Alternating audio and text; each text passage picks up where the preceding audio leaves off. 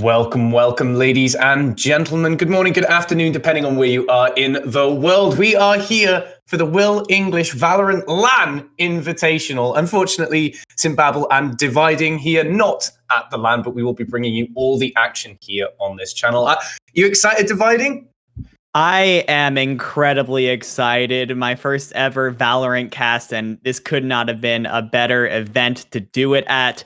Will English and the guys at Kaiju Core do an incredible job in the Midwest putting together LAN events. And this first Spark Invitational has the makings of a great event.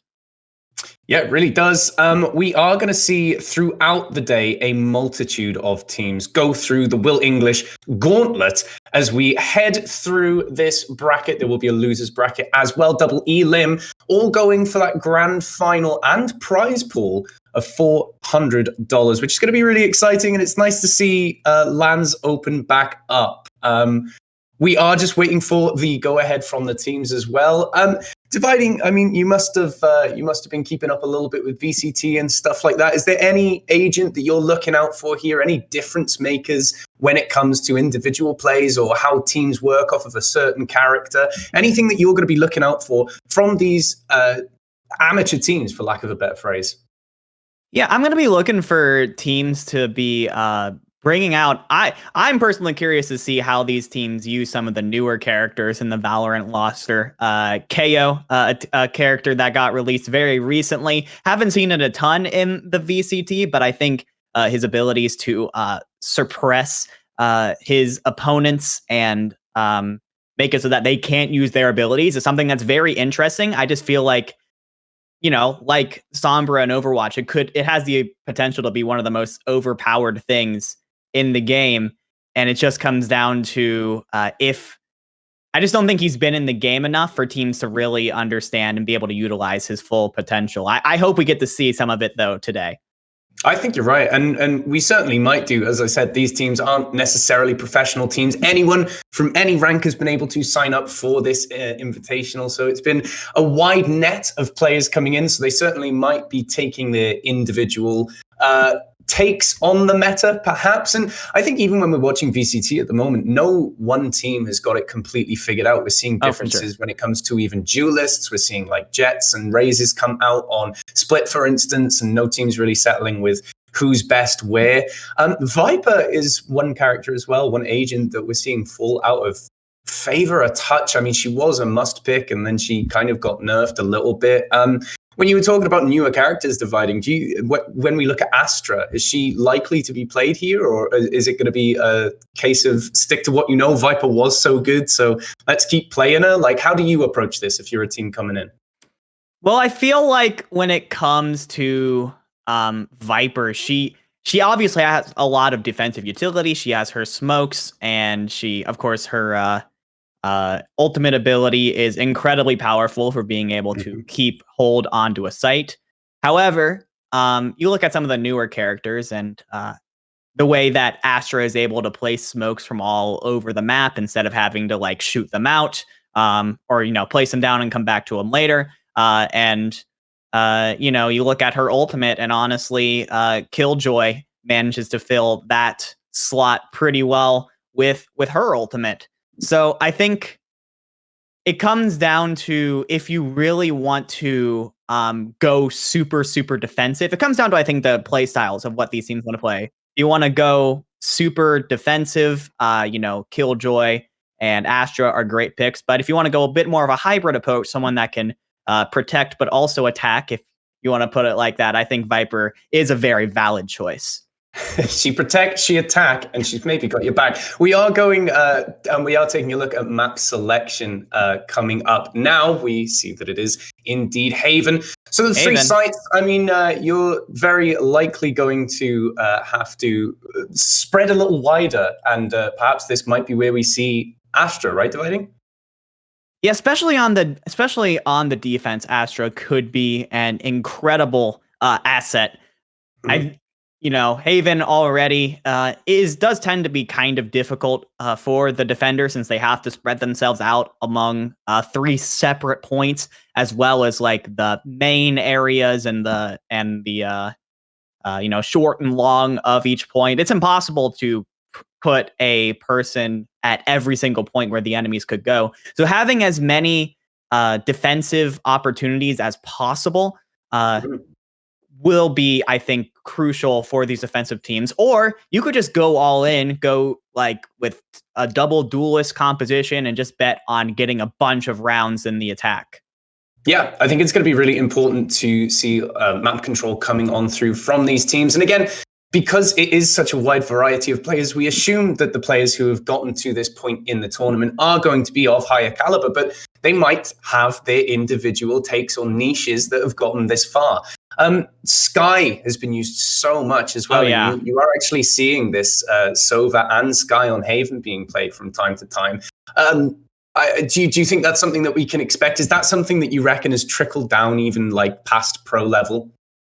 Oh, absolutely. I think Sky is probably one of the better defensive characters in the game due to her multitude of debuffs, her flashes, her near sight abilities, and she has a little bit of healing coupled in on top too. So, a lot of the time, before Sky came out, Sage was a mainstay of the meta just because she was the only character that could heal anybody. But now you have Sky, who instead of being a defensive healer with slows and walls, she's an offensive healer that can flash enemies before she goes in and then heal everyone up right afterwards. So, I see Sky basically every game when I watch VCT, and I would not be shocked to see it again here.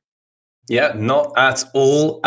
We are still waiting for the players to get themselves ready. Don't go anywhere. We're going to go to just a short break as they finalize and head into the lobby. But we'll see you just on the other side of this.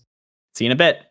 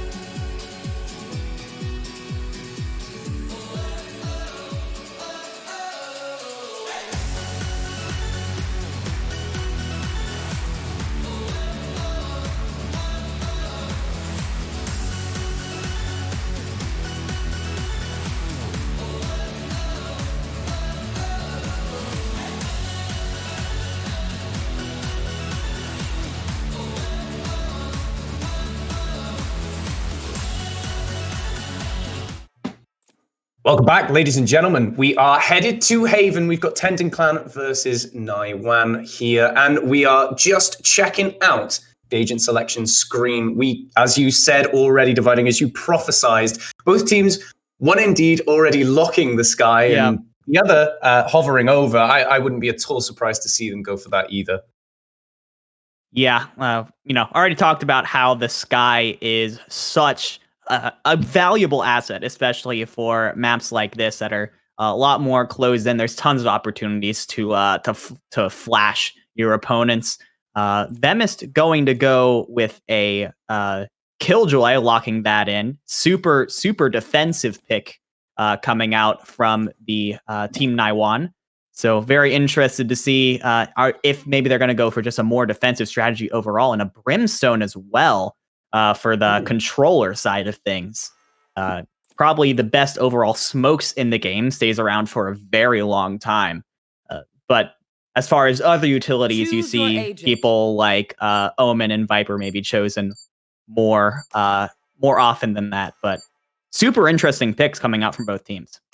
Yeah, and 9-1 with a very, very defensive comp, a complete sort of utility-based team there. Like you said, you've got the Brimstone, you've got the Cypher as well, who will probably play around that C-long area onto that C site to give them the intel as to when Tendon Clan might be pushing them. This is very, very difficult to crack, perhaps, for Tendon Clan, especially with only the one duelist to get them in on sites. This might be a very defender-heavy map that we're seeing, and you can see it at the top of your screen, folks. It's a best of one all the way up until the grand finals, so this map matters a lot. You'll be sent down into that losers bracket if you can't bring the win home on Haven. Yep, it's all going to start and end right here on Haven. And yeah, you're absolutely right. Naiwan has an extremely defensive comp here with the 2 Sentinels, Killjoy and Cypher, going to be locking down these points. And what I'm noticing from the side of Tendon Clan is they seem to be missing like a real initiator on their team. They, a lot of teams, they like to use the Sova, they like to use the Cypher to try and gain information before you walk in. They don't really have that, so they're going to be walking into this A push pretty blind. Yeah, they certainly are, and to walk towards sewers, you can see as a fight breaks loose on A long, it's going to be quickly dissipated as Wooly runs the hell away. No wasting time, though. Tendon Clan finds the 2 opening picks, and the site is all Tendon Clans now. The spike will be down, and that post plant is going to be so difficult. Now that they're on that site, it's a tall order to get back in here for Naiwan. Tendon Clan did exactly what they needed to do. They just ran into A point before Naiwan had a chance to react, took down 2, and now it is up to a 3v5 for this retake. 2v5 now as Depression gets wet by Agua. Oh, another clean headshot. Knives. Elu actually goes down to the full damage of all things, and that's a flawless first round for Tendon Clan. Just Naiwan slightly misjudging that window and how high up that was going to be. It was certainly a big ask from Elu, though, on the Sky to take that back all on their lonesome, but everybody for Tendon Clan going to be sitting pretty here. Got the Spectres, full armor. Depression, I think, is going to be saving for that Operator and just holding that Ghost from the last round. Yeah, with the Spectres versus, I believe, those are, I think, Naiwan got Sheriffs on the other side, so there's definitely no, those are classics, my bad. So definitely going up against the Spectres, you're definitely expecting for Tendon Clan to be able to push onto this C point pretty easily. Yeah, pretty quick. I mean, they are just playing it slow, though. The push for double doors here. Elu gets the intel and goes for that flash. Finds it as well with that sound cue, letting them know that there's someone still around that double door area. But look how quickly Tendon Clan just hightailed on out of there. Off screen, Nico gets a pick, but is traded out by like Agua, and that's going to be a gun acquired for Naiwan. They're going to get the Spectre there. Plant's already down, though, and the retake, like I said, is going to be very difficult with no guns to speak of. You can see here, Olive just finding that opening pick on the site post-plant, and look at this interesting flank coming through, but that one, guys, is keen to it. He's good for 1, but gets traded out. Another gun in the hands of Naiwan now, and all of a sudden, Bemis has 7 health. Dodgy. Knives in the back, manages to get around.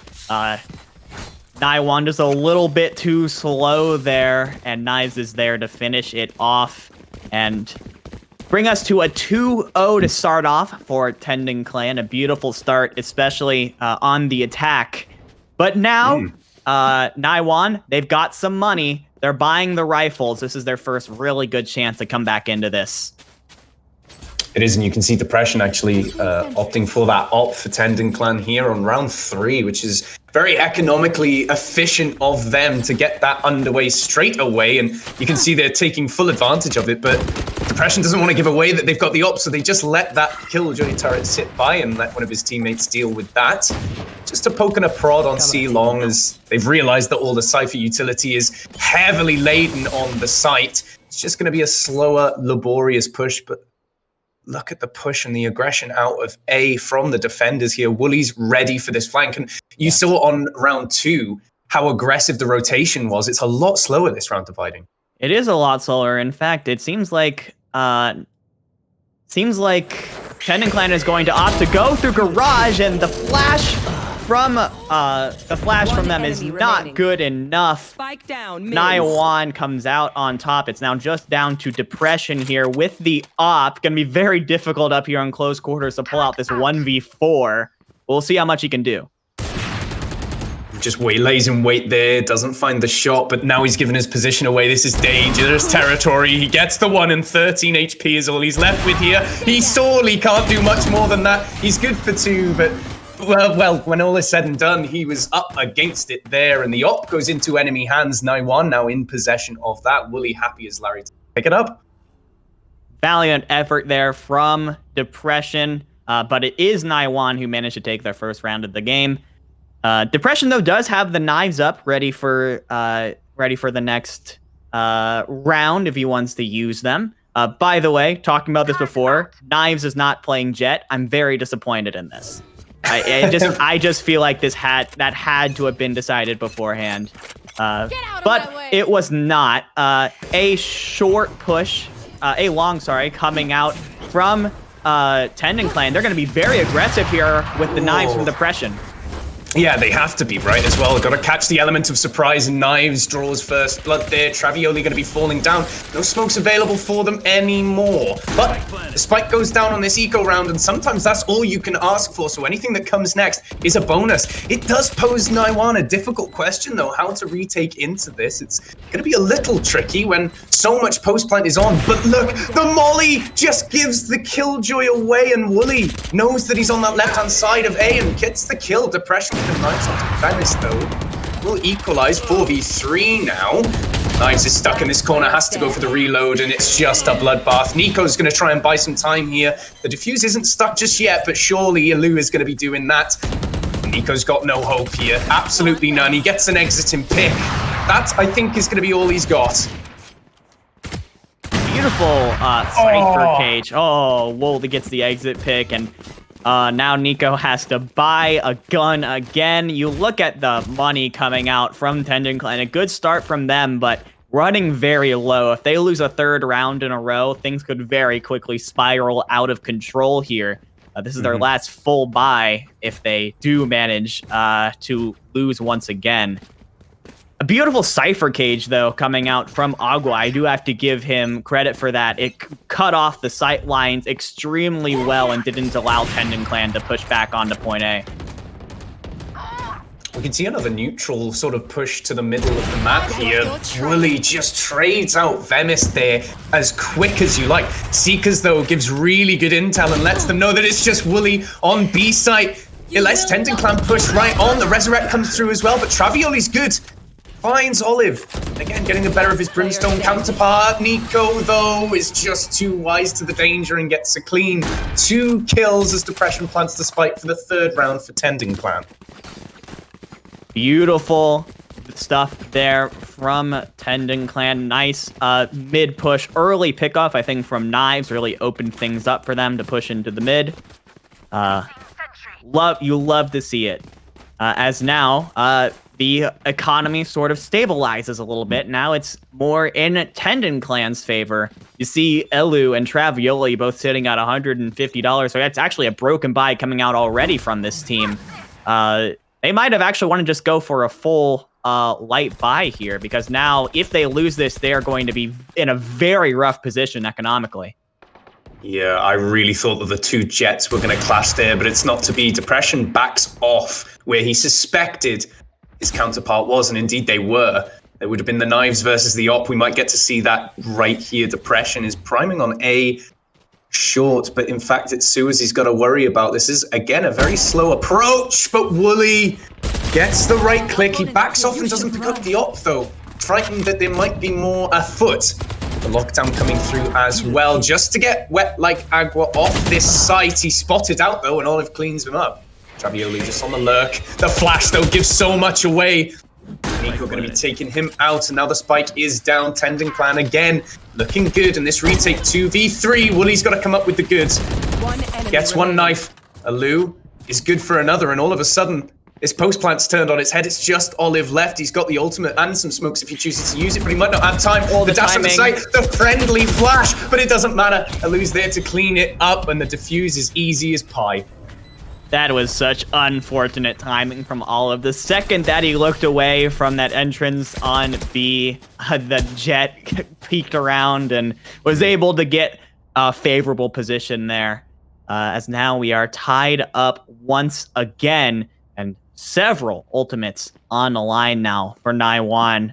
We have the Cypher ultimate, Killjoy, and Brimstone. A bunch of super defensive ultimates that can be used when after they've maybe pushed onto a point. Yeah, I'm really surprised that Olive didn't play for his ultimate there. He actually has the Brimstone ultimate to hand. If he just plays for C long and plays for his ultimate, that might have gone very differently, but it's not to be. Now, 2 ops, one on either side. It's going to be very interesting. Woolly versus Depression again, and Woolly sends his shot a little bit wide, but look at the aggression from Agua. As soon as he knows that no one's C long, he's just pushed right down it. He gets a kill for absolutely free. Here comes the Nico round the corner before the ultimate is off, but that does give a lot of intel here. The defender's lockdown is active, but it's on B site, and they've just... Everyone from Tending Clan has moseyed on over to C. But it's just a massacre back and forth. The reload as he goes up onto logs there from Venice finishes him off, and it's the defenders who come away with the goods at the end of that. A very explosive end to that round. This is a game of information at the end of the day, and even though Agua goes down before he himself can reap the full benefits of his ultimate, the rest of the team very much appreciated it as it tipped them off that they are in fact committing to the C push. And were able to react accordingly a little bit faster than they would have been able to otherwise. As now we look at a very, very light buy coming out from Tending Clan. I see like Ace Spectre, and then it's all classics going up against Rifles and Woolly patrolling here with the op. Just a near miss there onto Depression. He might get him another chance, though. Indeed, he does, and he's good for that one. So he gets the 1 and the second. Just about sees Nico as the smoke drops down. An allied one at that as well. Absolute disaster, but an eco round. So what do you expect if you're Tending Clan? Olive's still trying to get something done here on B. Maybe take a rifle out their hands. He just can't control the kick. And Alu going to be finding him. Look at, like, Knives has got nowhere to go here. In a lot of trouble, I think. I mean, there's very little that these 2 remaining players for Tending Clan can indeed do dividing. It is going to be the take of a lifetime here. Naiwan has this mid push on a lockdown. Ooh, but a nice headshot from that one guy's bro. Takes out Elu, but nah, Travioli has everything under control. Gonna take a 5th round here for Naiwan. You know, eco round for Tending Clan, so that was sort of a foregone conclusion, but having a 2-round lead this early into the game is quite massive, especially because now you have forced Tending Clan into a very unfavorable scenario with the economy. Rifles once again coming out this round, but I've noticed that no one on this Tending Clan team has really opted to take on Woolly on this up. Has been kind of just locking down sight lines with it, and there isn't really much that Naiwan can do about it. I mean, Tending Clan can do about it. Well, you say that, and they've opted to go for C because Woolly keeps playing around A site, but he's actually rotated and he's playing on C this time. So they've tried to dodge the op as he's proved too difficult to deal with, but instead they've just unluckied into him again. Molly's coming down in the Hellfire as well at the back of site. That is going to clear every one of the defenders out, but again, a bloodbath comes through. Look at the positioning Naiwan have been able to take here. Just been absolutely outrageous. Molly down on CT, but Venmis just pushes right through. The plant surely not going to come through from depression here. He's been caught face to face by Travioli, but he gets his number. Will be traded out though. It's all for naught, and 6-3. It's broken the economy for Tendon Clan, and that just might have broken the mental too. It is going to be very tough now. Tendon Clan basically guaranteed at this point at least a 2-round disadvantage going into the second half here. Of course, getting a good eco round could be still, you know, it is possible. Nico opts to go with a Vandal here, so matching the rifles on the other side, and that one guy's bro finally going up against Wooly has a Marshall. Oh my word, that one guy actually does take out Alu with a headshot with that Marshall through the wall of all things. Knives are out for depression as well, and look how far Wooly's pushed up. They just are like ships in the night. They don't quite cross each other though. Travioli will draw first blood, however. So that immediately puts a spanner in the works. It's 4v4 now. Agua's good for one. Is he good for another? He's not. And that's a gun in the hands of Knives now. A Resurrect comes through as well for Nico. This is looking very good for the plant. Wall still in hand as well. Vemist going to be getting the better of that one guy's bro. Marshall not going to be doing much good there, but look at the Brimstone ultimate. It just leads Knives right into the open arms of the opposing Jet. Look where depression is waiting with bated breath, but it's Travioli on the other side of the ice wall. It's going to be finishing him off, and Travioli with the 4K. What a beast! That ultimate coming out from him was really, really well done to stop that plant going down and seal the win ultimately for that round. Yeah, the Brimstone ultimate opening up the skies. A very situational ultimate, but if you know that everyone on the other team is gathered around the B-side area, why not? If you don't get any kills, you force everyone out. We saw that, actually, when we saw Knives frantically trying to get out of B-site, and I think it was Depression who was there. No, there was... Wooly. Wooly, who was there to pick up the kill on him as he did so. Going back to A now, but look who is patrolling A long once again. It is Wooly with a Phantom this time, but still just as deadly. Really important intel coming through there as well from the Hound of Sky to let everyone know that Wooly is lurking on that other side of the box there. The attacking Killjoy coming on through, and that might be an issue. Depression, though, is lurking on the flank. Takes out Vemist, who indeed was looking for that cheeky little 180 to come through from the attacker's side, and again it's a retake. This is where Naiwan are going to struggle here. Look at where Alu is. He gets the kill as the wall goes up from Knives. Disaster for the post plant for Tendon Clan now. It's 4v4. They're in such an advantageous position.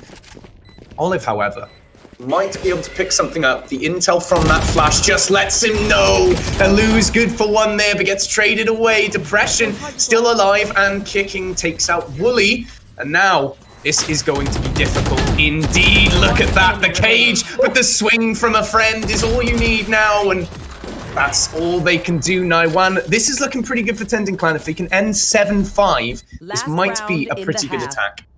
That was a key round win there coming up from Tendon Clan, being able to finally stabilize a little bit in the economy and get a little bit of momentum back on their side as we are getting close to halftime here. Yeah, exactly. 7-5 on the defense, on the attack of Haven. You take that any day of the week. And you know, of course, when it comes to that, defense, we were talking about how the double sentinel comp from Naiwan is meant to be a very defensive comp. It's going to be weaker when they're on the attack. Yeah, absolutely. So if they can mitigate damage now, this is a really good start. Fantastic from Tendon Clan here. They might just draw that 7-5 that they so desperately want. Look at this engage onto the site. It leaves wet like Agua in a spot. A bullet, but he gets the headshot onto Depression. Even getting a pick there is incredible. Immaculate, but Nico's there for the cleanup. Wooly takes out Olive, but he's got a hell of a task ahead of him. He goes for that C long dividing. He goes for C long, and it's going to be that one guy as the first obstacle, but Wooly manages to take him out. Only one shot, and now the Knives are up. It's a 2v1 now, as Wooly's just going to march down C long without a care in the world. Does he see the Sage on the other side? He doesn't. 2 health, and it's not going to happen. Nico takes him out. And that is going to end halftime with a 7-5 scoreline. I would be very happy with that if I'm Tendon Clan. Yeah, I certainly think so. I mean, Naiwan's defense was solid, don't get me wrong, but Naiwan got the same problem as Tendon Clan in that when they attack, they've only realistically got the sky flashes to get them in unless you indeed send your jet through her own smokes with the tailwind. So it's going to be difficult to get onto these sites for Naiwan. Tendon Clan doing a very good job of holding that off, basically. So this is going to be a big ask coming out from, well, the attacking side, really. Don't overthink it. Yeah, I mean, attacking side is, I think, just very difficult on Haven altogether. Best thing you can do, especially in the pistol round, just send 5 people down one road and hope it works out. That seems to be what's going on right now, as Naiwan's going to be sending everyone down A long. As Wooly come in a little too late, and Wooly's just right through. He doesn't get the kill, though. Will be taken out. Femist with the Sheriff takes out Knives, though, and it's the Molly that finishes off Olive, Travioli of all things, in a fast, explosive round. Agua can only do so much. Tendon Clan winning that pistol round means they almost definitely draw level with Naiwan. Yeah, as they now have this bonus round coming up here. The Spectres coming in for Naiwan. As, yeah, all 5 of them are going to go Spectres, and a full save coming out from Tendon Clan here, going to be moving to just classics. Agua's going to opt for a Sheriff, because why not? But it's going to be tough here, as they're going to go C, and that one guy on this Killjoy has this locked down. You see the turret all ready to catch whoever crosses that line first. Oh, there's the intel, though. They know someone's backside. Nico's already opened it up and got a kill. Look how far the defense have already pushed up as well. Wooly does take out that one guy eventually, but 4 kills and the spray from the Spectre being as true as any. Nico happy as anything to get those 4. And there we go. The bonus round is in. They can choose to hold these Spectres, and I don't see why not, as quite the dominant display on that second round of their defense, Tendon Clan. The Spectre spray going up against a bunch of classics is undefeated. Just maybe the easiest four kill round of Nico's life. As now we are back up to an even game, and it's going to be Spectre rounds coming out from both sides. As far as the actual guns, this is pretty even. Just going to come down to who can utilize these SMGs better. Depression has taken a very aggressive stance here. Does Tendon Clan know? Oh, he didn't see, he looked, he didn't see. He didn't see. Wait, the tailwind's used there from Jet. The fake out. He drops the smokes down. Brilliant level of ingenious. And that gives Depression the opportunity to get a second kill. Travioli falls. That's disaster for Naiwan. Tendon Clan looking really, really good here. As Alu's going to swing it now, surely that's going to signal Depression's demise. And indeed it is. But the damage, arguably, has been done. Nico's good for another, though. And it's a second from Nico. The knife onto Alu. It doesn't go his way. But Alu eventually will fall, and Tendon Clan taking the lead in that round. Yes, but the silver lining here is because Naiwan didn't fully buy into that round. Even though they lost, they do have the opportunity to pretty much full buy into this one. All of the ultimates, all of the rifles are up now for Tendon Clan. Still 2 Spectres, actually, from Nico and Knives. I sure hope. They're actually, I think, going to stick with it. Maybe assuming that the other team would be at a lower economy than they actually are. I think they're just playing their luck here. They're just bonusing again. They didn't die last round. They kept the Spectres. They don't want to buy another rifle here. It makes a lot of sense to me. And you can see Nico playing these double doors. Alu's going to check it, though, with the flash. It's going to give away his position, but he holds strong. Smokes from Tendon Clan come out for double doors, and that gives the intel to Nico that there's danger lurking past that smoke. Olive, though, is just on the prowl on the right-hand side there of B site and finds a pick. The rifle's not looking so good when guerrilla warfare tactics are utilized by Tendon Clan, lurking around every corner, in the trees, in the bushes, and they find kills. It's 3v4 now. Yeah, so now Ilu gets the crucial information there. The Killjoy is sitting right around that corner, is deciding, you know what, I'm just not going to go into the garage after knowing that. We're just going to go up mid instead. Deploys the Seekers, and now gets information again. There's more people at mid, but they don't know exactly where it hits, but Depression has gotten into the back with the op, and beautiful play there from Tendon Clan. That's now their 4th in a row. The 4th in a row on this defense, 6 in a row overall. Their Tendon Clan is on a massive run. Yeah, it's exactly like we said, though. Naiwan looked good on defense, but when it comes to attack, their composition we thought might struggle, and it has been the case. It certainly has. We really need, realistically, if you're Naiwan, you need a Lu to be engaging and initiating this half bite. It's going to be difficult to do so, for sure. They're opting to go for an A, and it might just be a rush here, dividing. Yeah, there was an attempt by Alu to initiate, I want to say, but it was still a very slow push, and it gave Depression so much time to sneak around to the back. Does manage to take advantage of 2 missed op shots, but not going to miss the 3rd. There's a trade, though, 4v4, but the rifles are on hand. One at CT, Depression, though, still very much on site. The ultimate coming out from Tendon Clan, though, to stop this plant and slow it down a bit, but he's been spotted out, Olive. He's in trouble.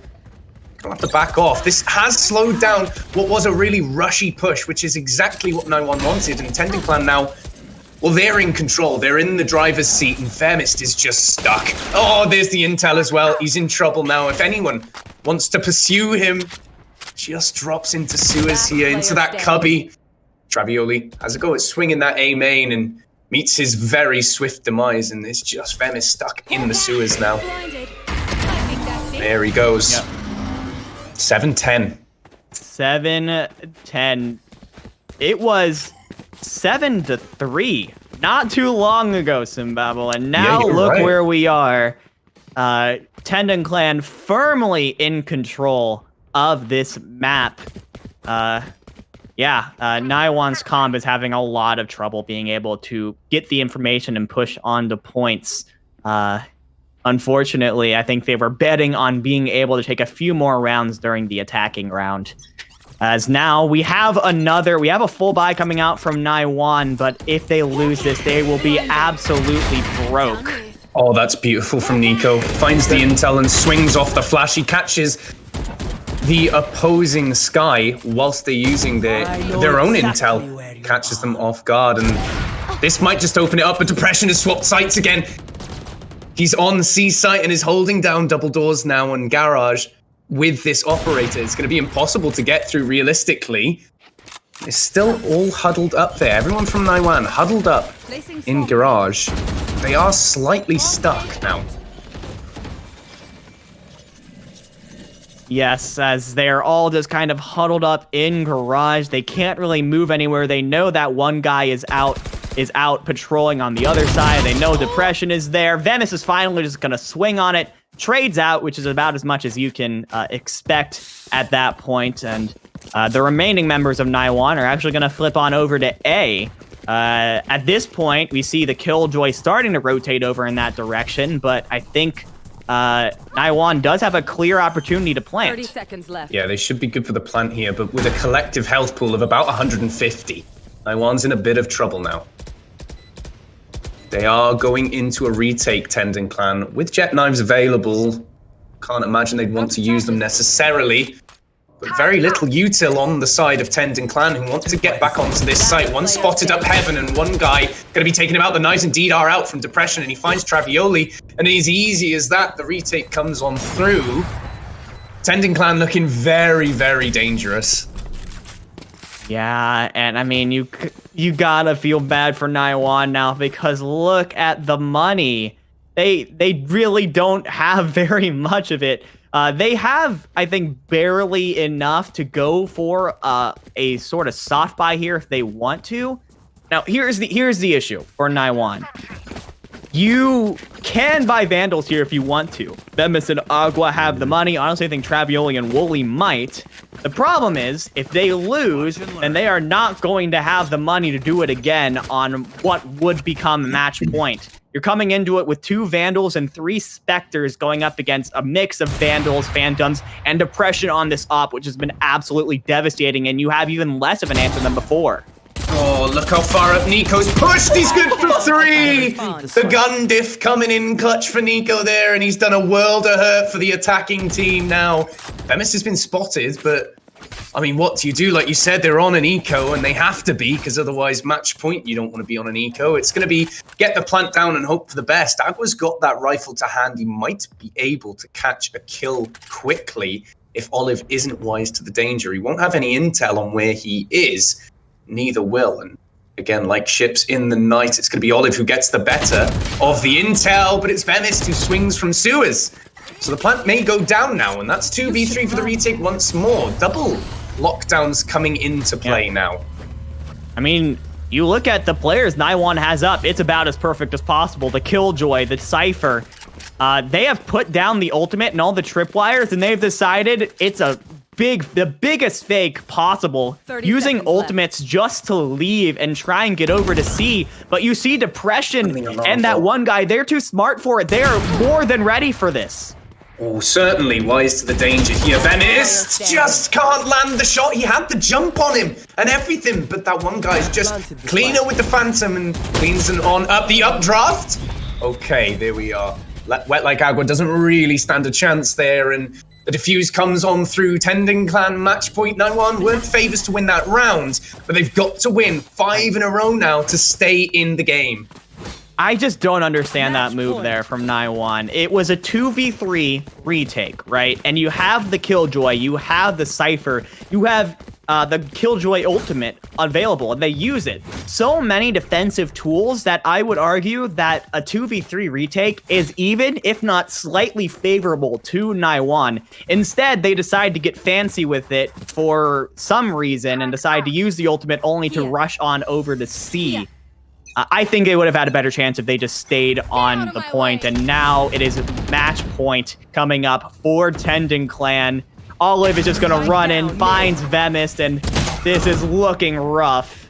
Well, equalized very quickly there. Wooly, who has been very, very good for Naiwan so far, has stepped up and equalized. But the Seekers from Nico, it's going to be a huge hint as to what's going on. There's already members of Naiwan on site, but they're right into the meat grinder. Travioli at the back of site, though, finds one.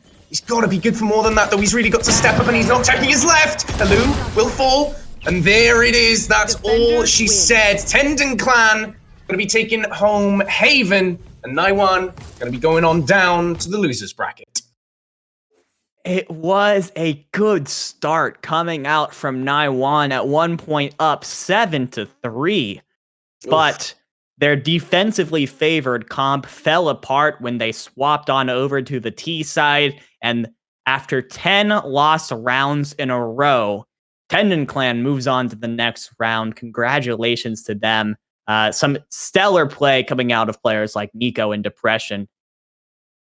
Yeah, Nico really impressed me there. I think Depression was incredible with the op as well. You could just see him on different sites, just being a pain, especially when he rotated over onto the C site. We actually saw Wooly do that on his defense, be a nuisance on A, and then when he realized that nobody was pushing him because he had the op rotated to C, both Jets doing a really good job of doing that. But like you said, when it came to the attack, Naiwan didn't really have an answer, and Nico just looked on fire. Yeah, Nico knew exactly when he could go aggressive with the rifles and not get punished for it. He was often playing back, but when he decided now's the time for me to push forward and flank on them, it was beautiful every single time. And Depression did a fantastic job of locking down sites like A-Long and C-Long with the op. Honestly, Naiwan never had someone who decided to take up the op and go up against him, and they were never able to really take him down. It certainly seemed that way. An unstoppable force. Tendon Clan will advance through the winners bracket, but like I said, Naiwan, it is do or die as they move to the lower bracket. Coming up shortly after this, we've got Patch versus Midnight Insomniacs. We're just getting that one set up, but don't go anywhere. We'll see you shortly after this one.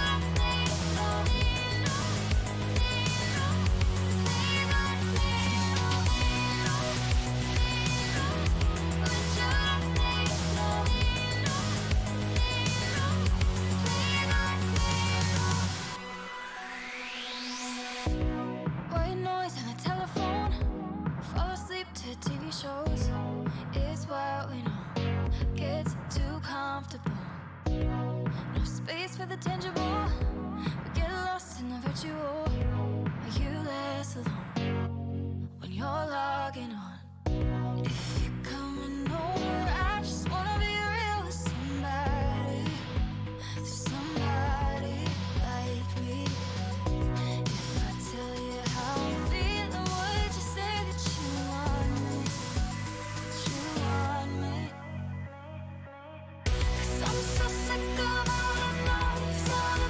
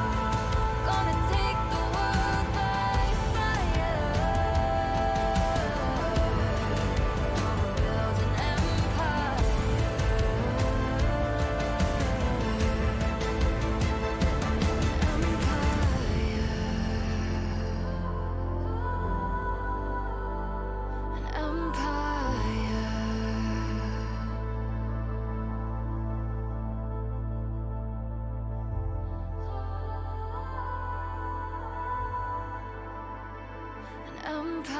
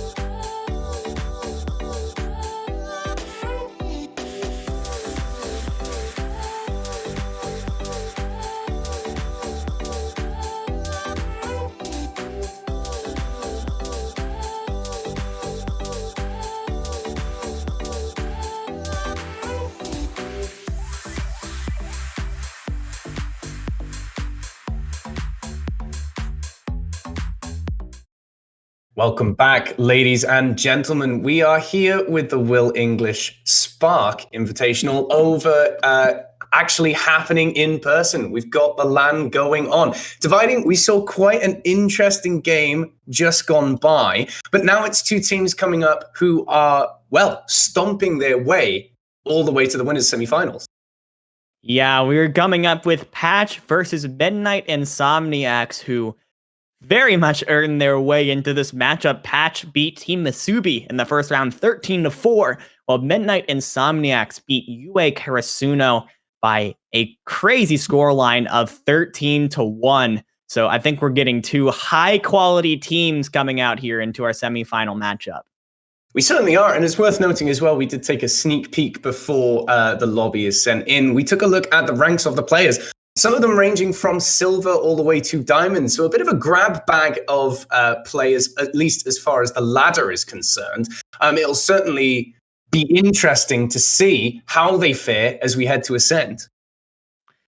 Yes, Ascent is a very, very interesting map compared to Haven, which we just saw. A lot longer sight lines here that could be taken advantage of, as a mid on this map can be basically described as a mostly straight line running through the center of the map. There's a Heaven on B, can overlook the entirety of the site with no problems whatsoever. So I think having an experienced and capable opper or sniper is going to be crucial coming into this matchup. Once again, just like last time, this is a best of one matchup. The winner of Ascent moves on to our winners finals.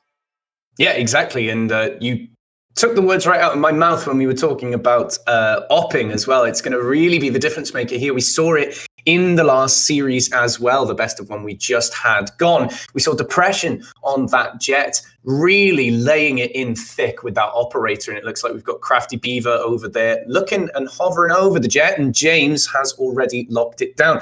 I think Jet's just so important in the metagame right now, Dividing, that you can't really afford not to have one on your team. Jet is just so... No one can traverse the map quite like Jet does, and that's why she's so good with the op, because with the updrafts and the tailwinds, she can so easily reposition around the map. Both teams opting for a double duelist comp here, but Lesby is going to be going with a Phoenix, while on the other side, Sniper Monkey is going to be picking Reyna. Yeah, it's very interesting. I mean, you've got the flashes from Phoenix, and of course you've got the blinds from Reyna as well. But Phoenix, I mean, he's got a little bit more utility to him, whereas Midnight Insomniacs might be relying more literally on their gunplay to get them through. And the fact, of course, that you all know if you're tuning into the broadcast, Reyna does have that heal, and Phoenix has his hot hands. There's a lot of parallels drawn between these two. So certainly could be personal preference, but the run it back, I would say, that Patch have at their disposal is rather important when it comes to gathering intel. So that's going to be something to look out for Lesby Kissing going through this series. And unlike the last map, both teams have opted for a Sova, which is going to be crucial for both of these teams. The vision arrows to gain intel, one of the strongest intel gathering tools in the game, as already the Jet on the side of Patch has been discovered. Ooh, Shock Dart came in and nearly caught Infinity there. And look at H2, Aloe is just going to have to back all the way up. Shock Dart expended, but he is in trouble. Infinity does in fact take out Sniper Monkey, and Crafty Beaver will trade him away, a 4v4, but everyone from Midnight Insomniac except for their Astra battered and bruised as they go to the site. 12 HP on the Sova. Really might be a pretty simple retake. Look at the positioning! James, though, he's keen to it. Aaron gets caught out. He had the jump on him, and now it's just one remaining at the back of Boathouse. And, well, I mean, that was rather devastating from James. Beautiful retake coming out from Patch. It was looking kind of iffy there for a second, but they didn't rush into it like I see a lot of teams do at these lower levels. They took their time and made sure that everyone was set up at all of their different entrances, and then they went in, and it was such a clean retake coming out from them. James, of course, having some great ghost shots, and we're going to be having him swap to the Marshal here. Can't wait to see what this Jet is going to be able to do with these snipers, especially on this bonus round here. The other team's just going to opt to run it down B with classics and hope for the best. Well, hope for the best is certainly he is hoping. Is a kill already, and Crafty Beaver goes down. The hot hands through the window, not quite. Just shy, and that's because I'm going to sit in that for a little bit longer. This is the problem with this eco round, though, is that they're taking a very, very long time to get onto site, and James is just at the back of B main, picking up the kills. The Marshal's so very good for anti-eco rounds, and it's as clean as you want it from Patch. They go to work, and James at the helm with the Marshal, just like you said, was so very devastating. Only one death on the side of Patch so far. Of course, we're only 2 rounds in, so I don't want to get too excited just yet. And the side of Midnight Insomniacs was only working with classics. This time, they're going to be picking up all of the rifles they could ever dream of. But, I mean, James looked extremely clean on that Marshal, and that just makes me so scared because next round, win or lose, I think, he's going to be able to pick up an op. Yeah, and this is where you really need the Insomniacs to answer back, right? You've lost the pistol, you lose the second round sort of by default realistically, and this is where they've got to come up with the goods, and indeed, February does, finds an opening. So that's one in the bag for them. The bonus round for Patch is going to mean that the Spectre just doesn't quite measure up to the Vandal, but the Marshal straight between the eyes there. James again coming up with the goods and brings it to an even 4v4, and it's just going to slow things down a little bit here as the intel from the Owl drone's coming out. Yeah, unfortunately didn't really get eyes on anyone, but knows there's someone with an Ares on B site. That would be the Sova on Patch, just patrolling.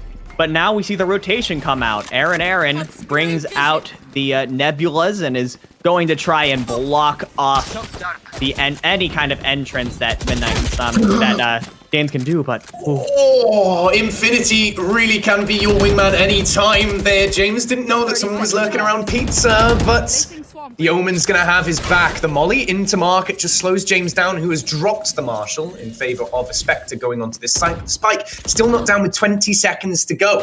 Devil finds a second kill, and Aaron will find Sorrel as well. So this is going to be a bit of a difficult retake. The alarm bot's still not expended either, so that's going to be a little tricky to deal with. But both members of the defense who are now on this retake got the utility to play with. That intel doesn't do H2 Aloe any good as February takes him down, but Infinity does just about spot that alarm bot. He's in trouble though. He finds one. Is he good for another? He's got the world on his shoulders at this point, and he goes for the turret, but there are 2 people on that site. So Midnight Insomniacs get a name on the board, 2-1.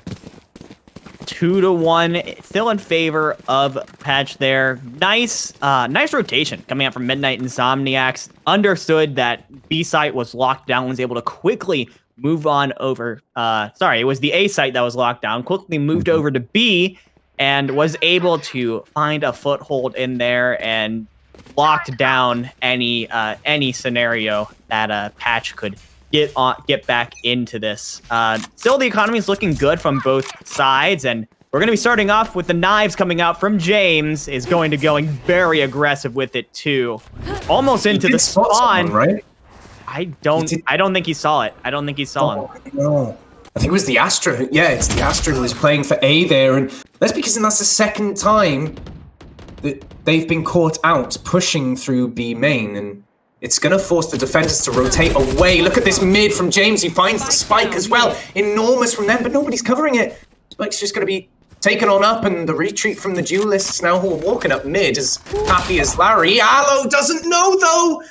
Aaron was lurking towards A and finds the kill onto the Sova. That is disastrous. Market is being watched by Sorrel, but she just can't finish it off. February's good on James as well. This is starting to go a bit pear-shaped if you Patch. Infinity falling. Now it's 2-2. I mean, that looked extremely clean coming out from Midnight Insomniacs.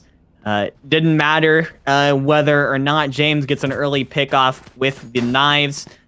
They were able to pick the spike right back up and keep on marching towards holes, both A and B, honestly. They kind of split up, pushed on both of them, were able to win gunfights in both sites, which isn't seen very often. Now we see Patch going for a save. It's only going to be James with the Spectre. Everyone else has pistols of one kind or another, which means with the rifles, Midnight Insomniacs are pretty free to go aggressive. The owl drones just saying hi to each other as they pass by. And looks like with that, Midnight Insomniacs wants to commit to a B push if they can here. Yeah, they've spotted out that Lesby Kissing isn't pushing down B this time, and there's the Astra wall coming up to split that. Look at that, it just gives nothing away as the site is occupied, and they don't know that Lesby Kissing's here. She gets a kill, and that's probably enough with the Ghost. You've done pretty well to get a kill there. 4v4. And it's a shock dart that finishes off June. That's incredible. A reload from Monkey.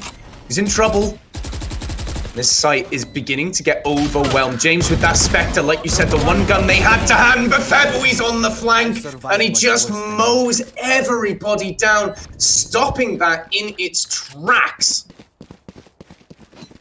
It was looking a little scary as Patch, just running on scraps, was able to keep things even for a while. But yeah, as soon as February was able to get into the back with the Vandal, that was all she wrote. Midnight Insomniacs takes the lead now, 5 rounds into this map. Now we have full buys coming out from both sides. Needs to be noted, though, no one on Midnight Insomniac has taken a sniper to counter James here. He will have full control over these long-range sniper battles unless there's a very well-placed Vandal headshot. Very scary to go up against. It is, but the solution is to go B main, right? You just completely negate the ops utility realistically. If you can just take B site, it's a lot less effective. If mid isn't being fought for, if A isn't being fought for, You should run. it doesn't look like James, in fact, or at least Patch as a team, know that this hit is coming through. It's been very quiet coming up from Midnight Insomnia, but here is the go button, and Lesby Kissin just can't get the kill through that Reyna Leah.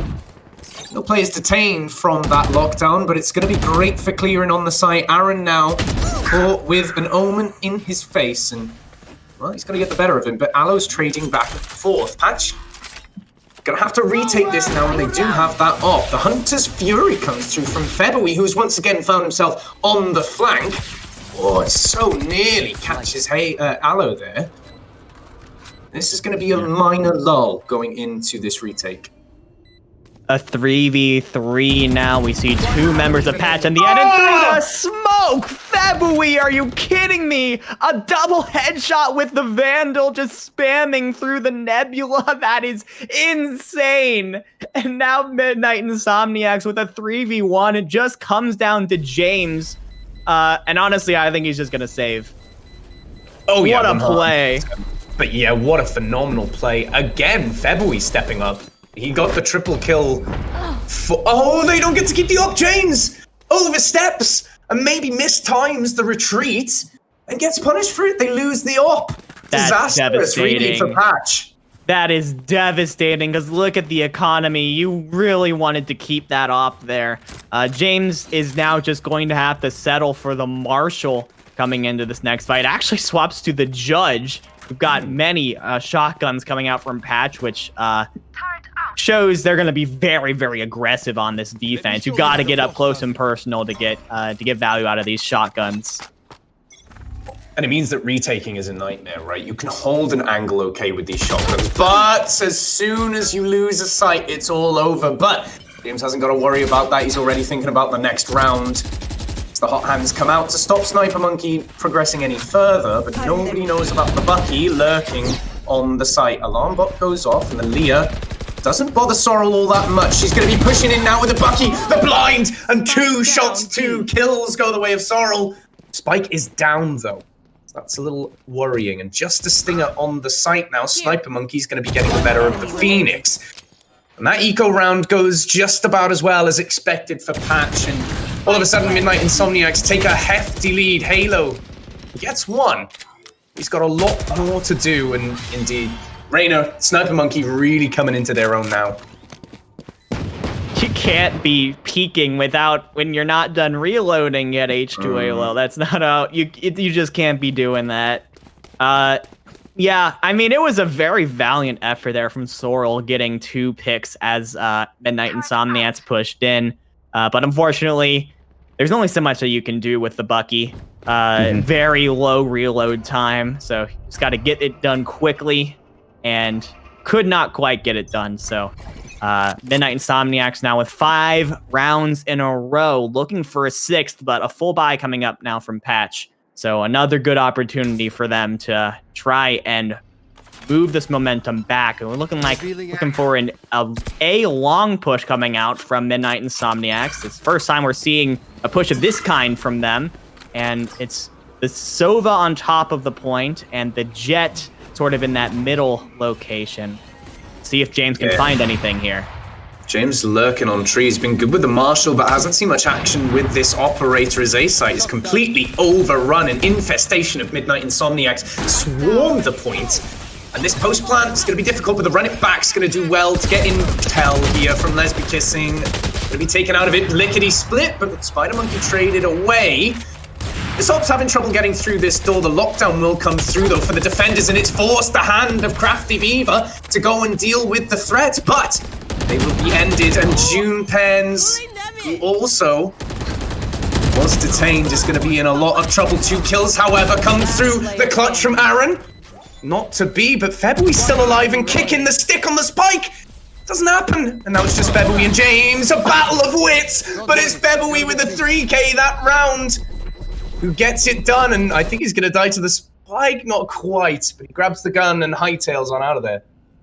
Febui played that perfectly. Knew for a fact that that the remaining members of Patch just needed to take care of him before they could stick on the spike, because with the way the spike was planted, it was a very clear shot from him to take out. I think it was Sorrel who tried to stick onto the spike first. So now the win streak grows to 6 for Midnight Insomniacs, as this time they're going to be looking to take over B site. Well, actually, the spike itself seems to be kind of in mid right now, so moving lazily drifting towards A. Jumpins brings the Killjoy ultimate down, but now the entire team is just going to be running towards A. And as of right now, it's just the Sova, and James is out. Ooh. Well, Halo finds a pick, but look at that dismiss. Oh, it's so good. It just gives them all the intel in the world that A site's completely abandoned. It's completely abandoned because the lockdown must have signaled to the defending team what was going on. They must have thought it was a B hit. Jumpins? This is a flank and a half by Jumpins, and he finds one, but doesn't know that there's a second on Heaven. Oh, he gets the second. Lesbi Kissing must have been on that eco as well, and just didn't have the rifle to finish him off. Infinity, though, with the judge. Now it's 3v1, and that pre-fire from Sniper Monkey might have just given him away, but Infinity's not going to want to push that. Yeah, just going to try and save the Phantom for next round, and honestly, I would agree there's no way you're going to be able to push in. Even if you get all 3 kills, it's not going to happen enough time to defuse the bomb. 2-7 now, as Patch just trying to salvage anything they can out of the CT side. And Midnight Insomniacs really feeling themselves now. They're on a good streak. They're really suffocating the economy of Patch as well. So this is a buy with an asterisk next to it for Patch. Yeah. We have light armor for James and a Spectre for Sorrel. It's all a bit wishy-washy. They just seem to be trying the same thing over and over again, and it's not necessarily working. Midnight Insomniacs seem to have a very steady battle plan, whereas Patch, well, they seem to be floundering a bit. Yeah, they get scared easily, I think. There's a little bit of utility that comes out on a site. They start shouting, they're coming this way, and then everyone starts running. Nice opener from James, though. Gets 2 on this aggressive push before getting taken out. Puts the rest of his team in a favorable situation. As now in a 3v5, the rest of Midnight Insomniacs are going to start going around towards the A site, where we see, honestly, no one's directly looking at this. Like we said, they went on mid, and that's where H2Alo's Owl Drone is now. But at this point, Midnight Insomniacs have completely vacated the area. Yeah, okay, they've spotted it. Alo's actually come over to A Heaven, so they're going to make this push into the site a little bit more difficult with all that Killjoy util lying about as well. The alarm bot's triggered here from Aaron. This could be quite devastating. Sorrel is only holding on tree with this Spectre, so February might just take them out, and indeed, February does. Now it's got to be Aloe to step up. Let's be kissing. Finds that pick, and it's very scrappy all of a sudden. Hunter's Fury out from Aloe to try and stop that plant, but it goes wide.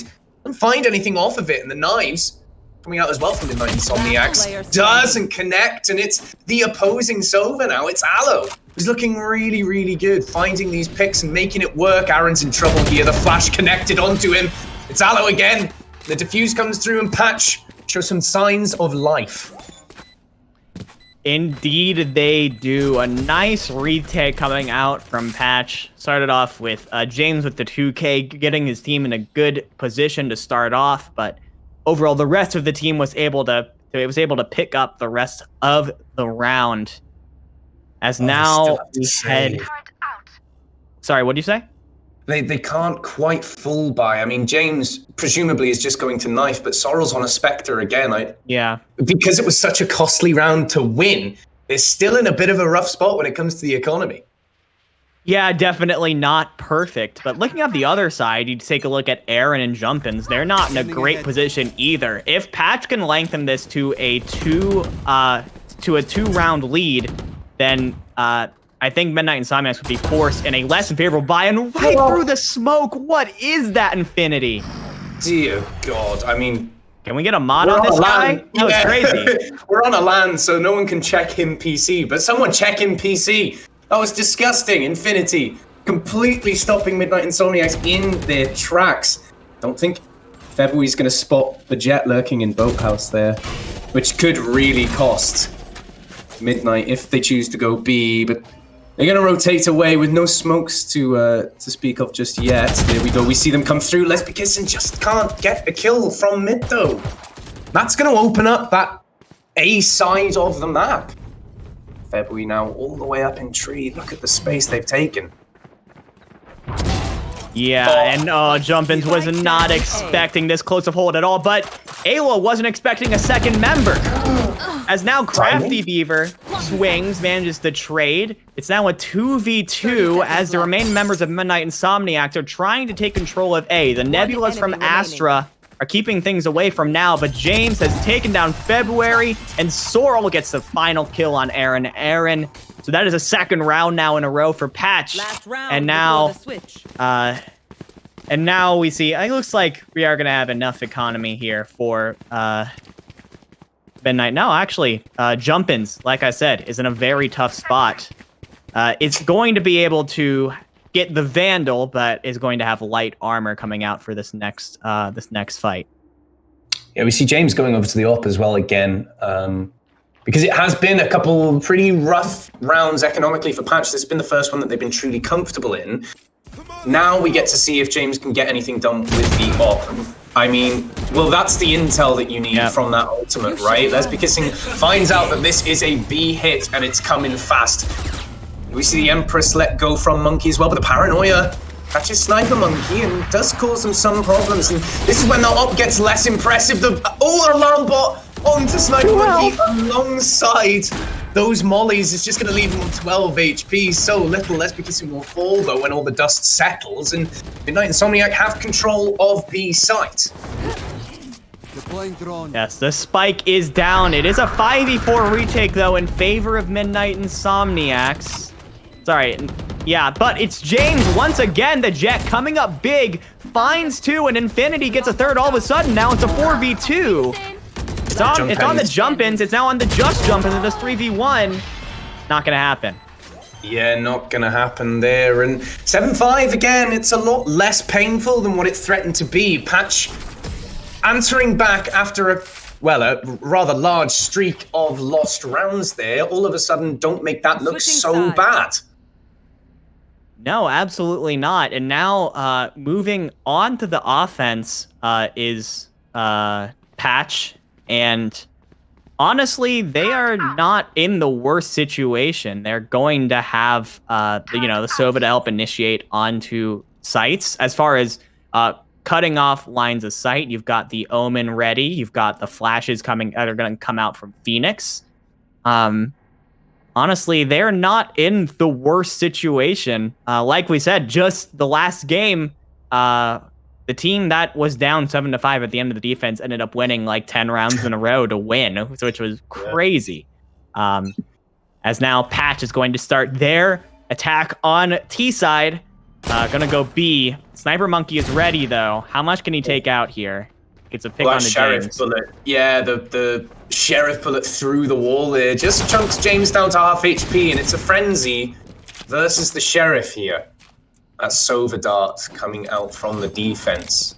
So much information just slows it right down as Beaver has already got their first pick. Lesbikisson keeps going down early on in these rounds, and it might be the demise of Patch if they're not careful. They've got to clean up that duelist positioning and play. This is Halo just lurking on this mid, trying for something. It's a very, very slow pistol coming up from Patch. Yeah, Patch are very cautious of every sight line. They're checking everything they possibly can, but Midnight Insomniacs have been playing super far back. Now they finally start to move forward here. Crafty Beaver is going to be the first obstacle here for H2 Alo and Sorrel. The Sheriffs don't hit anything. 30 seconds Well, they got a fair bit of damage down, and February's is there to clean up the damage as Sniper Monkey gets James as well. This is not good for Infinity. Not good at all in the slightest. He gets one, but he's got to check his back as Jump Ends is there. That's 5-8. Midnight Insomniacs. Midnight Insomniacs managed to get the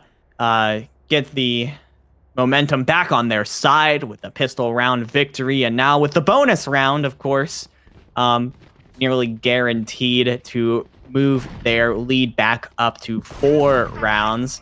I'd be interested to see if James sticks on this shorty. You could do some really funny stuff with that. But overall, you've got a Marshall, some Spectres coming up from Midnight Insomniacs. As far as the guns, this should be all but theirs already.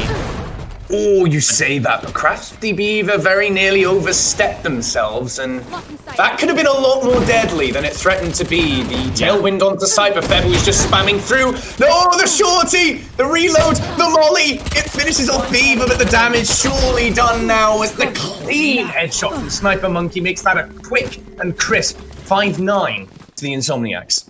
Sniper Monkey lives up to his name right there. Beautiful Marshall shots coming out from the Reyna player. Should be noted, it is the Reyna player on Midnight Insomniacs that's currently holding the sniper and not the Jet. Crafty Beaver now currently holding a shorty of his own. I'm not sure if he's going to pick up anything else or not, but Patch has now opted into a full buy. Rifles coming out for them. And I think I saw an op as well. I don't know. I might be wrong on that.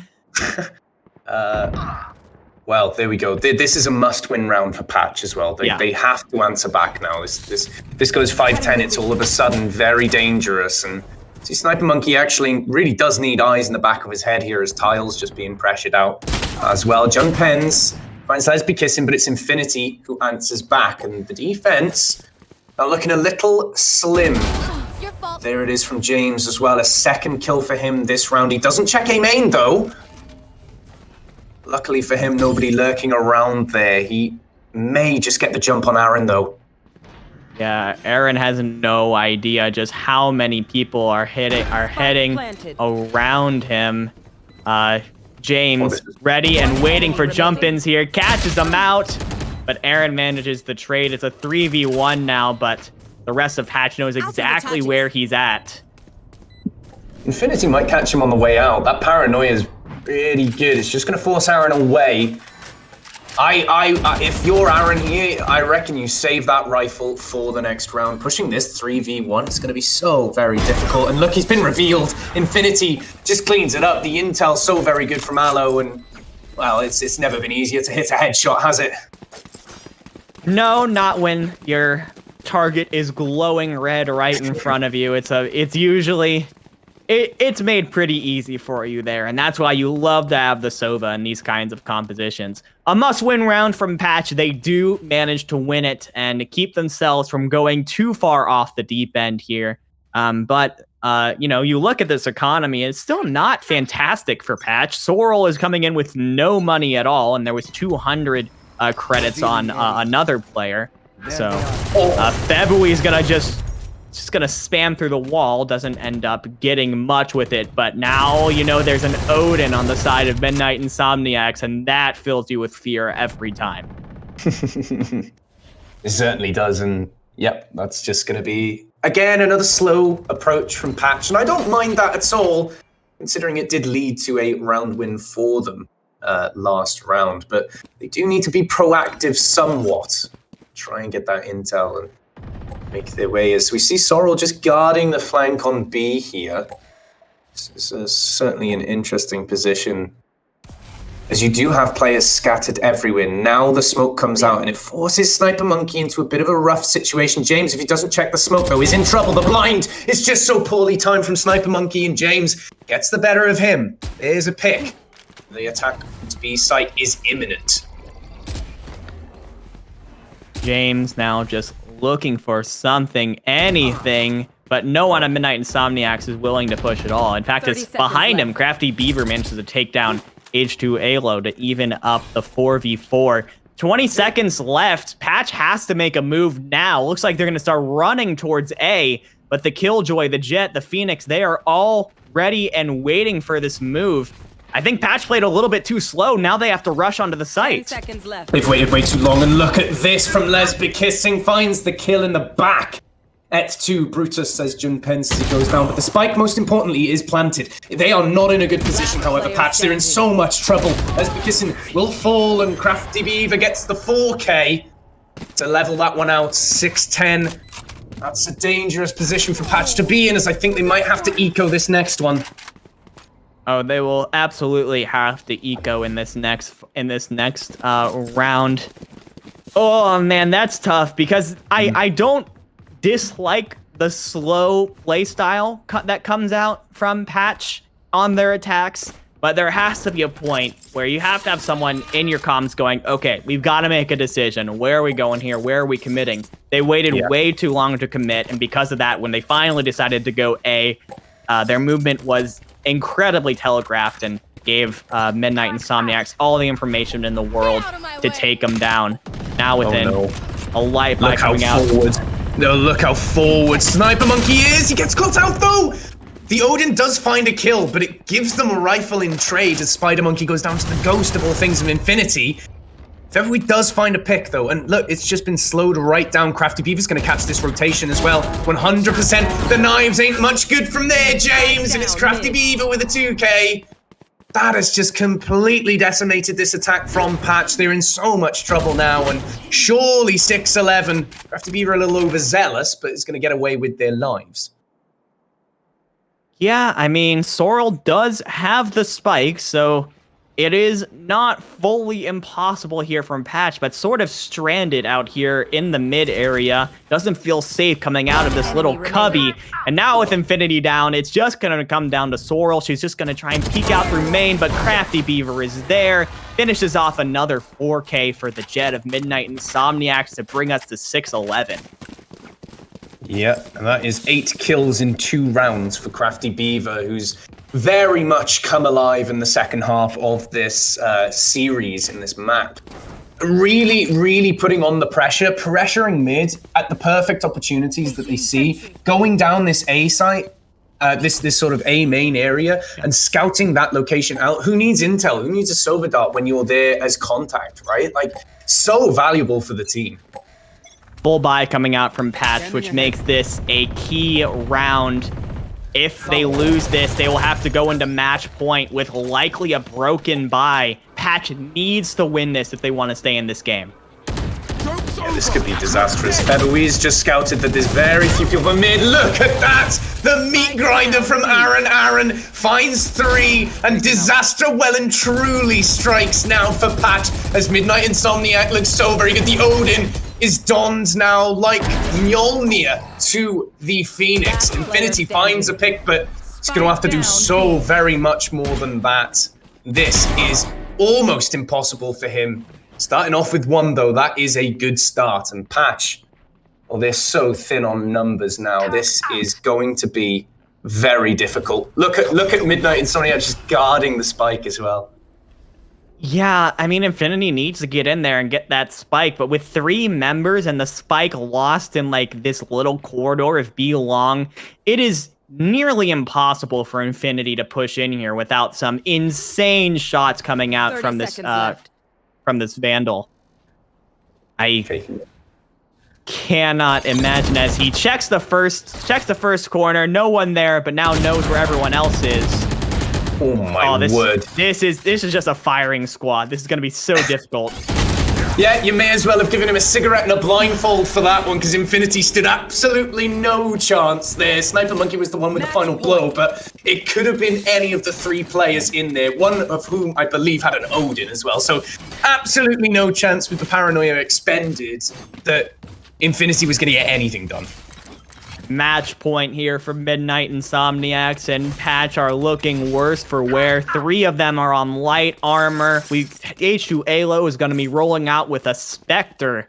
It is not an ideal scenario to put your winner's bracket lives on, but this is how it has to be. Patch has to win this and 7 other rounds in order to take this. Midnight Insomniacs has so many opportunities, and Sniper Monkey opens it with Infinity and drops the spike. That's so terrible for Patch. And just look how aggressive the duelists are being from Midnight Insomniac, right? They push all the way down B main and A main. There's the Hunter's Fury to take out Sorrel, and Patch's hopes are certainly dwindling now. One enemy left. It's just Halo with the Spectre. And it does not go Patch's way. Midnight Insomniac's going to be staying up late after that one. They take the map and the series. They carry on in the tournament. Midnight Insomniacs. I think this is a group of people, friends, team, something like that, who absolutely they knew what they were doing going into this game. It's hard to describe, but I think you can understand while watching Midnight Insomniacs play that these people have been playing together for a while. They understand the win conditions of Valorant just better than Patch does. Their communication was on point. They were able to balance out their economy really well. I just feel like in the end, Midnight Insomniacs were the better team today, and they absolutely deserve to be moving on to the winners finals.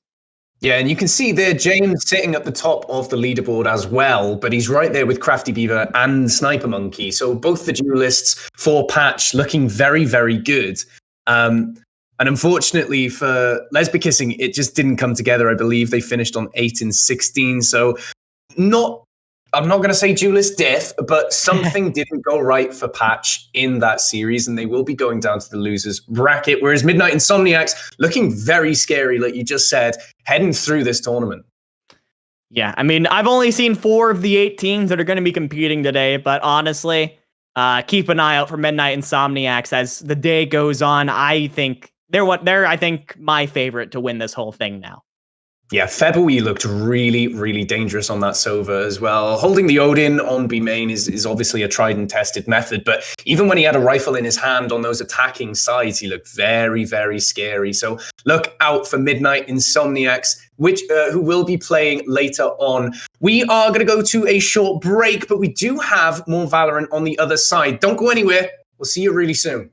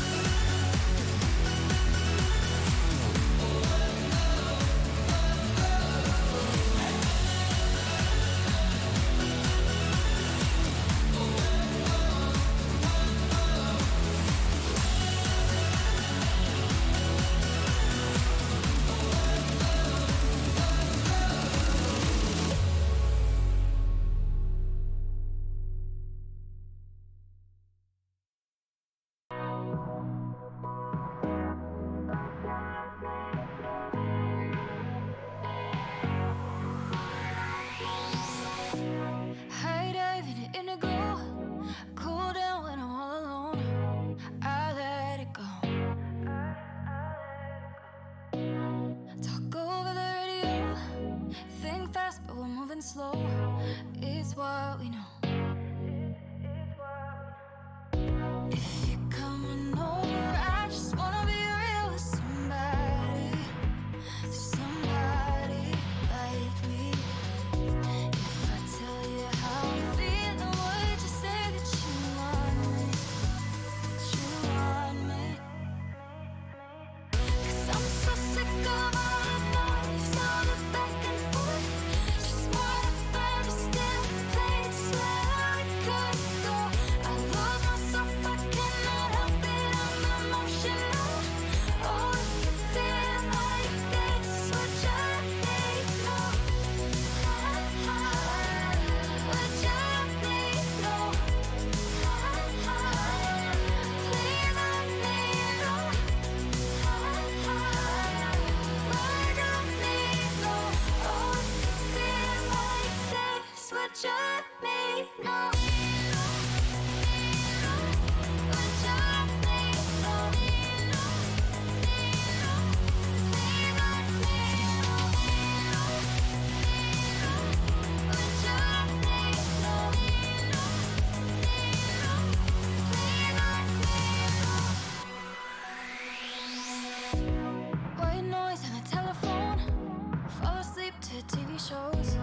It's what we know, gets too comfortable. No space for the tangible, we get lost in the virtual. Are you less alone when you're logging on?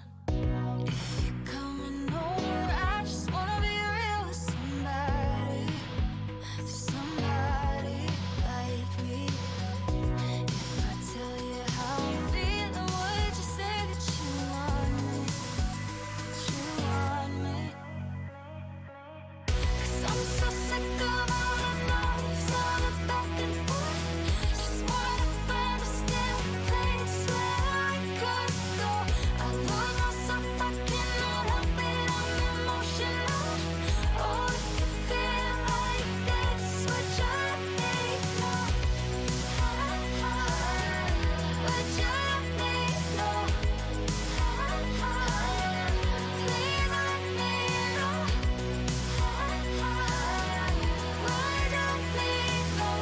Oh, if you feel like this, would you let me know? Would you let me know? Please let me know. Would you let me know?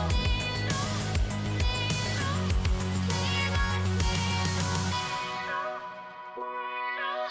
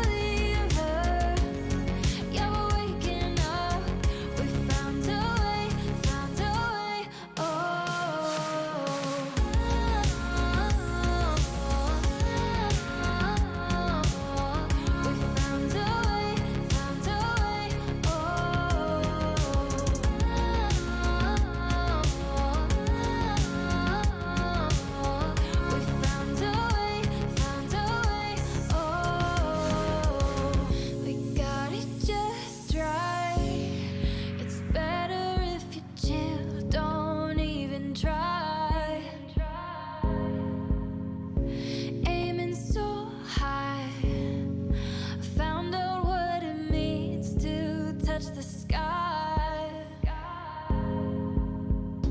Every road that we followed had to hold on just so we could let go. And the night goes on so we could know what the light feels like when it comes up. I got a fever and it's breaking all. We found a way, oh,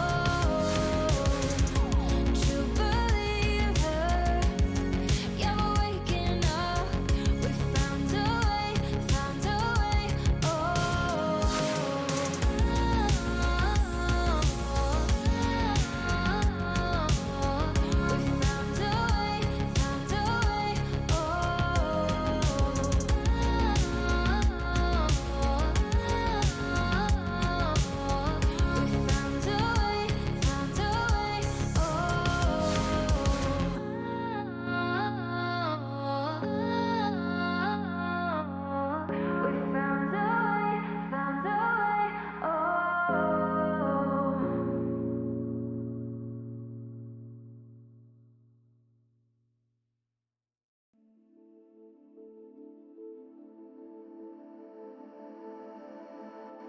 Like empires, we rise and then we fall.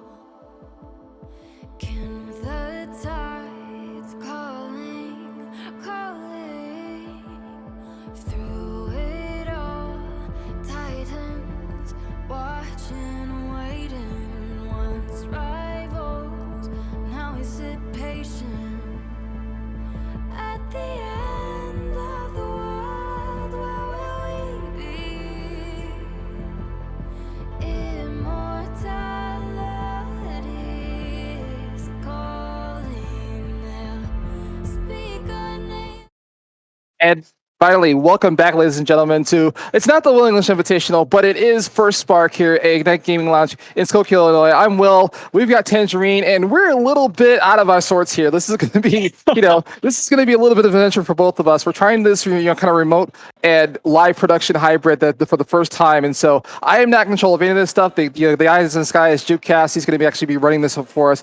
And you and I think, we've done a lot of Overwatch together, but this is Valorant. It's a completely different game, and so there's going to be a running tally on how many mistakes we actually make this time around, right? Yeah, we're going into some uncharted territory starting today. So, forgive us just a little bit. We're going to get used to it as it goes on. But regardless, we have a wonderful match ahead of us. We got Northside Noobs going up against Team Musubi in the rookie bracket matchup for today. Winners will be receiving a time card for Ignite. So they're playing for actual things here. We got some fun little prizes going in and out, and it's going to be on Icebox. Personally, one of my favorite maps. Awesome. So before we get into the action here, I just want to let everybody know, thank you so much to Tengu for allowing us the opportunity to come in. And I know everybody's looking forward to coming to LANs more often. We're going to be doing more events. Do not worry about this, but this was kind of like a test run to see how this is all going to go. And so it's looking a success so far. But yeah, we're going to get into Icebox here. And this is, again, a very, very new thing for me, because now I got to shift mindsets, and like I said, I hope I don't make any mistakes here. But either way, we've seen some action so far from the previous 2 matches. And again, thank you to Dividing and Simbabble for stepping in, clutching, coming in very early in the morning for us, but just kind of stepping in and doing their jobs and stuff like that. So I really appreciate that. But tell me, Tangerine, you are the king of analysis here. So I'm guessing, what is your insight towards this next map for Icebox? Oh, king of analysis for Valorant might be something a bit different. However, generally we do end up seeing the Reyna come out here on Icebox because of its difficult type corners to be able to work around. Works incredibly well for the dismiss on that character. Actually, we see something interesting. A KO locked in here for Team Musubi. This is something that I don't think that I have seen on Icebox. Typically, we'll also see a Viper. Sage is used fairly often as well. Get the wall up into Tube to deny some mid control, especially for the defenders. A lot of different areas in Icebox where you're able to set up the wall as well and have a safer plant because of it. As of right now, it looks like no Viper actually locked in here for Northside Noob. So this is going to be something a little bit interesting. Yeah. going into this, like I have not seen KO in a professional match yet, but I know that they exist. And so I think recently, at least for VCT, we weren't able to see KO or the new Breeze map either. For the Masters that just happened. So now we're looking into what can come out in these new strategies now that both of these things are available. And KO, I mean, just after the previews that I've seen of this agent, it's so amazing. Yeah, absolutely. Usually KO, I think I've seen only be brought out typically on maps like Ascent. I think I've seen it maybe once on Bind, or a couple times on Bind, but I don't think I've seen it in Icebox ever, actually, and definitely not in substitute for a Viper. It doesn't even look like they're using it as a substitute. Well, more as a substitute for the Sova, really, which is interesting. Typically, you do like to see the Sova on this map. A lot of the shock darts can deny a lot of plant entries. There's a lot of different open space that allows you to get some nice shock dart and recon dart lineups as well. So it's really interesting, the comp that we're seeing here from Northside Noobs, as it looks like they're going to be planning to take a nice A hit here on this pistol round. And here we go, running right into the match, Will. Absolutely here. So yeah, Team Musubi will be, well, I should say, Northside News will be on the attack to start off with, and Team Musubi will be defending. The idea is that, yeah, we're going to start off on A side, it looks like, and the pistol round is important, Tangerine. You have to, like, it kind of sets the tone for the match, and then, of course, we're looking for that third round as kind of a full buy for both teams, but it doesn't matter. We'll see how this pulls off. Not a lot of action so far, but then we get the first early kill coming in from Zaptian, and it gets that second headshot. Sneaky. And he just has the high ground. He's just trying to get the third kill. It does not. It goes down. And now Crispy is going to try to see if he can get some more action going on. It's still 3v3, but the kills are being traded out. It is now 3v2. And now the spike is down. And I think they know where they are. They're just going to rotate around and see if they can get this last kill. And now it's just down to 2v2 now for Team Musubi. They were doing so well. Oh, wait, here we go.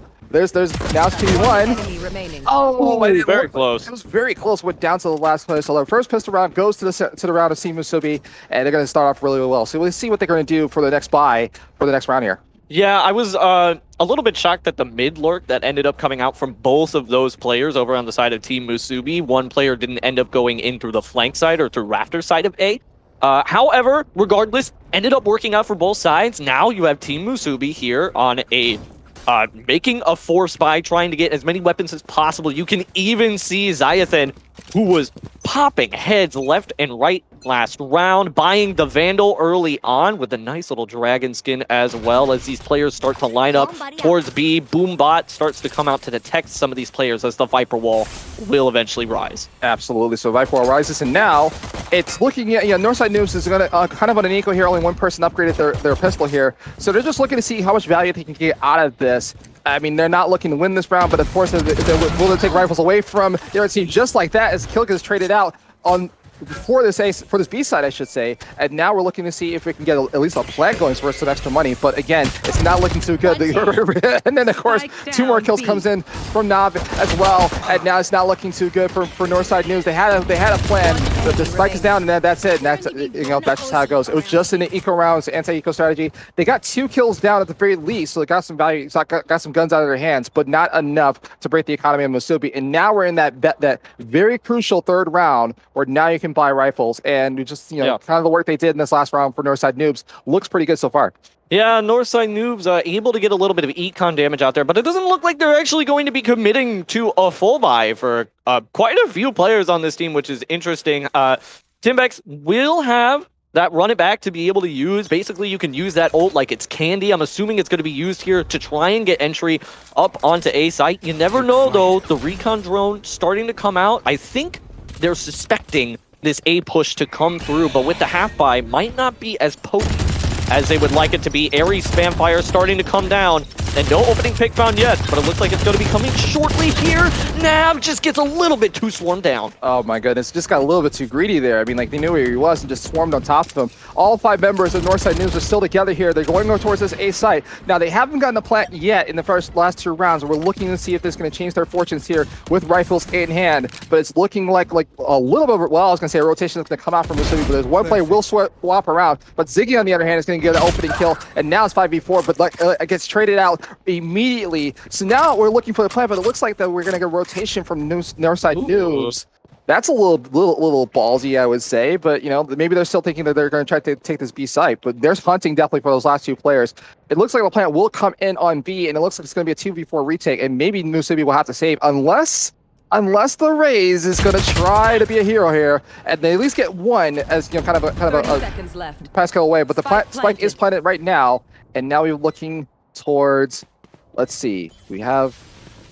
Oh, it looks like a member is about to peek out through kitchen. Actually manages to find the member hiding in through back of B site. Now only one player remaining here. I mean, is deciding who's going to try to clutch this out 1v2 retake. I mean, he doesn't have a lot of time left on the spike so far, but he's got to get this at least this opening kill here, or if he can just catch him not looking. Oh, the flash. It's a good flash. Good flash, but I think he got flashed as well. So now he's looking the wrong way. And he's just taken down, and now finally the first round will come in for Northside Noobs. Yeah. Unfortunate that Lulu, she was caught out in this very difficult to clutch scenario. Two players lurking in, one lurking in through CT and one lurking in through T-spawn. By around yellow boxes, so that crossfire setup is typically what you want to do when you get the bomb planted down in the default side of things. They had the Sage Wall as well to be able to protect them. So it was looking a little bit dire there for Northside News, but they are managed to clutch it out. And now somewhat of a full buy is going to be coming out yet again from Northside News. However, they still have one player that's on this classic. It doesn't seem like a full rifle round from either of these teams has been able to pan out just yet. That being said, we are only in the 4th round, so a little bit early, and it looks like we got a midler coming in here from Crispy. Pre-fire coming out as well. No contact made quite yet. The Leer going to be used to try and zone out any member coming in from middle, but it looks like the majority of Team Musubi is hanging back right now, despite Nav being on this floor, finding 2. God, 2 kills, three coming in. I mean, Nav just being the star for their team from Musubi. And now that they're on the hunt now, they know that there are 2 other players towards this A side. It gets 1 kill for their troubles, but now it's just down to a 4v2, and the Pike is down on the backside. And yep, and there here it goes. The last one, you know where they are, and he goes down inside, and will come up with 2 kills in this round. So it's now 3-1 for Musubi. Yeah, Naive and Zythan have just been kind of like in sync with each other. That was a very, very aggressive defensive push coming out there from Nav to try and pick off some people towards spawn. But it ended up working, and it worked in spades, in fact. And now, because it ended up working, a full buy is going to be able to come out here for Team Musubi. Northside Noobs have a decent amount to be able to work with. Only 1 player on the Spectre, but 4 ultimates on the field for this team. Only ultimate not being the res. So they have a lot of utility to be able to work with. They're going to try and take B site. They're going to have the Viper util to try and deal with. However, this is looking a little bit on the up and up here for Northside Noobs if they can utilize their ultimates properly. Absolutely. So now here we go. Like the fight's going to break out here for Northside Noobs. They are a little bit slow on the economy here and on utility. So they're going to have to do some. Okay, the trigger just left for Nav. No way. Oh, he gets taken down, but like that, it doesn't matter. 2 more kills are going to come in, and now it's still 4v2, and the spike is still in the hands of the Jet here, that's just trying to save their team. Crispy, on the other hand, is going to try to rotate around with the. Remind me which Asian this is. Oh, never mind. Don't worry about it. See, I already made my first mistake. So yeah, no, Crispy's going to take another kill down. Now it's like it's 3v2. See, our producer told us not to try to predict things that are going on, because you would assume in this situation if it was 4v3, they would just swarm to find the extra player. But like no, these teams are still just pushing on and still getting the kills. Still 3v2. The spike hasn't been planted yet. We got 45 seconds off the clock. And they're rotating around here, and now the spike is going to be planted to default on B. And now, let's see if it's going to be a retake. And it's going to be a very looking for a pick. Nice. Okay, they got the res out, so now it's 3v3. They decided to save it for this round here. Yeah, the Sky ult, as well as the res, has suddenly made this a lot more winnable here for Northside Noobs and a lot harder for Musubi, who tries to go in for the 2-peek on to yellow and just doesn't end up panning out. It was a wonderful post plan ending up coming out there from Northside Noobs. They used the ultimates. The Seekers coming out first honestly started to turn the tide of that round. It was wonderfully well done there from Crispy. Ends up finding the player over in T-spawn. Yeah. And now they have this full buy round here for Northside Noobs. One of the first times we've actually seen Northside Noobs do an incredibly full buy round, full rifles, full shield, full everything, and everything has gone back a little bit more even. The only difference being that economy coming out for Team Musubi. They are lacking right now, and probably going to have to use some ultimates to try and make up for it. Has the knives available to be able to use, but not committing them right now. Oh. Very unfortunate, Will. That's very unfortunate. You hate to die with the ultimate in your hands, but the Flash is going to get this next clear off for Tim Buck. He's going to take out Nap, and also the killer coming in on Musubi. Oh yeah, almost the spray didn't work, but then now there's another kill coming in. So now is a 3v3, and a Spike is still rotating around towards B, looking for a spot, and it looks like the running back was committed as well. But here we go. The play is going to come down. Another kill is going to come in. So now it's a 3v2 retake. And now the last two players from Musubi are rotating around from A, going over to this B plant site. Yeah, trying to peek in through mid. Right now, looks like Raw Lamp's going to try and head up through kitchen. They might try and get a crossfire set up. Or, in fact, actually, they're just going to possibly be setting... No, definitely a crossfire trying to get set up here from the side of Team Musubi, but they might not even try and attempt to take this fight, honestly. It might be a save. They're going rather slow for it. I was going to say, it looks like either a save or a last-minute heroic play here. It's 3v2, the first one goes away, and now it's just up to Ziggy, who goes down as well, and now it is tied 3-3 for the side of Noobs and versus Musubi. Yeah, I really thought it might end up being a save there. It does not end up being that way for the side of Team Musubi. I was actually surprised that they decided to commit into that push, actually, just considering the fact they were down of Ember. However, they were on an eco. It was not necessarily expected for Team Musubi to win that next map. However, it was expected that after the eco that you would have a bustling economy. Yeah. And it does not seem to be that way whatsoever. No only one ultimate committed there in that entire round from Team Musubi.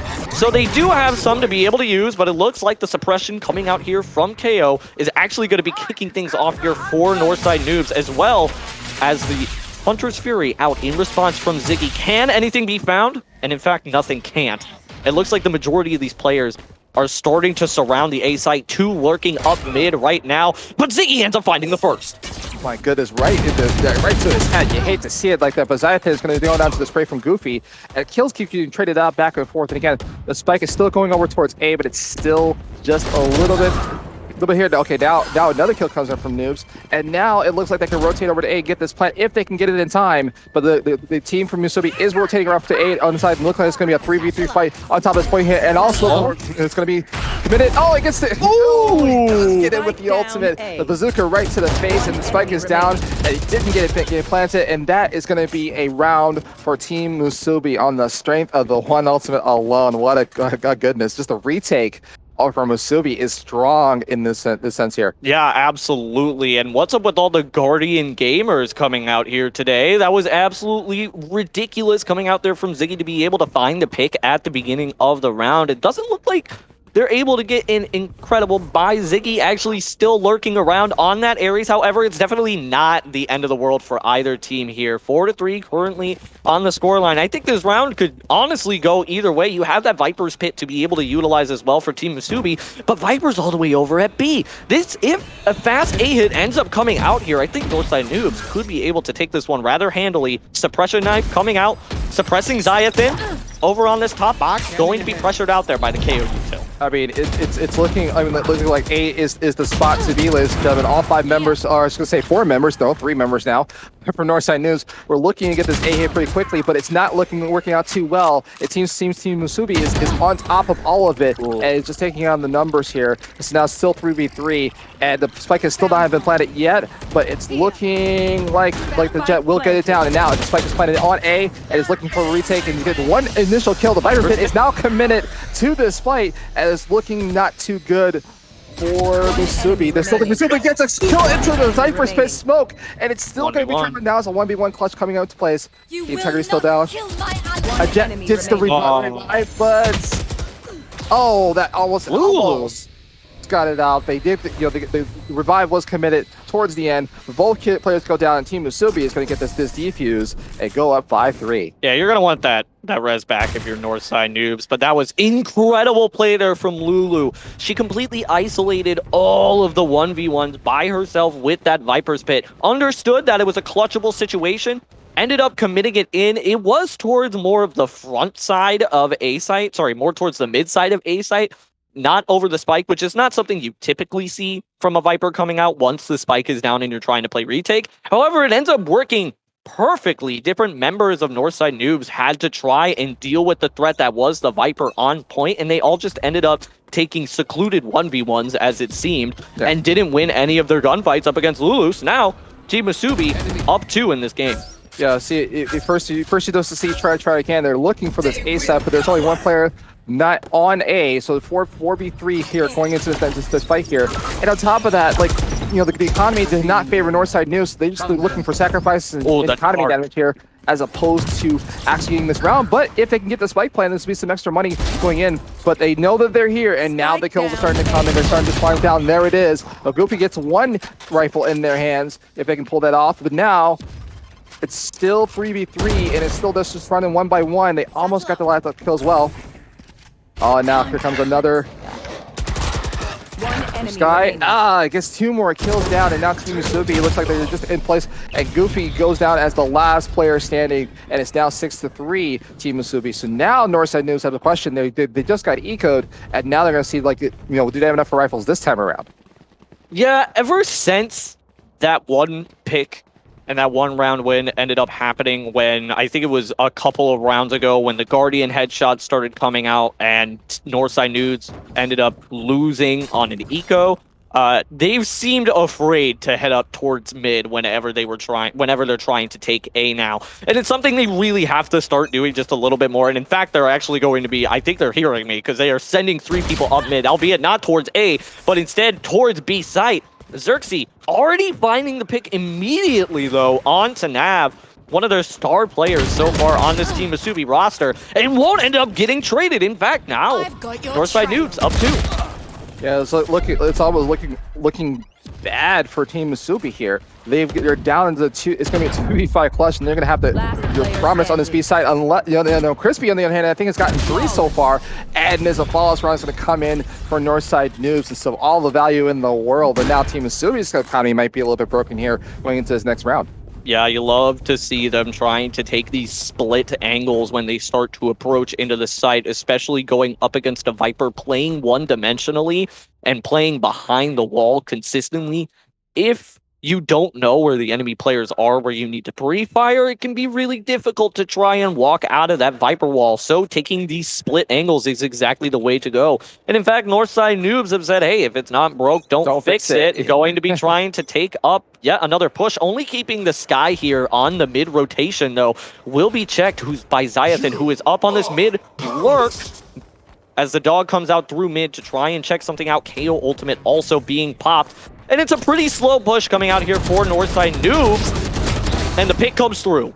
Oh my goodness, Navvisuals is going to come out with 2 kills here. It's just like Northside Noobs had a plan, and now it's being broken here. They're getting punched in the face by Zyathan, and now Zyathan is going to come in like didn't only a pistol in his hands, but it didn't matter. He's just looking for damage, and so the KO's going to also jump onto this point here with Nav versus the world here. On top of this point, it's still a little bit even. Now the spike is down, and we're still looking for these kills to come in. It's 3v2 now, and it's still not looking good. They're going to try to find this spike. I think Northside knows where it is, but it's looking like there's a rotation coming in from the Rays here. Let me see if we can pick it up and not. But all right. So the wall's coming in there. Now they're going to try to sneak this right back into beat, and they're going to point. Now Lulu does hear that, and he's going to try to spam it out. Almost get it. Almost got it, but you know, got the backup right away. So now it's a 3v2 retake here. Team Masubi's looking to clutch this up, and they do not. They both go down at the same time, and now it is 6-5 with Northside Noobs coming back into this thing. Then this is the last round for the swap here. So let's see if they can get all out, use all your money, because you're not going to carry on to the next side. That was so unfortunate that KO actually ended up getting revived from the side of Team Masubi. They had players there watching yellow, understood the fact that KO was sitting there. Most likely we're going to be trying to go for a res, and it didn't seem like anything was really committed into the backside of yellow from Team Masubi to stop that KO res from coming through. I honestly think that ended up turning the tide of the round all the way over on its head. It looks like it's going to be a fast take over from A, but Zyathan has something to say about it. Tim back. Yeah.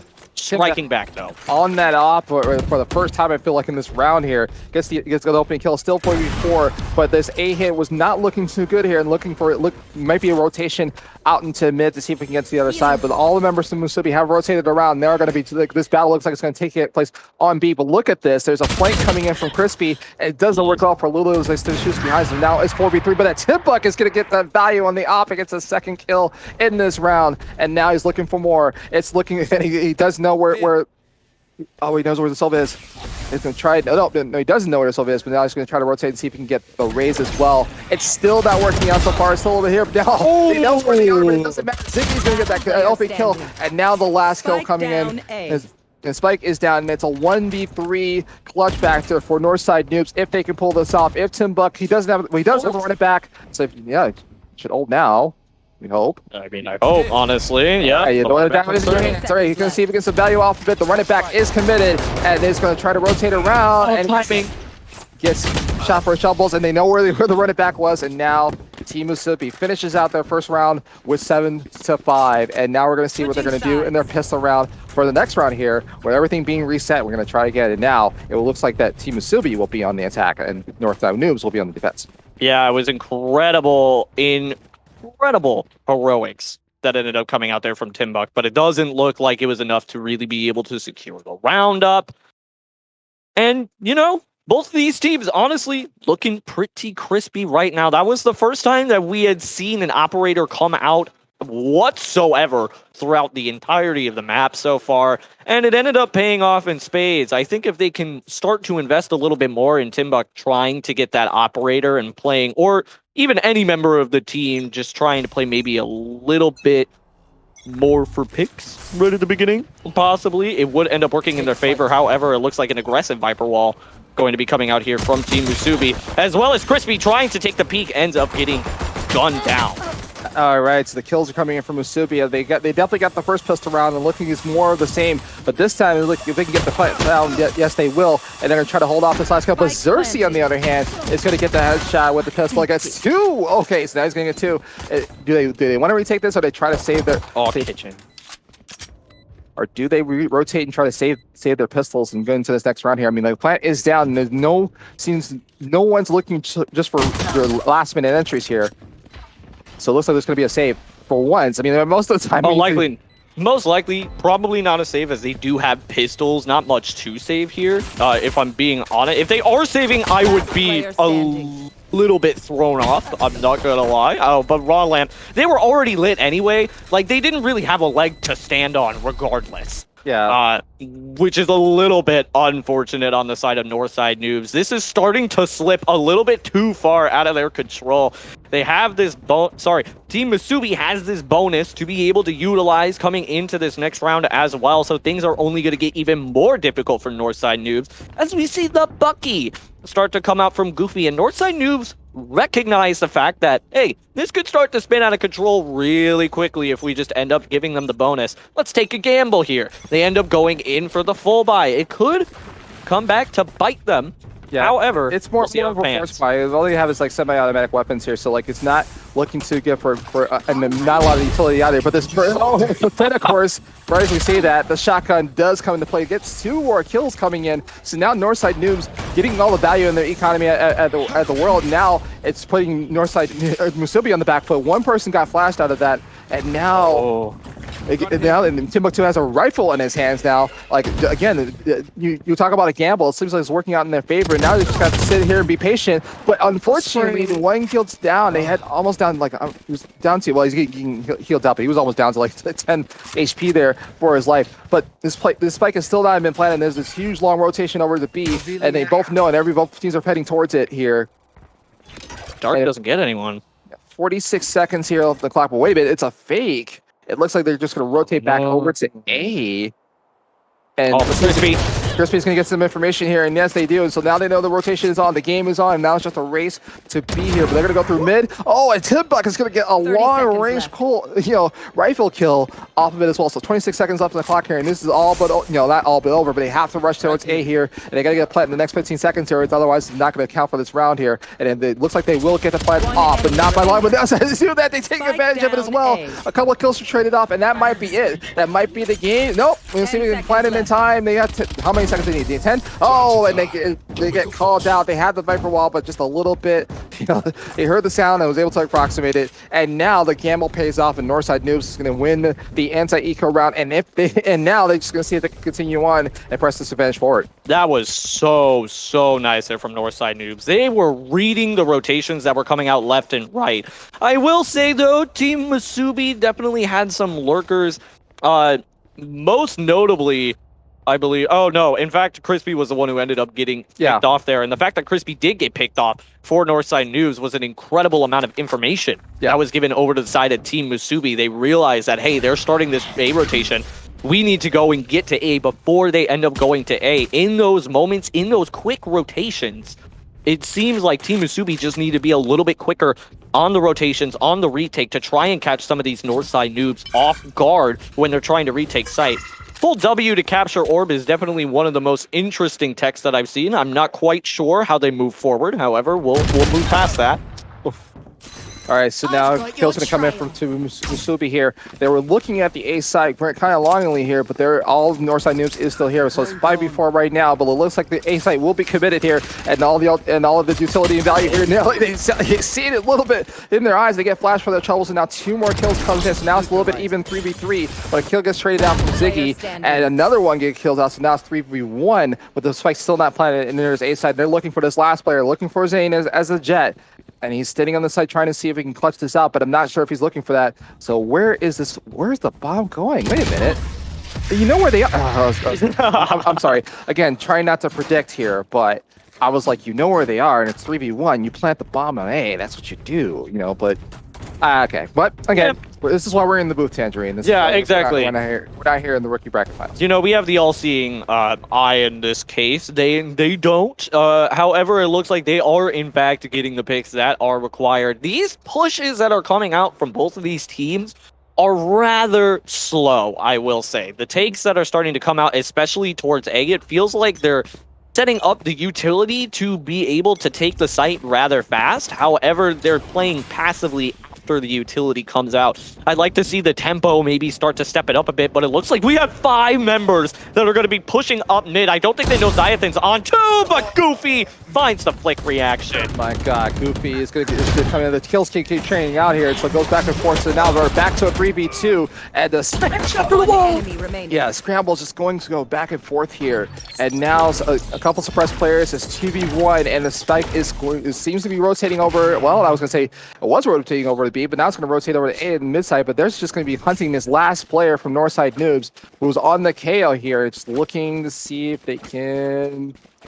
No, they're just going to stand around and make a lot of noise here. So now, if you're smart, plant the bomb on A. There you go. Okay. Spike's planted on A. Now here we go. And so now they're going to see it to rotate out and see if he can get this last straggler out. I was going to say, knows where he is, and there he goes, 4v1. So at least got the spike down before they finished off that last kill this time. Because there's a couple of rounds where like, wait a minute, you can get the extra money from doing the spike. Yeah, you get that money, you get the ult orb as well, you get the ult point as well for the spike plant. It's definitely worth it if you are in those scenarios to plant the spike. Things are starting to look a little bit down, though, for Northside Noobs. They're going to be going in with pretty much a half buy coming into this round. Full buy coming out here from Team Musubi. A couple of ultimates, both duelist ultimates actually online here for Northside Noobs, so they could go through a very fast takeover on A. But it looks like all of these members are going to be pushing through A. There's nobody that is going mid, Will. There's no way they're going to be able to stop these rotations coming out through B. And look, you can see that Northside News are already starting this rotation over. The Viper Wall's up for Musubi, but they're not really doing anything about it. They're kind of just sitting still, waiting. No ultimates being invested right now, but Musubi end up finding the first pick. All right, but he did get a little couple suppressions off before that happens, but he goes down for his troubles here. And now the bazooka's also committed from Raze as well. And Rock Lamp is just going to fire right into their faces here. And he takes his first down to the wall. Oh my goodness, 3 kills coming in. And now it's still 5v2. and it's just now it's 5v1, and now the Northside News know, and they know where they are. It's just a matter of just dying with his rifle in his hands, but he's gonna walk away to try to see if they can save it. No, it gets too high. He's not going to get the spike in time, but at the very least, he's going to damage the economy as he walks away. And hopefully, he can stay alive. But he should save. He should save here. Do not be a hero. Oh, or not. Again, try not to predict. He's just going to try for it. He gets 3. He still doesn't have time to get the spike diffused here. But if he's going to damage the rest of the economy on the side of Musubi, maybe that's what he's going for here. He's going to die like a hero. Can he get 2? He had him in their sights, and if he had gotten those 2 kills, I mean, he would have died for his shovels, but he would have definitely done damage to the economy. So now it is 2 away, 11-6 for Musubi, and Northside Noobs, unless he's going to share the wealth here, they've blown economy and they're kind of running out of options here. They're going to force buy into this, which could potentially be match point for Musubi. Yeah, Northside Noobs really have to win this one. You know, Xerxes thought it was maybe not winnable, but thought it was aceable. And honestly, in that scenario, why not try and go for the ace? You're not going to win the round. You might be able to save yourself a rifle, but I mean, you were going for a full buy anyway for the next round. Saving probably would have been ideal. However, why not go for the fun play? Nav actually ends up getting picked off here through B-Long. And this is looking unfortunate right now for Northside News right off the bat. That was their Seekers down immediately. Yeah, but it's just the kills are just raking on in from Musubi. So they had a plan, and it's again they're getting hit in the face here. Xerxes, on the other hand, is still going to try to do the hero plays again as well. It gets 2. Oh yeah, he's going to get 2. Now again, he's going a little bit. He's getting shot in the back, and he knows. They have to know where he is right now, so he's going to right back. But of course, gets shot in the face through mid, through kitchen, as you would say. And now it is looking for like match point for Team Musubi here. They just need one more to close this out, and it's not looking good. Well, I was going to say slim pickings on the side of Northside News, but they're going to use some of their bonus here to try to pull this out. Yeah, they're going to have to force buy here as much as they can. They really well, obviously they need to win this round. They will lose the entire set if they don't end up winning this round from Northside Noobs. I would really enjoy to see maybe a little bit more pushback on this defense coming out here from Northside Noobs. It seems like they try to go for these aggressive peaks over on the defense, but you need to be playing for picks and also be playing for retake when coming back. Crispy hanging out over here by these boxes. If you're hanging out with full Sky Util and you get picked off, it means you won't have it for later, and now they don't have Seekers. Yeah, so at least they got 1 for his shovels here, so the kill is traded out. It is 4v4.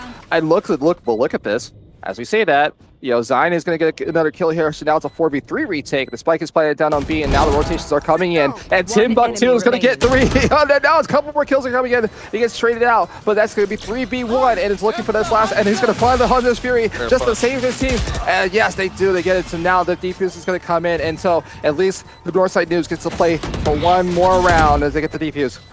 Yeah, ideally, if you're trying to play for spike defuse there with the Sova ultimate, you would play a lot farther back, actually, so that they can't push you up with that Hunter's Fury. But it was a great round coming out there from Northside Noobs. They ended up surrounding a little bit more area. It was really unfortunate that Crispy got picked off by Yellow yet again. It has to be something that goes through the mind, though, of Northside Noobs. They have to understand, hey, Crispy's been picked off first almost every single time on this attack because they're holding aggressively up through Yellow.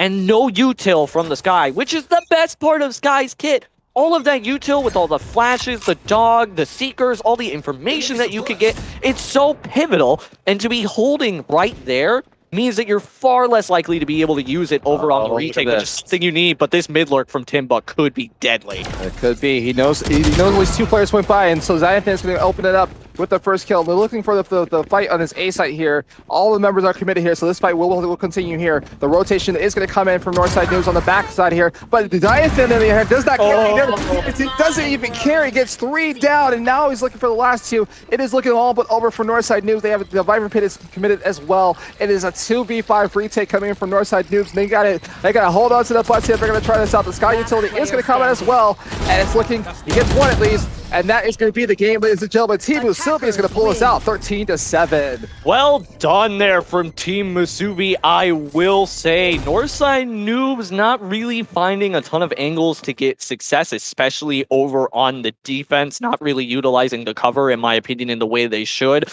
the retakes were kind of non-existent because they wouldn't try to leave site in a somewhat organized manner.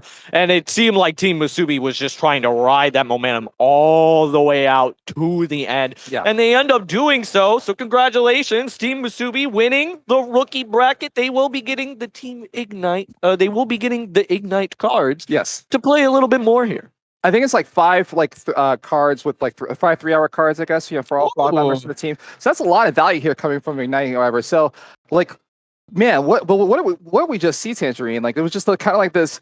I wouldn't even say a clinic. Like, there's just times like, again, I'm not that good of a Valorant player, but I definitely have some of my Counter-Strike instincts in place, and so I'm just like, wait, you should save here, you should push here, but maybe not. Again, this is why we're in the booth, Tangerine. But how do you think it went?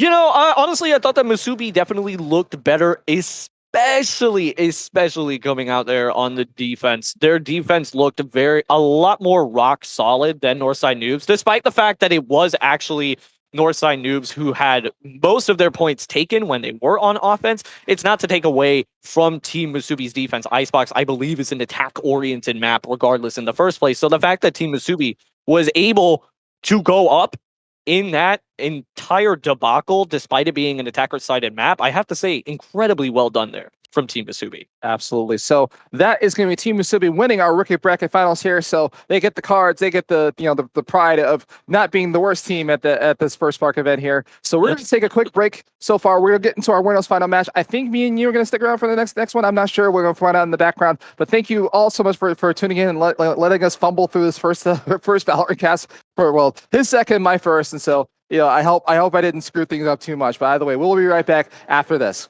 Gonna build an empire.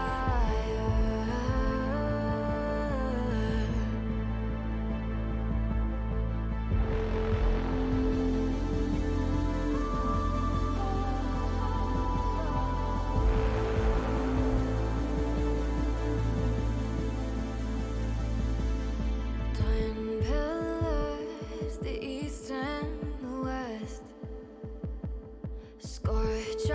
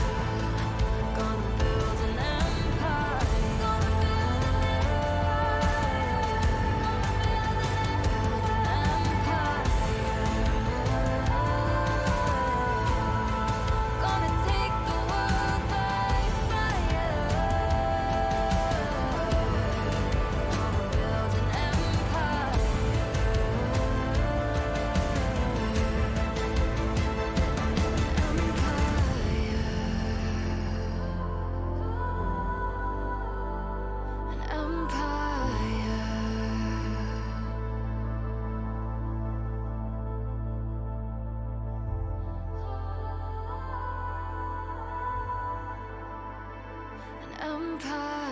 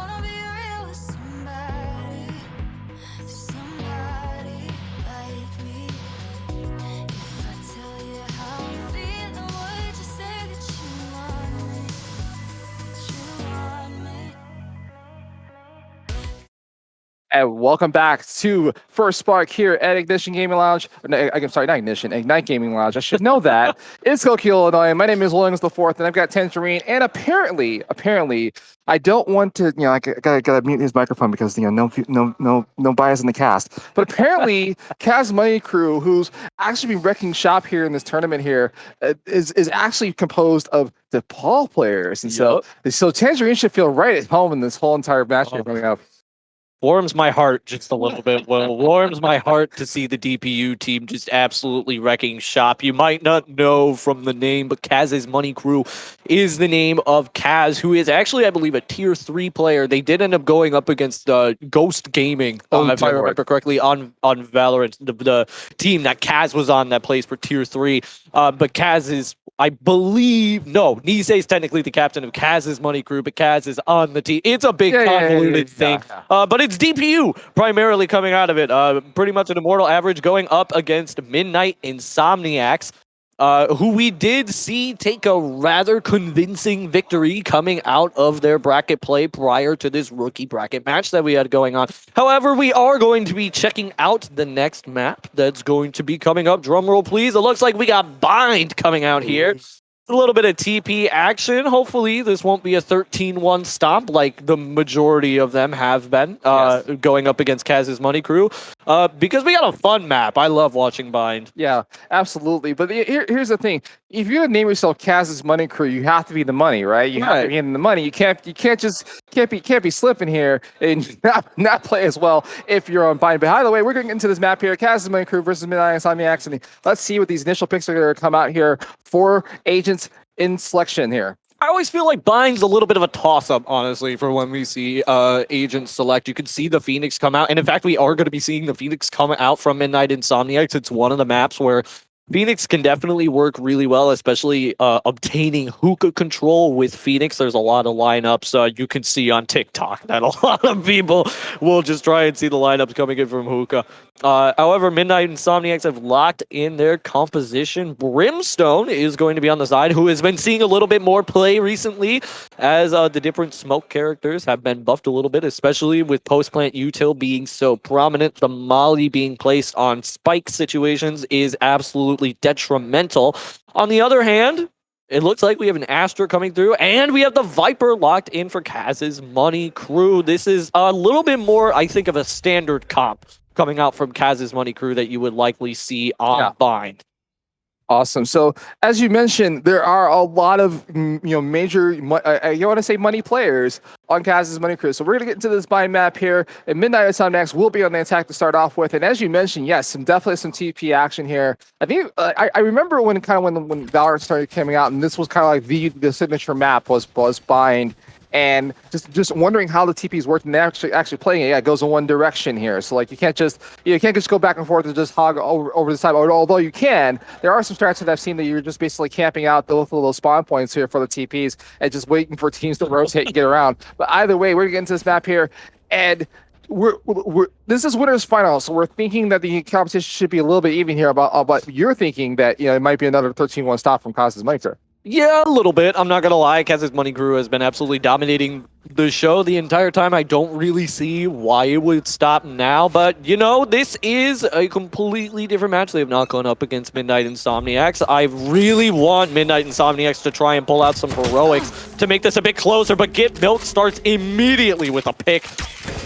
Down through B-Long. Yeah, getting some milk here and some bread along with it. And the 2 more kills are going to come in. So now is a 5v3 just off the bat, this gun round here. And the pistol round is important, but it's looking strong for Kaz's Money Crew, as you mentioned right out the bat. But look, Midnight Insomniacs is just going to hold a little bit here. They're going to try to rotate around, see if they can find some more value and try to get to this B side, but not in the face of all 5 members. And Nise was just going to try. He was trying for the troll play, for the knife in the back. And now the mid rotation is going to come in. And now, again, the kills are starting to come in.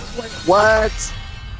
Why do you? Oh, my goodness. Well, I mean, it was a nice attempt for Midnight Insomniacs. They did get 3 members down, took some value off of it. But now, Kaz's Money Crew wins the initial pistol round. And now, it's looking like, well, let's see what Midnight Insomniacs is going to do for the eco. Yeah, I have to say it actually was not that bad for Midnight Insomniacs. Despite the fact that 2 players got picked off through long on B on that initial push, they end up rotating back. They do some efficient rotations to make sure that they can try and even up the score a little bit. It was an incredible flank, though, coming out from Kaz's Money Crew. The lurk coming out through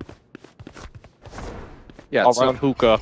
Ended up getting so much value. So they're splitting it up a little bit here for Midnight Insomniacs. Like, part of the team is going to go towards A, and a couple of players are going to stay here at near the spike towards B. But it looks like the Casamigos crew is already on top of them here, and they're just going to rotate here. They're just going to try to get some. Look at this. Before we even say it, like four are already down. Jupus gets the trade kill, but not enough. And just like that, Casa's Money Crew. I didn't even get a chance to cast that because it went so fast. And now Casamigos crew is up 2-0. So now we're into this gun round. But Midnight Insomniacs is not looking good. This might be a stop, Tangerina, unfortunately. Yeah, it's not looking great so far. It is just first 2 rounds, so I won't be a bonus round, Andy. However, I have to say, look at your minimap whenever you are spectating this team of Kaz Money Crew. You can see almost every single time through any lurk or any sort of flank pinch that starts to come out from this team, it almost always is in pairs of 2. That way you can get the trade pick in case anything starts to happen. From the side of Kaz's Money Crew, you can actually see here that the Skya Midnight Insomniacs is going to be trying to play for a little bit of shower control, throwing in the bird, possibly just going in to make some noise, and it looks like it's working. Actually not working just a little bit. Kaz's Money Crew is staying put.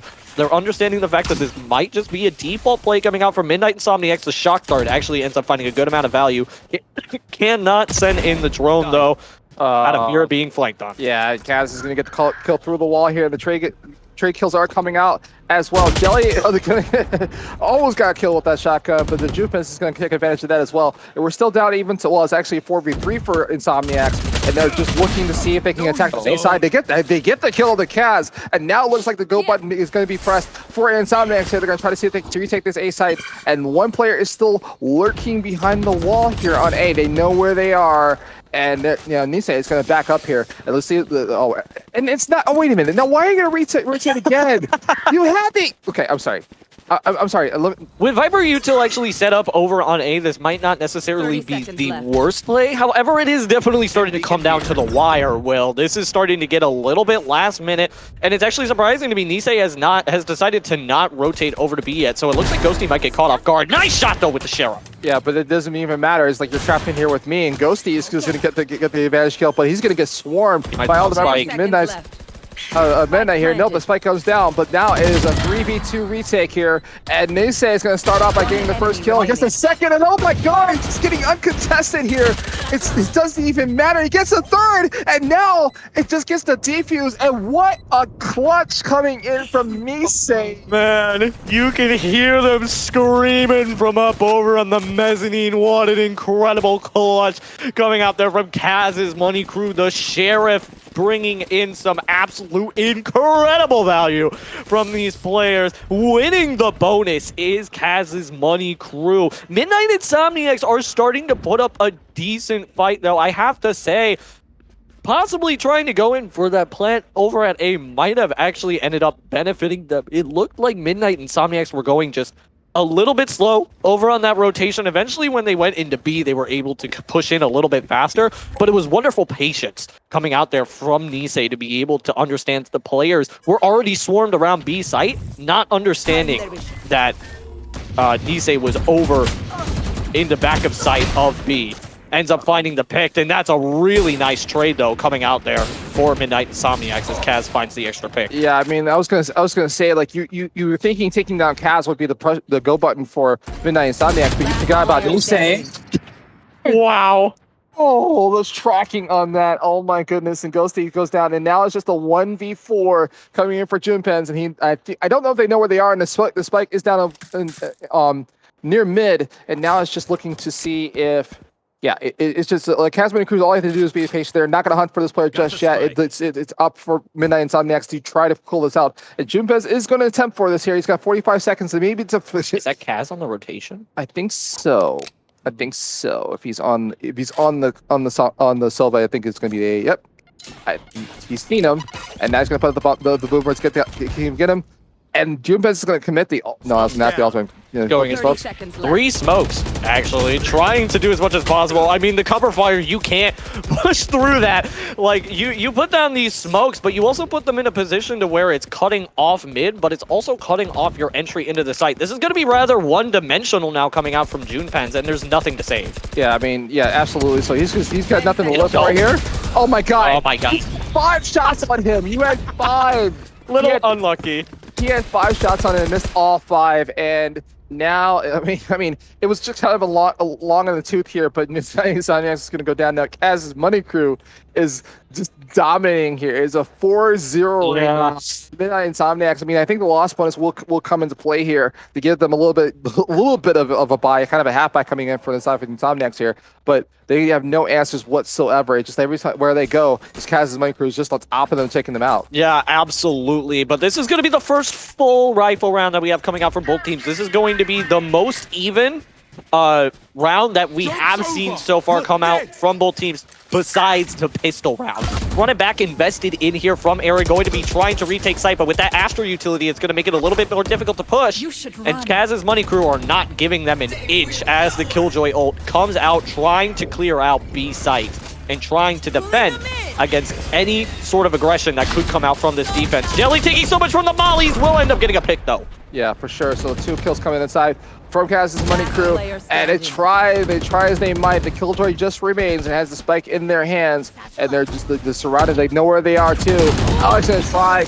Yeah, he knew he was dead. He just wanted to take somebody with him, and he didn't get any kills out of the exits here. And so now it's just looking desperate this time for Midnight Insomniacs. It is 5-0, and it's just like look at this train. This Kaz's Money Crew is in the money, and this train will not stop. A little bit of an unsung hero coming out in that round was actually Nisei's Viper's Pit coming out there towards the A site. Being unable to push into the A side for Midnight Insomniacs just meant that they had to walk straight into the meat grinder that was the B site and ended up just getting rolled over. It was a good couple of mollies to be able to clear out a few angles, eventually ended finding Jelly, in fact, on that rotation, but it just wasn't enough to stop all of the pressure that was coming out from this defensive side on B. However, now playing just a little bit more neutrally, but Ghosty's up a little bit too aggressive on the defense and ends up finding the pick. Too aggressive is the wrong term to use there. It was wonderfully aggressive. Wonderfully aggressive, yes, absolutely. And so the Insomniacs is down a player right so far, and it's looking more of the same for Kaz's Money Crew as they get one more kill, and now it's looking just a little bit like they're going to try to rotate towards A here, but it's everywhere they go. Again, Kaz's Money Crew is on top of it, and they're just stacked on top of this A site, so they're going to be walking into a death trap here. But I do applaud Midnight Insomniacs at least for trying something different here, as opposed to just walking into towards their death. So they're going to rotate around here, and I'm quite sure that once Kaz's Money Crew spots out this rotation, they're going to definitely be able to swarm on top of them on A, and they definitely have mid and the other side covered here. So now we'll see how this engagement is going to go. The ultimates are going to be committed here as well. Oh yeah, there's 2. And Ghosty has 3 kills in this round, and maybe he's looking for his 4th, but it's not going to matter as much. It's just they're going to swarm on down. They know where they are, and Monkey is just going to try for that team. It's not going to get much, and that's going to be a flawless round coming in for Kaz's Money Crew. 6-0 in one of the few, I want to say the few, most dominant fashions I have seen so far in this tournament. Yeah, you know, for a team that has been trying to take these odd rotations like Midnight Insomniacs have been, I'm surprised that they did not try to go for a rotation there. If I'm being completely honest, of course they don't know that they have 3 people stacked up over onto A site if you are Midnight Insomniacs. But you know that the Viper utility is standing there. You know that's where you first initially peak, so Kaz's Money Crew is going to be ready in case you are going to push into A site. Not rotating over to B, just put them in through a meat grinder, in through showers, and the snake bites that came out from Nisei into showers completely split this team of 3 into 3 individual 1v1s where nobody was able to take any sort of trade fights. Now this is looking a lot rougher for Midnight Insomniacs. That was definitely a chance that they had, but February is actually going to have something to say about it. Oh, that's how you pronounce the name? Is February? Okay. Possibly. I don't know. But as we say that, Nisei goes shut the face. This is going to get 2 more kills, and now it's still they were doing well. They got the opening pick. Midnight Insomniacs got the opening pick, and it looks like they're going to get the spike down onto A, but not much else as the Hunter's Fury is going to be invested from Kaz because they know where they are, know where the spot is. They're going to buzz out of the way, and as he dodged the Hunter's Fury, Jelly's going to come out and stab them in the back, and now it's looking like a 4v2, and Kaz's Money Crew probably has this in the money and in the bag. All they have to do is just focus on that, and the last player is going to be the Killjoy, and there it goes, and now they just have to make the defuse, and it's going to be 7-0 for Kaz's Money Crew. I think something that's important to highlight when you're thinking about the difference between these two teams is that these rotations that are coming out from Kaz's Money Crew don't feel extraneous. They don't feel like they're taking too long. They don't feel like they're ultimately just going to be going somewhere to run into nobody and just get checked out by a flank. It seems as if every single rotation that is coming out from Kaz's Money Crew has a lot of intention behind it. You can tell that it's being called out, and you can tell that there's a reason, whether it's to pinch the players off and wrap them, surround them around site to play for a nice retake, or whether it's just to try and find some players off guard that are trying to come in through a rotation. These flanking rotations coming out from Kaz's Money Crew are always finding value, not to mention the utility that's coming out here from Jelly is always finding value, especially with the pulls, and Nisei is just gun dipping everybody right now. What a Kovacs aimer. I mean, what else is there to say, Tangerine? It already is already a 4v1, and Nisei gets the additional 2 kills, and then just as we say that it is now 8-0 for Kaz's Money Crew. You're DePaul University, ladies and gentlemen. Go Venetian. Here we go. So anyway, I know you were trying to have some analysis here, Tangerine, but what do you say in the face of such dominance here coming in from Kaz's Money Crew? It's Midnight Insomniacs doesn't even have an answer. They just get shut down left and right, and now it's just looking for one more. Like we have 4 more, well, 5 more rounds of this, including a swap. if we're being honest. You know, it's actually really smart. So Kaz's Money Crew are using their utility, I think, in a little bit of a different way than Midnight Insomniacs are. You can tell that Kaz's Money Crew are trying to use it more reactively on this defense more than anything, especially with the Astro utility that's been coming out here from Jelly. It's almost always been reactive. Alarm bot come out, going to be shot down by Get Milked. Could be in a little bit of an unfortunate scenario, but there you go. The reactive Leer to be able to stave off a lot of people from coming into hookah. And now Kaz's Money Crew has 3 on site, and there's 4 players in this hookah spot. One Molly could just be it. Yeah, it could be it here, but it's not going to be committed so far. And Kaz is on that operator, ladies and gentlemen, so he's looking for heads and he's looking for like. Meanwhile, also there's an op on the side of Midnight Insomniacs as well. But the fight's going to break out here on just on top of this point here. It looks like that site B is just going to be the battle spot here. And of course, now the kills coming in. Crafty Beaver, he's got all on that op. He tries to take down other members of Kaz's Money Crew, but it's all a little too late here. And now when Tour comes in, right? So now it's a 3v2, but you got to do more than that. Especially when you walk into the face of Ghosty's rifle, and now it is 3v1. And so at least they can get the spike down, get some extra value, but the rotations are going to come in from Kaz's Money Crew. They know it's on site A, and they're just going to keep rotating around. And if anything, I'll admit, if Midnight Insomniacs can at least get 1 kill off of this, I'll give them some value off of it. It's not looking too likely here, as Kaz's Money Crew is just hunting for them. Yeah, the brim of Midnight Insomniacs is also... Junepens is literally 6 HP right now. They're going for the defuse. They know he's up having Kaz with the headshot. Not even necessary, though. You literally could have just breathed on them, and they would have ended up falling. But regardless, Kaz's Money Crew going to go up 9-0. They are out for blood today, Will. Could this possibly be a 13-0? I mean, the rest of the matches have been 13-1. Maybe Kaz's Money Crew is trying to tighten up their ship just a little bit here before they could potentially end up going into grand finals. They want to shut this down immediately and, take a quick little break prior to heading in, possibly heading into grand finals. Well, not possibly. It's almost inevitable at this point. I mean, I don't even call it like tightening up the ship. I just think just getting an extra couple reps here, as it were. This is not even a practice round. This is just basically a jog out in the park here for Kaz's Money Crew. So we're gonna see what Midnight Insomniacs can do. Can they do anything to get off of me? Can we at least get a breadstick here, ladies and gentlemen? Not go out like in the dark of the night here. But Kaz's Money Crew is like. Midnight Insomniacs is at least trying something different here and trying to rotate through mid, but it's not looking too good, so they're going to try to go around again. This time, at least Kaz's Money Crew is on B this time. and just like they're not have a lot of information so far. But the Kaz, on the other hand, they're just lining up for his cross here, ladies and gentlemen. Gets 2 more down, and now Kaz is going down. Maybe they have a shot at this, but you also have to watch about Nisei as well. The running back is going to be committed as well, but they're just doing it ahead of time. They didn't even see the reaction. They were just trying to see if they can get players down. But now it's down to a 4v2, and the spike still has been planted on B. Yeah, and that's it. Yeah. And it's shot through the wall as well.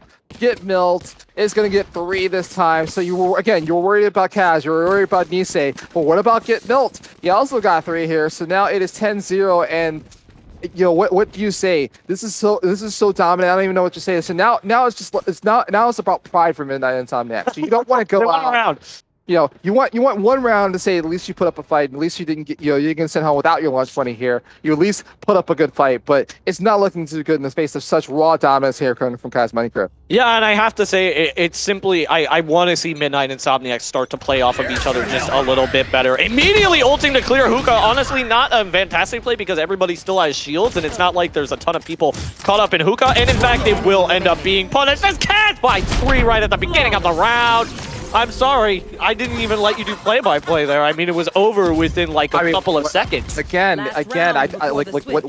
what do you say? There is nothing to say here other than Kaz's Money Crew is the money here. It's like they might as well be playing for Floyd Mayweather right now. Shorty's on the ground. Why? Oh dear Lord. Down the trolls have come out. This is amazing. But yeah, like I was saying, Midnight and Insomniacs need to be playing off of each other a lot better. It was evident 2 rounds ago when they had 5 people rotating, and 1 person got 2 picks staring at 5 people. You cannot allow that to happen if you're Midnight Insomniacs. You have to be playing off of each other a little bit better. Call when you're pushing in and call for these trade picks to come through. Yeah, this is again more of the same. But listen, they have a chance to change Marine. I'm just gonna say they have a chance to win this round. They got Kaz down. Now they just need to get the rest of Kaz's Money Crew down and see if they can get at least 1 out of here, or it's gonna be Kaz's Money Crew and Trash Point, which is gonna be more than likely here. But let's just, for the amusement, for the rat race, for everybody else that's watching, let's just see what Midnight Insomniacs can do with his first initial pick. Yeah, Kaz's Money Crew has his Astra ult though to be able to utilize in case Midnight Insomniacs want to attack into point, and that could be really rough for Midnight Insomniacs to deal with. But Jelly's actually opting in to save it, and instead the Killjoy ult's going to come out onto A site. We're going to see if they want to act defensively off of this or try to act aggressively to take care of the Killjoy ult. Nisei's going to pick.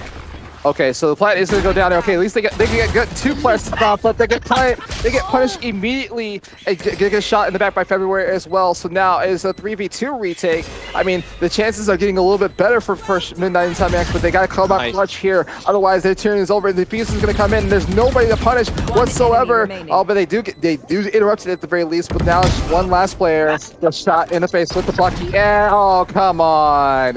Come on. He's already dead. You have to disrespect him. You have to do the extended crouching here. Come on now. It's 12-0 for Kaz's Money Crew. And again, Tangerine, what can you say? Kaz is in the money. It is the money team. Hard work and dedication. It is 12-0, and it's looking all but destiny here for Kaz's Money Crew to go 13-0 and close this out and make it into our grand finals here at First Spark. Go Blue Demons. This is working out so well here for Kaz's Money Crew. Midnight Insomniacs don't even seem like they're able to put up a fight yet. And now they're forced in the worst situation where they have to win a pistol round in order to actually be able to secure the game. And not only win the pistol round, but win every single subsequent round after that. It's looking, dare I say, impossible. I mean, it's not impossible. I don't want to caster curse it. However, I would give this to Kaz's Money Crew at least 98%. The 13-0 is imminent. It's not impossible, Tangerine. Nothing's impossible. That's true. It's just improbable. That's the problem. It's just improbable.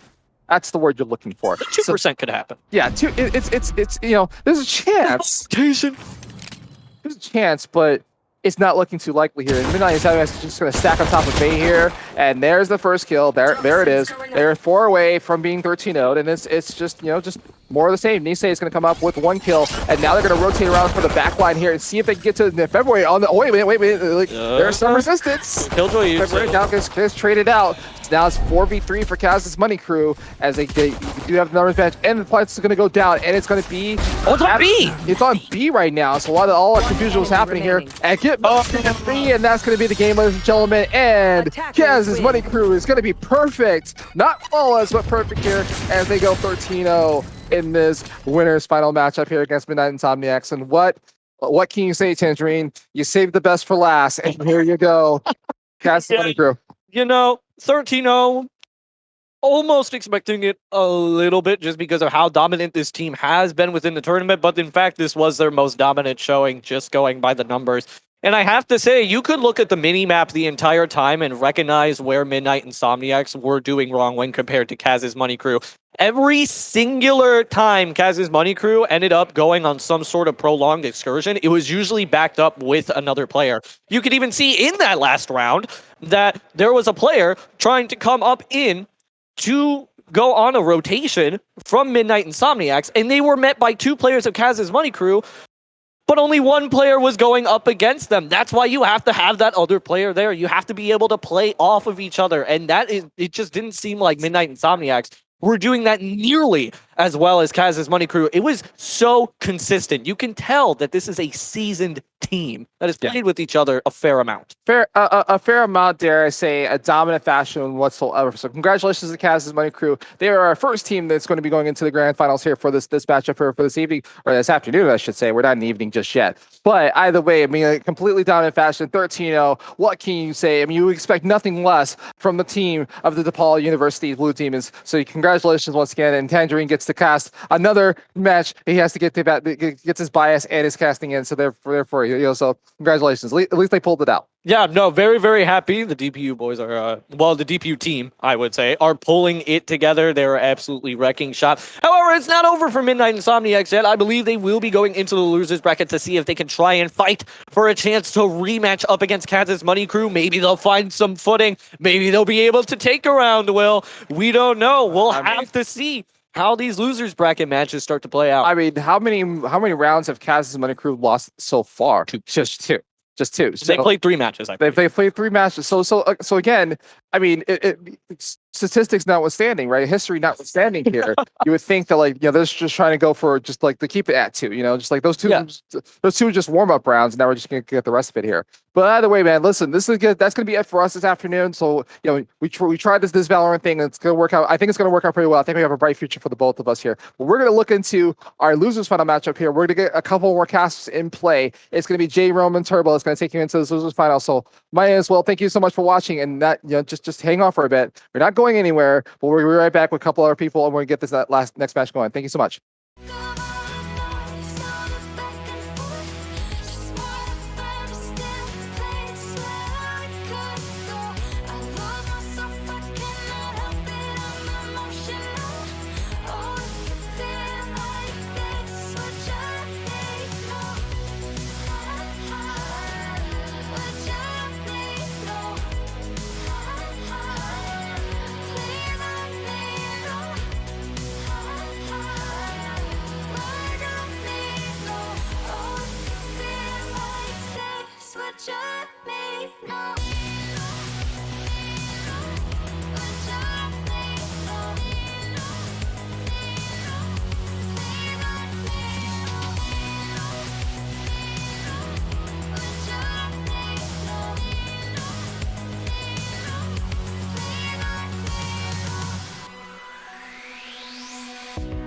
White noise on the telephone, fall asleep to TV shows. It's what we know, gets too comfortable. No space for the tangible, we get lost in the virtual. Are you less alone when you're logging on? If you're coming over, I just wanna be real with somebody like me.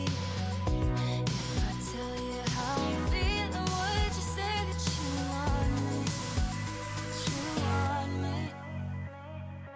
'Cause I'm so sick of all the noise, all the back and forth. Just wanna find a still place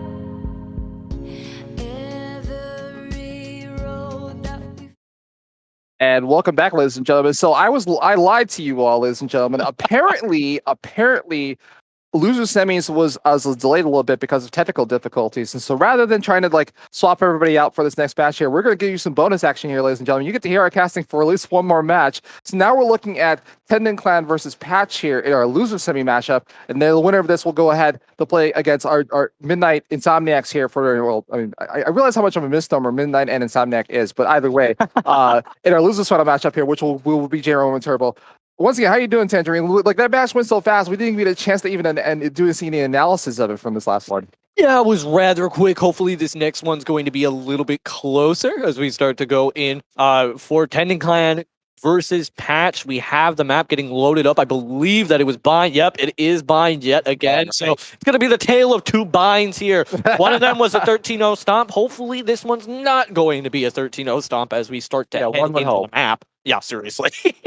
Yeah, I mean, like you would we just assumed that this is going to be a little bit closer just based on kind of competition we've seen today. And obviously there is one team that's just dominant and on top in Kaz's Money Crew, and everyone else is just playing for a second at this point. So we'll see what Patch and Tendon Clan can do. So I think they were in their first matchup as well in this tournament here. So we can definitely, yeah. So I guess we're going to get to see this again, and hopefully don't screw up too bad here. Now, also, as you mentioned, a tale of two cities and two binds here. We're seeing a little bit different composition coming in from Patch. Yeah, this is definitely looking different. You can see the Cypher start to get locked out here from Infinity. The Viper still going to be picked up here from Patch, as well as the Astra, but Phoenix also being added in. So you can actually see that they're relying on a solo duelist comp coming into this, which has been something that's been taking form a lot more lately that we've been seeing, especially in VCT. You've been seeing a lot of these players start to roll out with like a double initiator comp, if that's actually what's going to happen. Actually, it's not. It's going to be a double controller comp coming out, as well as the Sentinel utility coming out from the Cypher. It's going to be a little bit easier for you to be able to hold on to the defense here if you are on the side of Patch. However, when we look over to the side of Tendon Clan, they're doing something that's a little bit more something that you would see in the default. However, they're opting not to run a Sentinel here, and instead are opting to try and run in with an incredible brute force amount of power with two initiators and two duelists being locked in from the side, especially with that Raze going to be able to clear out these different nooks and crannies so incredibly well when coupled with the Astra utility that could come out from Depression.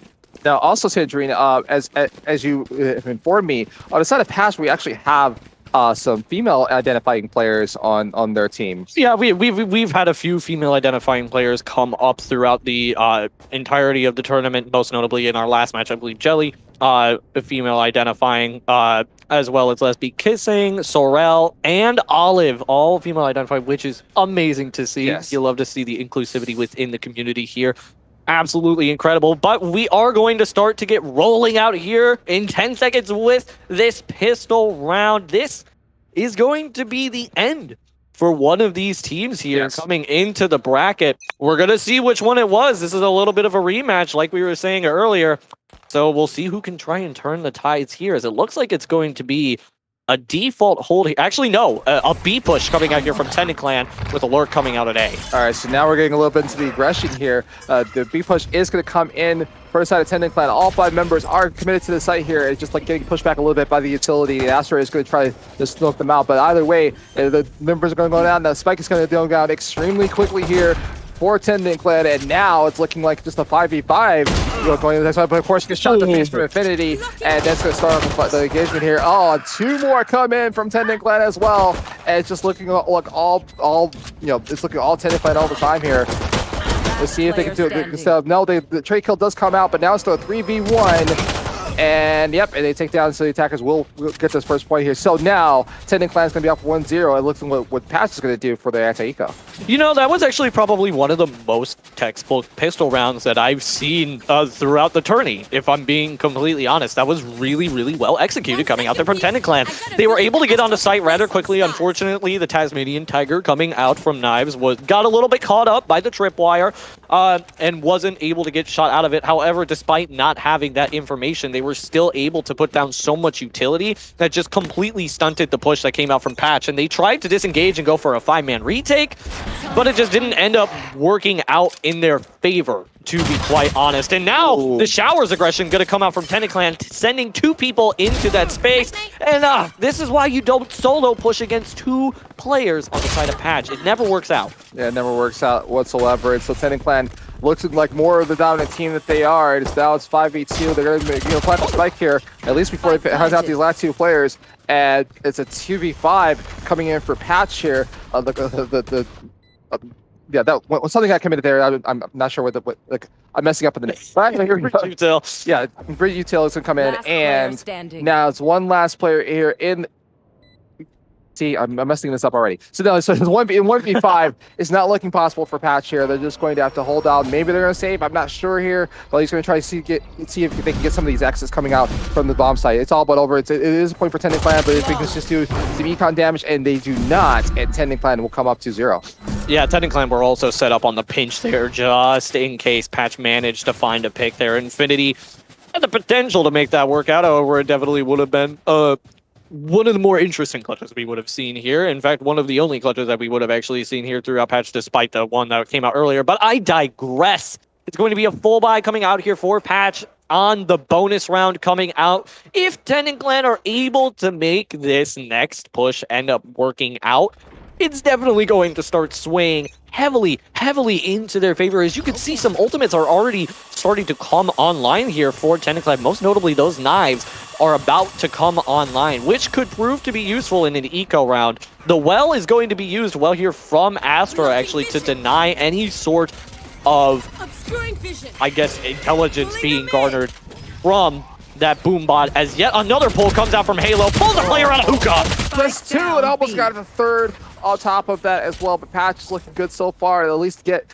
2 off of that engagement here. So now it's looking 4v3, and like Spike hasn't been planted yet. Now it's going to go down here, and it's looking just right in the middle of all 4 players, I should say, from Patch. And now the retake is on, and the trade comes out as well.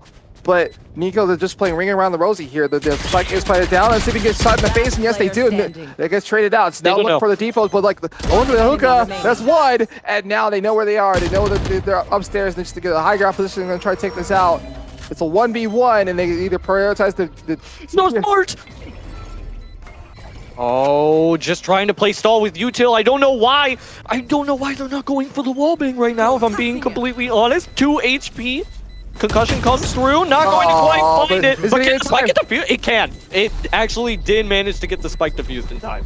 Willie, it's not looking like it. It's very whoa, 45 3 seconds. Oh my god, that would have been you called it Tegery, but I was like, nope, that's not happening. It's gonna get spot in the face. And so now Patch is gonna come up with the clutch and get their first point on the board on the gun round in round 3, and so now the bonus is theirs. And let's see what Tendon now can do. Now they have to, they should invest into this next round here, but if they get broken, it's going to look really bad for Tendon. Yeah, it definitely would look quite bad, I would have to say. But it was a bonus that was coming out there from the side of Patch, and it was awfully close despite the fact that it was a bonus. I have to say the star of that match had to be the Astra utility that was coming out there from both Astras. The gravity wells were being used to perfection from both of these teams. If I'm being completely honest, these Astras are kind of being the unsung heroes of both of these teams, but a pick comes out immediately in Showers. And yet again, Will, we see that there's no backup to try and get that trade done, and a showstopper is going to come out immediately on the B side. Showstopper is going to come out. It gets one in that one in the face here. But now we're looking for the follow-up here. Still 5 members are still up here from TennoClan, looking to take revenge from that last kind of clutch round. They're going to plant the spike onto A, and now it's looking for a 2v5 retake coming in from Patch. And I was going to say 2v4 now. And Infinity, gets the spray luck on top of it. It's a third. Look at this, right? You're going to turn this around. What the value is coming out for an Infinity here. They just kind of had them lining up here. Now it's just a 2v2 retake. That spike is still going down here. And now it takes out the Infinity. So now it's just down to the Raze, to Halo. and that is going to be the Gainers 3. It was looking a little bit signs of life here coming from Passports for Tranquility getting 3, but not enough to get the round, and so now it's 3-1 for Tendon Clan. Yeah, really unfortunate. Infinity tried, like, holding on for dear life that they might be able to win onto the round, and it just didn't end up panning out for them, which is incredibly unfortunate despite 3 kills coming out there from Infinity. That one guy's bro is just mopping the floor with people, especially in that round. Finding 3 picks is all that you need. And now this next push that's going to be coming out from Tendon Clan looks like they're going to be doing something very similar to what they did in their pistol round, having one person try and lurk up A, probably make some noise while the main push starts to go down through B, but 2 people are hiding with the Bucky and a Shorty, and are going to take both down going into hookah. Yeah, I love to see it. The anti-eco strats are coming out here. I was going to say Tendon Clan did not have a lot going into this next fight here, and now it looks like Patch, on the other hand, is going to take advantage of the situation. Now they have rifles in hand, and they're going to see if they can take advantage of this I was going to say 4v3, but now it's back to 3v3. Spike looks like it's going to rotate around towards B, but it is down in mid right now, and I think Patch knows where they are. He gets shot in the head as well. Look at this. The value coming in, all 3 members from Patch, but like, again, the rifle comes down for Tendon Clan, and now it's still 2v2. The Spike is still down in mid here, and again, I do think that Patch knows exactly where it is. So now they're just going to stalk it here and wait, let Tendon Clan come to them, and of course, but it doesn't matter. The pressure's going to come out on top. I guess to trade it out. So now Affinity, it's 1v1, I should say, and they, like I said, they do know where the Spike is. So that one guy's either he's going to have to play peekaboo here and see if he can pick it up. He'll probably get a quick plant on a B. He tried to, like, Patch did try to rotate around. Halo, I believe that's Halo. Try to rotate around and get that bullet. He's got 26 seconds, and now the plant will go down on B, and now it's a 1v1. And Infinity has to know where they are. Did not plan in default, so it's just going to be on the side, but he has the Cypher to try to sort this out. And it's just a matter of time. He goes looking the wrong way. Let's see if they can rotate around. This is incredibly close right now. That one guy's bro is playing this so obsessively, passively right now, trying to figure out where Infinity could be lurking. If this timing comes out correct, this could be an incredible win coming up. And it ends up working out. Yeah, he rotated all the way around. He walked all the way around for that rotation to get that kill. And unfortunately, Tendon Clan was looking in the wrong direction, and then Infinity will clutch this out. And now it's 2v2 versus 3, 2 points on the board. And so their economy is back a little bit here, but not by much. And they're just going to see if they can take advantage of it as points in this next round. Infinity is holding on to this match right now for Patch with 4 hands is what it seems like right now. It's actually crazy the amount of effort that Infinity is putting in to keep this team on the map. And you can see it even with the eco having almost 4,000 credits even with the full buy. Absolutely incredible. And now Tendon Clan are forced into an eco round. This Astra utility is proving to be incredibly difficult for both teams to try and handle, but it looks like it's going to try and be a fast initiation coming onto the A site, but the Viper util is there. The Patch does not have the ultimate to be able to invest, but yet again, another first pick coming out in Shower. Yeah, absolutely. And Tendon Clan is looking just as dominant as per usual, but don't count out Patch as well. Infinity is still standing. As long as Infinity is still alive on the side of Patch, that means there has an opportunity for them to go. So you're going to even up now. The plant is coming, looks like it's going to come through onto A site, but not for long, as now it's going to be a 3v4 retake. But no, again, Patch does have the high ground here. They know where the bomb is, and they're just looking to see if they can get some picks off before they make this retake. Yeah, looking good right now for the side of both. Actually, it doesn't seem like anything's really going to be happening right now. Infinity lurking up through lamps, does end up finding the pick, will end up investing the neural theft into this as well. All the enemies on the map have been revealed. This would actually be so crazy if Patch managed to end up winning this. Player Halo, what? Yeah, Halo got 2. He's going to trick out the defuse here to get out this last player to press it. No way! How?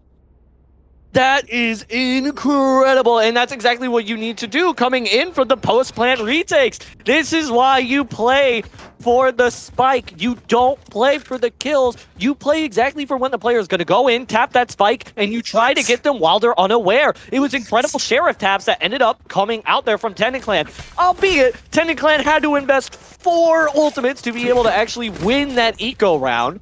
but it ended up panning out so heavily in their favor. Now, Tendon Clan are absolutely on the up and up coming into this next round. Incredible amount of Showers aggression coming out there from both Patch and Tendon Clan, sending 4 players over through Showers, 3 actually, and it's going to be yet another A take coming out from them. Oh my goodness. I mean, like again, the eco value cannot be understated here. 1-2 taps from that Sheriff. It gets them the round here, and now Tendon Clan is looking to take that aggression all the way forward. Now, again, the Showers fight was probably a prediction play coming in from other people here, but here we go again. Now, the Spike is still around A here. It's looking to see if they can get a taken, but of course, Halo on the other hand is going to get the Sheriff kill. Oh my God! As well, look at this. So now it's down to 2v2. The Spike is still around A and hasn't been planted yet, but they know where they are, and it's just looking to see if they can lurk Patch out here, lure them out into the open, and see if they can get those kills. But here we go. The gravity well switch. You probably get invested as well.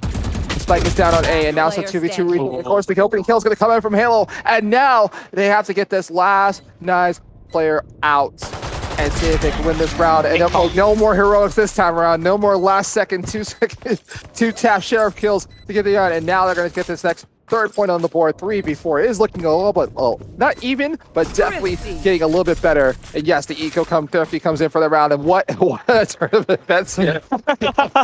Thrifty's coming out left and right from the side of both of these squads here, and it was a wonderful post plant that Patch was able to hold on to, being able to set up the players in a crossfire position and then ping pong off of each other when the spike was going to get diffused. Textbook coming out there from Patch, and now they have some ultimates to also be able to invest. However, I don't think they're really going to need it. Tendon Clan are at a major deficit right now in their ultimate economy coming out here for this next push. Knives will be getting somewhat close to Seekers, but honestly, I'm not sure how much you truly want to invest here. This is definitely not looking like a very nice eco coming out from Tendon Clan. Some ecos are a little bit more forgiving than others. This one, definitely not the case, as it looks like they're going to be attempting to enter in B site. But look at how much util Patch has set up there. Yeah, Patch has got B site covered here, and Tendon's looks like he's walking into a trap here. But again, as we've seen so far, I mean, it just it doesn't matter what the setup is. It matters about execution. As now this fight's going to break out here. Halo's going to get the initial kill, but gets traded out immediately, and now it's still a 4v4. But there's a couple players from Patch that haven't rotated yet over as well. But James, look at this! Down B. A type of hookah. Now the spike is down on B side. They know where it is. They're going to tuck it down. And Depression, on the other hand, is going to try to clutch this out, but maybe go for the save. I am not sure, but no, it doesn't matter. He's going to go into hookah. He's going to get shot right in the face. But no, he took advantage of it. The player was on the high ground. How did you miss that shot? Now Depression is looking at the spike and like Nick said, he has to know where the spike is as well. And now he's walking into a 1v2 situation with half of HP and a dream here. And it's just all Patch has to do is clutch up, make it this one. They know where this is. 30 seconds in, they're just waiting for Tendon and for Depression to come to them. Yeah, right now, Cypher's set up on the cam. Infinity waiting for the lurk right now, waiting for somebody to come by. Depression setting up in the middle of the entire, field. That's incredibly ballsy. Coming out there you go. From Depression to just go out of gun form immediately within the middle of the battlefield. However, Infinity, of course, going to be able to clean that up. Going up even scoreline right now for both teams. This, you wanted to see it. Yeah, you wanted to see it. You wanted it to be a little bit more even here. You said it. You called it out right away. And this is what we're in the middle of here, ladies and gentlemen. It is 4-4 right now. And it looks like a full buy from both sides here. And a little bit of ult economy is going to benefit Patch going into this next round here. But either way, I mean, individual players from both sides have stepped up here. It's not been easy to call whatsoever. So here we go. Fight's going to break out here. It looks like that A site is going to be the target for Tendon Clan here. It's trying to look for it. And it gets installed as this first ultimate get invested here. And even though all the utilities on B here, they're just trying to flush them out and see if they're going to take it. And they're still spreading around it. They're still spreading around this map here to see if they're going to take their first shot. Who's going to get the first opening pick? It's looking towards Showers on A, but they're just going to back up here. And you don't have running back either, so it's going to back up here now.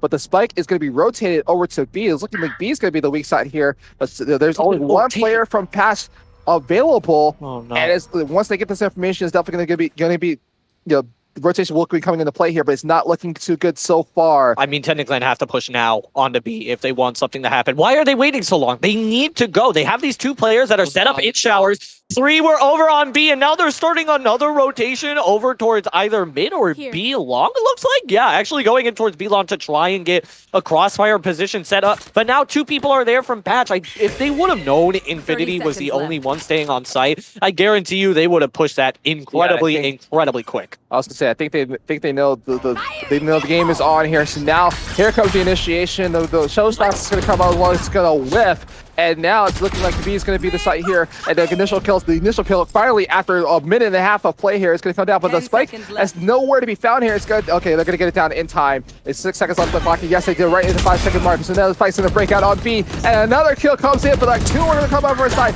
The kills are getting traded out left and right. And now it's down to 2v1. And Nuz looking for a pass to pull this off. Both players low HP. And it's looking like, will they back up or are they going to try to take this? This is very, very winnable here from the side of Patch. Both players incredibly weak, going to seclude that 1v1. They're trying to take these secluded 1v1s 2 against 1 player. This is why you need to peek together. Oh, what a great shot from that one, guys, bro. 12 HP, manages to clutch it out in the round. This is going down to the absolute wire here, and this is gorgeous. You absolutely love to see these plays come through from both teams. No, it's not the cleanest Valorant that we've seen today. That would have to go to Cass's Money Crew as far as we're concerned. But man, it's a barn burner. It's so entertaining to see both of these teams go toe-to-toe with each other. Constantly, there's clutches happening left and right. 3Ks, 4Ks, you name it. Everything is being thrown into the basket right now from both of these teams. And right now, this is a very even round coming out from both sides. I think it was a full-buy rifle round from both sides. And they have 3 ultimates to be able to invest, so we are in for yet another wonderful round. Yeah, here we go again. It's now, for additional kill comes in from Infinity as well. Utility, oh my goodness. Like, so at least they know at least there's 1 player left on hookah. Now, it's just an advantage for Patch right now. They're looking to see if they're going to make a rotation or not. The spike is still closer to A as we're looking towards another pull. And yes, it is. So the second kill is going to come in now. So now it's 5v3. And the spike is still in the hands, but now it's going to rotate mid and see if it can get over to the B side or not. Maybe they're just going to turn around. Maybe they're just trying to juke them out, to coin a phrase. Shout out to production for helping this out. But here we go. It's looking like, no, they're just going to group up here to 3-stack here to try to take on this massive force that is Patch. And looking like A is going to be the pick here, but Nuz is going to get an initial pick here, making it a little bit even, but not for long here. They're going to have to get this spike down very quickly here. And the scout on the other side, no, I'm sorry, it's not the scout, but I know. Here it goes. Running back is going to be invested into this fight here. He goes right away. And now comes up clutch and gets 2 more kills, making this an even foul. And now the Brig is going to get invested as well. Hey, look at this. It is looking 3v2. The fight is going to not go down. Okay. I thought it went down, but like it got shut down. No, yes, it did. And it looks like Patch does come out on top at the end of it all, but it was looking good. There were signs of life coming in from Tendon, but not much for that last round there. Yeah, and that's really unfortunate, actually, that TendenClan end up dropping that. They're going to be forced into an econ round now for this next round. But these post plants from Patch have been on fire, consistently being able to take several different angles across this site to cover down as much area with fire that you possibly can is exactly what you want to do in these retake scenarios. And I love the way that they're starting to set up these defenses. They're setting up all of the Astra utility with the Cypher utility on B, which means Infinity can simply just stay there in the case that A is starting to get pushed, and you can have a lurker over at B in the case that a rotation comes through. This is looking good for Patch. The scoreline would not necessarily indicate that, but Patch has been kind of on the upswing as these rounds have been going through, and somebody has to shoot these tripwires at some point because they've been going to the same place each time. Yeah, absolutely. So here we go again. Patch is going to get the LP pick here off. Halo is going to get this kill, and now, I mean, the ultimate is a ultimate from Tendon here. Oh my god! How do you do that? How do you survive a shotgun blast and survive? I don't understand that at all whatsoever. So again, 2 more kills comes in, and now it's a rotation. It's 5v3, and this bomb's going to be rotating over to A now. And I think that Patch knows what's going on here because they do have a player rotating as well. But here we go. It's do or die. There's like 30 seconds on the clock. And it's, okay, now finally gets a kill with the ultimate. It gets reset. And 5 HP, what? Spike planted. yeah, 5 HP from James. Blinded. Still is now 4v2, and the fight is planted at A, and it's looking for 42 reason. He's good blinding one. Blinding his teammate a little bit there. Knives come through, misses there we go. right click. That's unfortunate. So Halo gets the first kill, gets the second, and now they're going to get the defuse, and it's a 6-round on the board for Patch. Yeah, I wasn't really expecting too much there from Tendon's Clan's push. If I'm being completely honest, that eco was definitely not working in their favor here. However, I have to say, Patch are definitely Last starting to come round alive in the the more half. that this round goes on. And as we head into the last round and a half, it's going to be a full buy coming out here from each team. You would expect no different. Yeah. Not a lot of ultimates on the field, though, so this is not going to be like your typical last round of Valorant where you have every single ultimate being popped at once. This is going to take form in a little bit more of a basic round that you would see coming out here, possibly playing default. Could be Tendon Clan here, but it looks like they're trying to set up some sort of pinch push, some sort of split push approach coming in from a site. They have the bird coming out from showers, not quite able to find anything though, as Lesby goes in for the lurk and is trying to stave off this push with the flashes. Might manage to find one, but manages to slip out of showers before any more damage can be done. Oh my god, it's the spray war coming in. No one's getting any shots, but Nigo comes out on top, and now a quick plant coming in on the A side, and now it's going to be a 4v5 retake coming in for the side of Passion, but that was 3v5 as Nigo finds another kill, another headshot, but then Halo on the other hand is going to take, I was going to get one more, but now gets taken down, and now it's looking, the numbers are not going to be benefiting Patch here as they go down one by one, and it's looking like if we can get this last side for if we get Infinity, but again, Infinity is clutched up for sure. I mean, it's all for naught. He gets one. All right, he's got nothing to lose here. There's two. Wait a minute. Has full health and full shield actually to try and retake, but Spike is ticking down rather quickly, going to be approaching up on two players. That was a really good crossfire. I mean, it was a nice thought, and if he clutched it out 100%, if he did a 1v4 clutch that, I would have been like, yeah, that's amazing for Infinity. But now we're tied up 6-6, and as you mentioned, Tangerine, you wanted to see it. You wanted to see it. A closer matchup than we've seen so far, and looking in this loser semifinal matchup between Patch and Tendon Clan. So now we got another pistol round on the board. Now, if trends continue, it looks like Tendon will come out with this one instead of Patch, but either way, we have left to see what the next pistol round is going to look like. Yeah, this pistol round, basically now that we're 6-6, this is pretty much just a new half of Valorant, pretty much. There's not a lot that's been changing. It's going to be a normal pistol round. Nobody really has to worry too much. It's just going to be default takes here pretty much throughout. Nobody has to worry about any sort of having to full buy because they could potentially lose the next round and lose the entire map. Both teams going to be sitting a little bit easier here knowing that it is 6-6 and it's essentially like another game of Valorant coming out.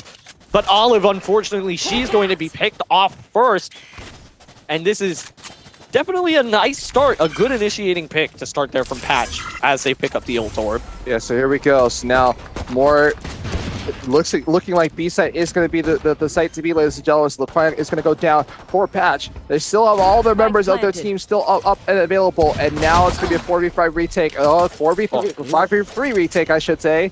As another kill comes in from Halo, and Infinity is just going to shoot you. It wasn't look like a headshot, but it was definitely in the face. One more goes down, and it looks like looking all but over for Nico, as maybe they can get some of these extra frags, or they can just walk away from this whole fight, or not. It's just, they are being hunted, and they almost got the back shot coming here, but now they know where they are. Oh, the one shot comes in as kind of a consolation prize, but it's going to be Patch that comes out on top with the textbook pistol round, as you like to say, Tangerine. Yeah, that was honestly a little bit upsetting if you're on the side of Tendon Clan. Just didn't seem like they were winning their gunfights ever, which is incredibly unfortunate. And Patch just continued to keep pushing into the site that they were initially pushing on, which necessarily, if you want to go for an all-out push on your pistol, doing it over into the most populated area of the site is definitely not the best way to do it. And now it looks like Tendon Clan over on this eco going to have to attempt to make something work. It's actually an early Cypher tripwire that ends up getting set towards B mid. to try and detect any sort of flankers that come out, and it actually looks like the Phoenix is going to be set up over on the lurk, but nobody's going to be coming that way, and now every single member of Tendon Clan is starting to rotate over to A, exactly where Patch are. Yeah, for sure. So this fight looks like it's going to break out here. Minute left on the clock, and it's looking like, yeah, well, another rotation here coming in from Patch. They see the Russian going in from B. They have some information go along with it, and now they're just going to use that cipher to try to get some more information as they see where they're going to end up putting on this spike down. It is going through mid right now, but it's not, but also, Tendon Clan's going to try to TP in and get some initial value, but not enough, as they're just sitting right outside of the spot here, and they know that they're here. Oh, and it gets stunned right in the face now. Oh, you hate to see it when you don't have your utility. You die with your utility in hand, and so now a spike is going to go down on B here, and it's looking like just a 1v4. I mean, Olive doesn't have much to save here, so they can just definitely try it out, and they get taken down. And yeah, that will be a 8th round, I should say, for Patch. And it's looking just strong aggression here coming from their attacking side. Yeah, I would like to see maybe a little bit less of one-dimensional pushing start to come out here from the side of Tendon Clan, if I'm being completely honest. To be fair, yes, it was an eco round. However, Tendon Clan definitely could have had a little bit more positioning prowess, let's say, in that upcoming fight. It always seems like they're losing a member immediately off the bat to some sort of gunfight that could potentially be traded out, but because they don't have that extra player with them, it's never really happening and never really panning out. Especially when you're on an eco round, having those fundamentals of team play is incredibly crucial.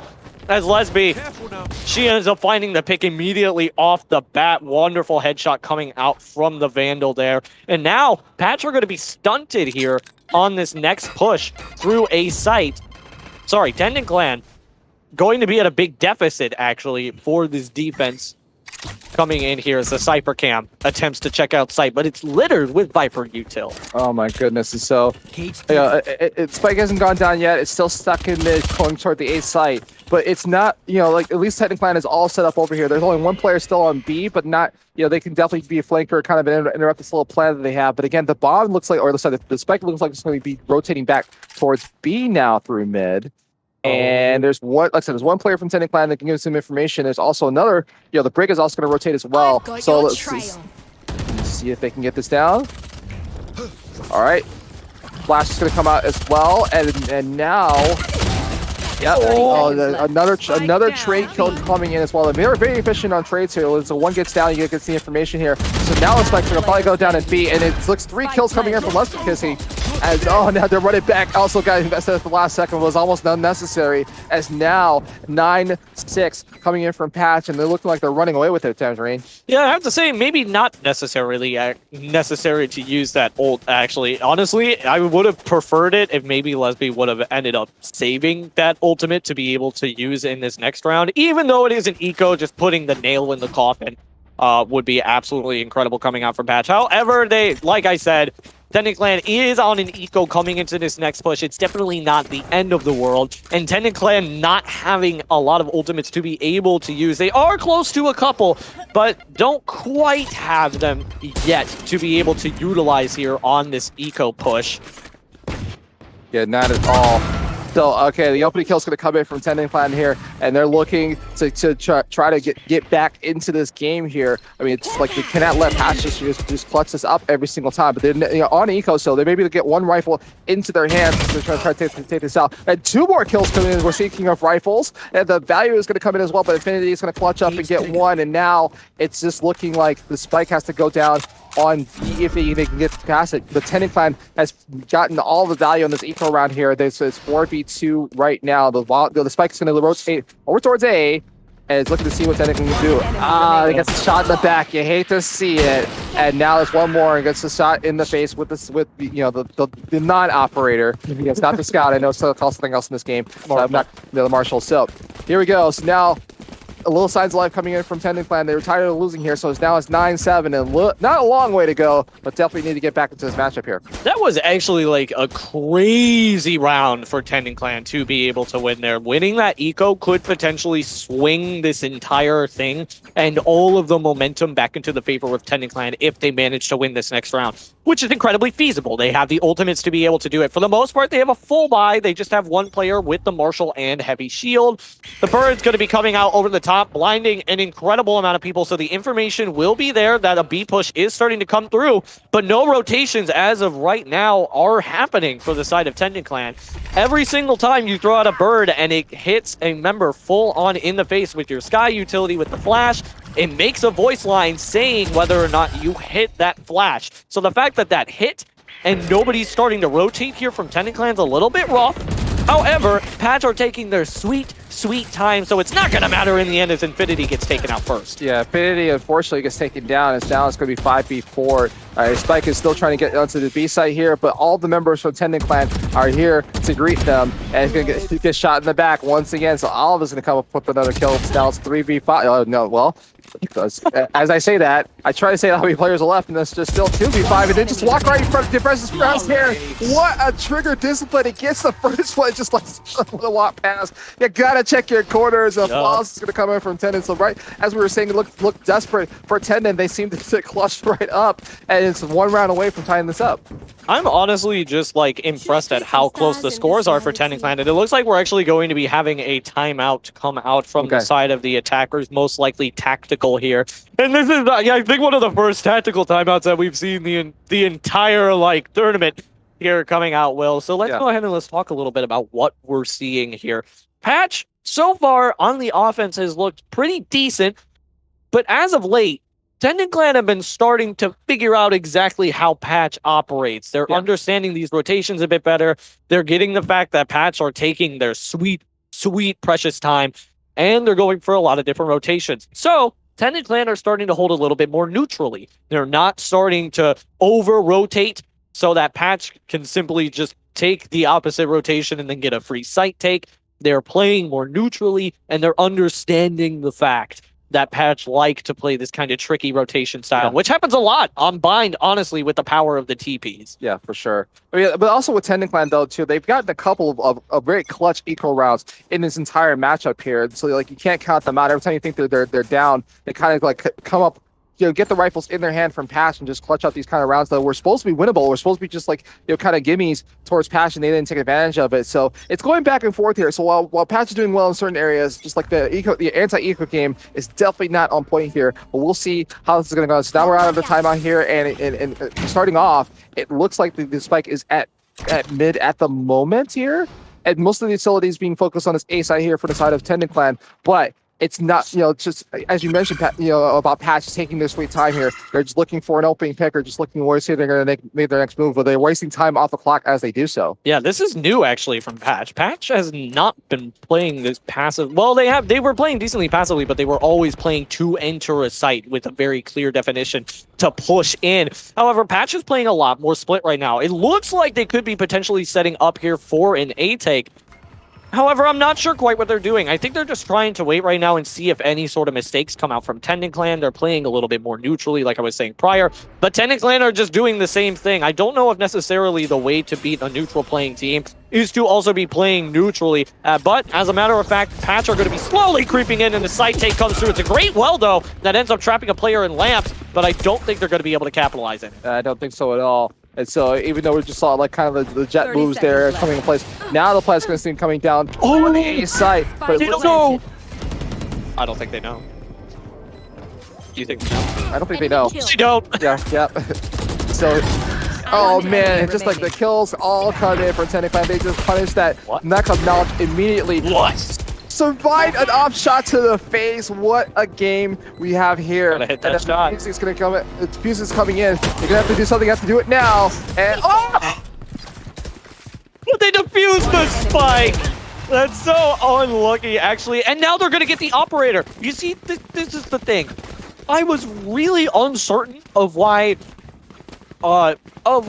Jams was really opting to try and take that angle, because look at this. Look at the economy that's now on the side of Patch. They're gonna have to go for an eco round here. They don't have an operator to be able to use, and they just gave a free operator over to Tendon Clan. That was not exactly what I think you should have been able to do in that case. Saving the operator, in fact, likely would have been the best play. And also trying to take an up-close fight with the operator, not exactly what you want to do in a 1v3 scenario. However, Tenet Clan do have a couple of ultimates to be able to utilize in this fight, as well as a good amount of utility to try and hold on to this defense with. The dog's going to get a lot of information, understanding the fact that people are heads up toward B long, and it's actually going to prompt a small rotation coming out here from Patch, which seems like it's actually just going to be more of a neutral play heading up towards B. They're waiting to set up this double push, going to send in some players through hookah and also send in some players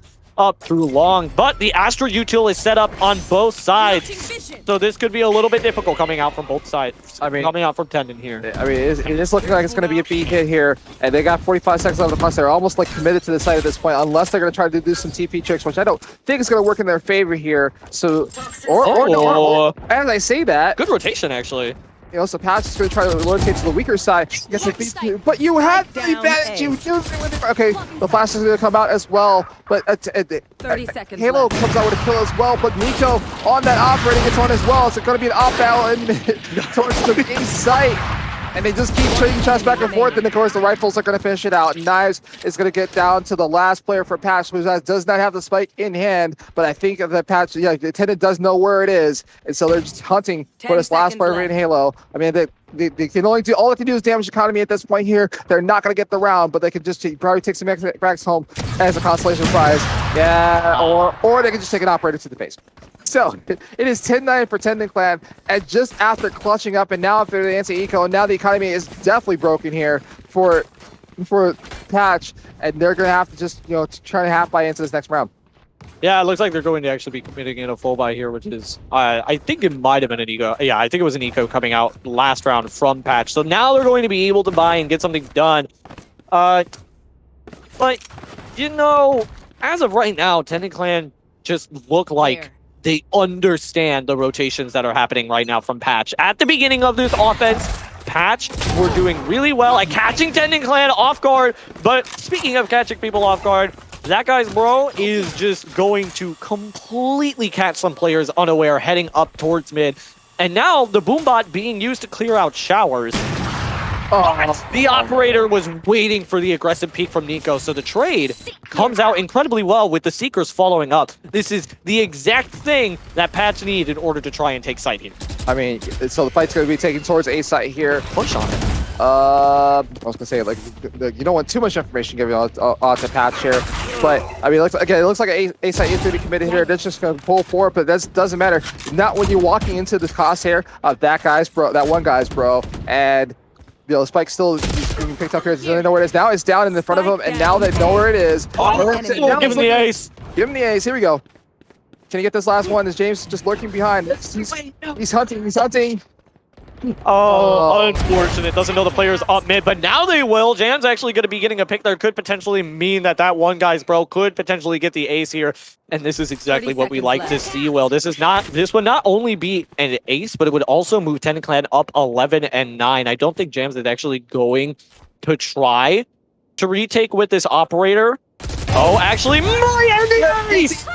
You should have seen your faces. Yeah, love to see it. He gave it to them. They knew where they were. It was just hunted them down. And I think this is our first ace on stream, ladies and gentlemen, outside of the 13-0 that happened earlier. A different kind of ace. Different kind of ace, you know. But either way, so now Tendon Clan is up 11-9, and it was 1 point away, I should say, from match point and closing this out. And so now it's looking like Patch is going to save here and go for the or not. They're going to go buy some weapons and some utility. A little bit of a half buy here, but like they only got a couple rounds left. It was looking really good for Patch to start off with, but Tendon Clan slowly but surely has been climbing back up on the defense here, and it's just going to take command lead at 11-9. So here we go in our next round for round 20.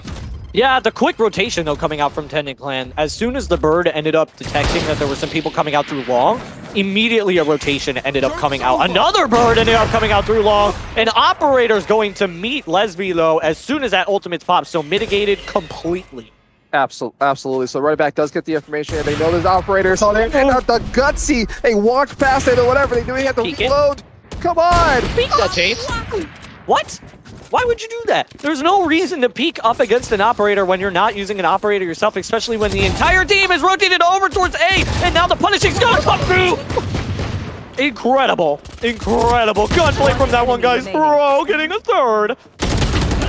And that is going to be match point, or not match point, but it is definitely like match point coming. Match point. Yeah, Match point. coming in for Tendon Clan here, 12-9, and an amazing play here. They just keep getting better with age and over time, and Tendon Clan is on the precipice to make it into the losers finals against Midnight Insomniacs here. It was looking to be a battle for second place, but this match has been close, and it's definitely been for the ages here, but Patch is on the back foot here, and now is this kind of what could be their final buy. Let's see if they can get to pull this out. Yeah, that one guy's bro is actually about to drop a 30 bomb on stream right now. You cannot begin to explain the importance that this player has for the side of Tendon Clan right now. Has been heating up ever since this second half has started happening, consistently getting 3Ks, 4Ks, an ace at one point, in fact, and now has the knives in tow to be able to use for this next push. But it's going to be a breach ultimate clearing out, be made, and it will end up getting the pick. Olive making sure to clean up through that, but the trade comes out on the knives. All right, so now the trade code comes in. It is 4v4. I mean, it's like the last 4 members of Patch looking to stay at the 10. Now the flex is going to go down on A. They're one of the few plans we've seen actually in this the whole attacking side here. And now the rotations are coming in from Tendon Clan, and this is the last time of the 30. They can't hold on that long, so that's 30 kills for that one guy's bro. And it's still 3v4. Sorry, 4v3 coming for Tendon. The numbers advantage. They're going to invest the ultimates as well from the Jet. The Viper hit as well. And they cannot find any of these players, but they're going to try to see if they can fit in the smoke here. Oh, this is awfully close. Okay, another trade comes in as well. The Spike is trying to go away. Oh, that's what I said. So it's now going to be one. The defuse is coming in. They know where they are. I think they can win this. 2v1. Oh my goodness. I don't think they. Do they get the defuse? I think they do. Oh, no, they're running late. Don't get the defuse! Wow, they clustered. Spike! Wait! That is actually incredible for the side of Patch. This is the upswing that Patch need to be able to try and come back in. Not sure about... No, their buy is going to be somewhat full here. And the only person who is not going to be able to full buy, I believe, no, Infinity and James will not be able to full buy, it looks like, for this half. And 2 operators are being bought on the side of Tendon Clan. But what an incredible round to be able to clutch out there from Patch. It's not over for them yet, but they have 3 ultimates to be able to utilize on this eco push, with a half buy also being underneath their belt. It's not the worst scenario that Patch has been able to find themselves a win in this entire series. This is definitely winnable, but that's going to make it a lot harder, Will. Yeah, when you take out the star player, the Infinity on the Patch side is looking all but grim here. But again, it's always gone down to the wire here with these 2 teams, and maybe there's some signs of life. Maybe someone else can step up and clutch up here like they did in the last round. But now, Leslie Kinsey is looking to start hunting and getting stunned out, but not a lot of fall. Oh, there's nice. That's 2 more down, and now it's 3 players left against the world. The plant is going to come on from B, but they know where they are, and now it is the fight and the hold for their lives. The retake's going to come in, and now for 1 kill comes in. Oh, I can see through the smoke. Wait, hold on. 3 more kills come down. It's now a 2v2. It is definitely winnable for Patch here if they can take out the operator out of the hands of that one bro. And he's looking at his head. Yes, he rotated around and got him, and now it's 2v1, and the Spike is still going down here. This is such a nice advantage right now for the side of Patch. Oh, what? Depression? Oh. Why would you do that? Why? There's no reason. I mean, maybe to not alert that the player is all the way up mid, but why would you just not take the free pick there? Went in for the reload, possibly hitting the wrong button. I have no idea what's going on there from the side of Tendon Clan. That is a really, really unfortunate fight that you would really enjoy to win. But I mean, look at this scoreline right now from that one guy's bro. This is a deadlift. I mean, my man is benching the entire team right now. Absolutely swole. Back must be hurting right now for that one guy's bro on the side of Tendon Clan. And now we're 11-12. If Patch end up winning this round, we're going into OT. Yeah, it'll be the first OT in this tournament, and it's doable. And it's very doable here. I mean, they definitely have the economy to pull this off. But again, we're looking for, okay, the trade comes out, Infinity's still standing, and that one guy's is still standing around. He's got a rifle in his hands, not an operator, but he gets the traded out. Now it's 4v3, and it's looking not too good for Patch, but do not count them out here. They're just looking for a couple more key picks. The spike is going to rotate around towards A, and there's only 2 players from Tendon Clan ready to go here, but again, if we've seen this last couple rounds here, it is clutch time, ladies and gentlemen. It is time to put it all out in the line here. The rotation is still going to come through. They haven't 2 minutes at A side yet. 47 seconds left on the clock. It is still anybody's game here, even though the numbers advantage benefit Tendon Clan. It has been a team of heroics here. So here we go. And now the rotation has come in from Tendon Clan. They know they're here, and they know this is probably the last shot here. 35 seconds on the clock. They've got to do something. They're going to have to do it now. We're looking for the James right behind. Yeah, he gets the initial kill. Yes, he gets traded around right away though. His numbers are still down. The Tendon Clan is still up. Halo almost gonna die. He pulls it off in 1 second, and Halo. They tried, but Tendon Clan pulls it out 13-11 in the last second fight, and they're gonna be playing Midnight Insomniacs in losers finals. I mean, my lord, Will, that was absolutely the most incredible match that I think that we have seen here on stream so far. 11-13 being the final scoreline, with Tendon Clan going to be moving on in the losers bracket. What an incredible fireworks showing coming out there from the side of Tendon Clan. And that one guy's bro is just an absolute monster. So freaking Lily, 30+ kills. It just yeah. We don't talk about deadlifting people. That's an overhand press. That's like that is Atlas kind of shit going on here. I'm sorry, I just swore on stream, but like either way, congratulations. Congratulations to Tendon Clan for pulling it out. And then I think the closest match we've seen today in this tournament now, but now they have to do it again against Midnight Insomniacs, and hoping that, again, I don't even think it's just going to be a match here. I think the losers final match is probably going to be the best match of the tournament here, because you're just playing for second place. It's looking it's looking like Kaz's Money Crew is just going to walk away with all of it here. So we'll see how it's going to work out for them in loser semis, but it's definitely going to be entertaining whatsoever. Yeah, absolutely. I hope it's as entertaining as that last match was. I mean, that was just absolutely incredible to watch. So please do not go anywhere. We have more incredibly exciting matches of Valorant to follow heading up into this next match. I believe it's going to be Tendon Clan versus Midnight. Midnight Insomniacs. Tendon Clan versus Midnight Insomniacs in our losers finals, ladies and gentlemen. So this time, I promise you, we're gonna get J Roman Turbo in here. We're gonna quit while we are ahead in this matchup here. But either way, thank you all for tuning in so long for so much. And now let's go to our break here. We'll get to our losers final matchup.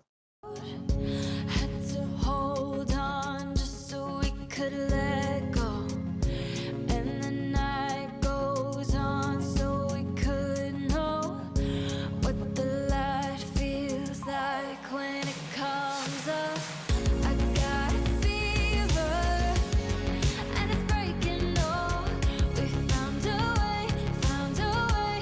Oh, true believer.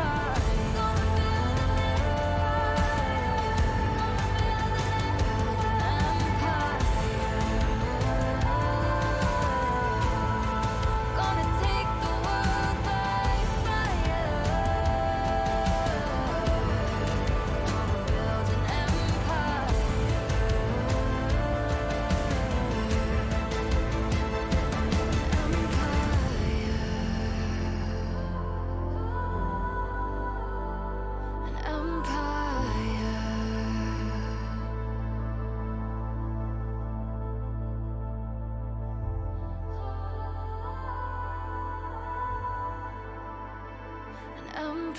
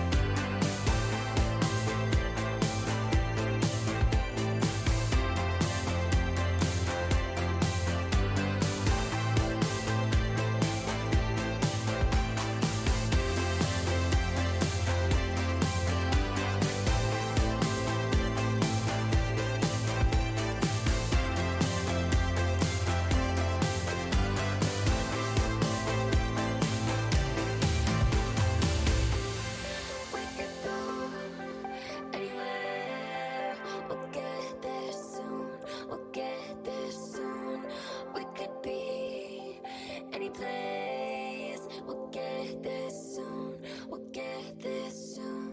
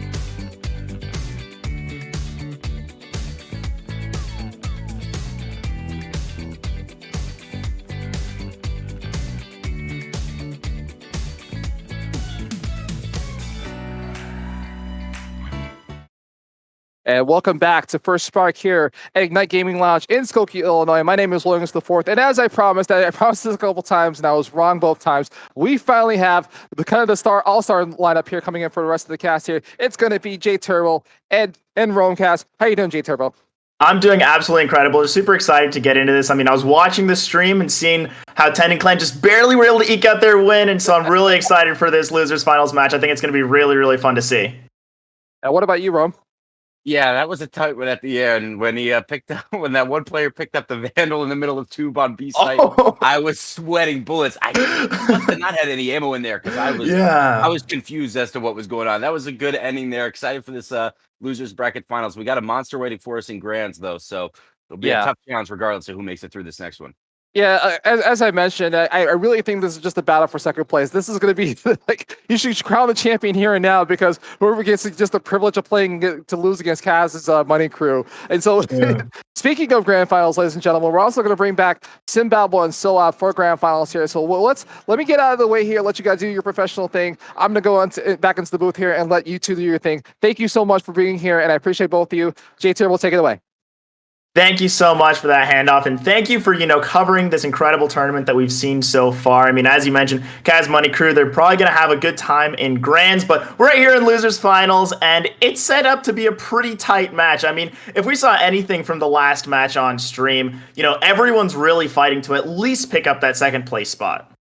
Yeah, absolutely. And they had a really good game off the back of that one guy's bro who is absolutely carrying his squad into this losers bracket finals. And if they want to make it all the way into the grand finals for the day, they're going to need another impressive performance. So I'm going to be watching him on that, most likely, again, another duelist role to see how he can compete, see how many first bloods he can get, and try to do some damage early on in these rounds. I think it's going to be really key if they want to advance. Yeah, exactly. Getting on that comfort, those picks that are just sort of enabling your team to succeed, exactly what you want to see.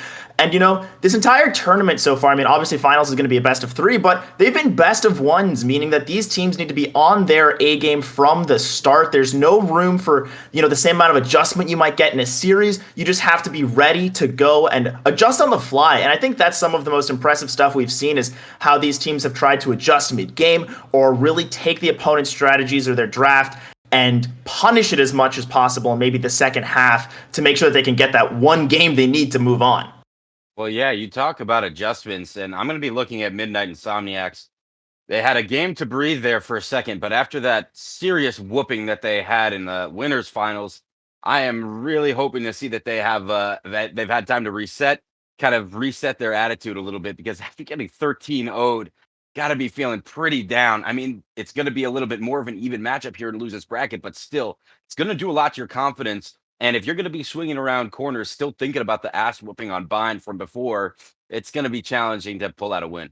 Yeah, and that's something to bring up is the mental of these players. You're cooling down, you're watching the enemy team, but you still haven't necessarily played against them in that same format, or you still might have the sort of sting of defeat of that last game. And with it being so dominant in that 13-0, that's the worst part is, maybe if it's something like a 13-5, 13-8, you're competitive, you're keeping up. Maybe they just ran away with a few rounds, but that domination, you can't let it get into your head now that you've really got to be able to pull this one game out. Yeah, and it's a different enemy that they're facing, but you're absolutely right, Jake Turbo. I mean, it's hard to take positives away when you can't even get one round, right? So you really just got to reset. And if there are no positives to take away, try to look at the negatives that you can change. What are the things you can control? You can't control what the other team is doing, but you can control what the other team is hearing and what they're seeing. And so that is something that you can focus on. And hopefully that's what they're looking to adjust going into this next match. Probably will be shaking in their boots a little bit if they do make it to that best of 3 in the grand finals. But for now, they got to focus on the task at hand and just worry about one step at a time. Exactly. Taking it one step at a time. First step of all of these games is going to be that agent select. I know that we don't know what map we're looking at right away, but I've seen a lot of Viper and a lot of Sky. So, tell me your thoughts on some of those picks and how they've started to develop throughout, this tournament and just throughout the Valorant meta as a whole. Yeah, well, when Sky entered into the scene, really wasn't a very useful agent at first. We've kind of seen that as a bit of a pattern. a new agent comes into the game, and it takes a little bit of time for people to understand. It doesn't always become a meta character necessarily. We've seen that with Yoru, who has a very, very low pick rate in the highest levels of pro play.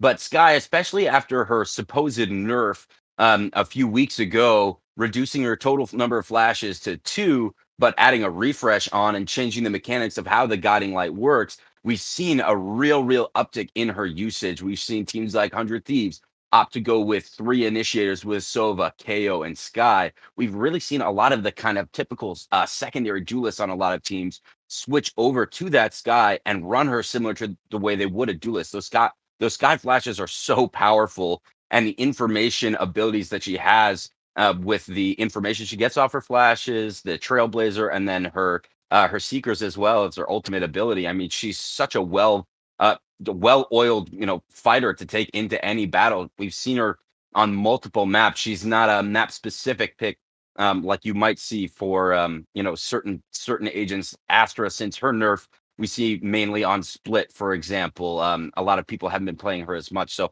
I really like Sky with her most recent changes, and it's no surprise to me to see more players picking her up and realizing exactly how powerful she can be. Yeah, that's a great point. I mean, sort of talking about how creative you can get and flexible with her flashes and information options. I also did just find out that it is going to be Icebox for this losers finals. So that definitely feels like we're going to be seeing some Sky, as that's one of those maps where she's probably one of the best flashing agents in the game. Phoenix and Breach both a little more one-dimensional, where Sky can get over some of those really awkward angles that this map presents. Yeah, very true. And, we see Sova as, generally speaking, a must pick on Icebox, as with most maps aside from Split. But you're right, Sky really can be punishing. The only thing that's one of the things that's different about this map, and specifically on A side, is that there's just so many different angles that you need to clear.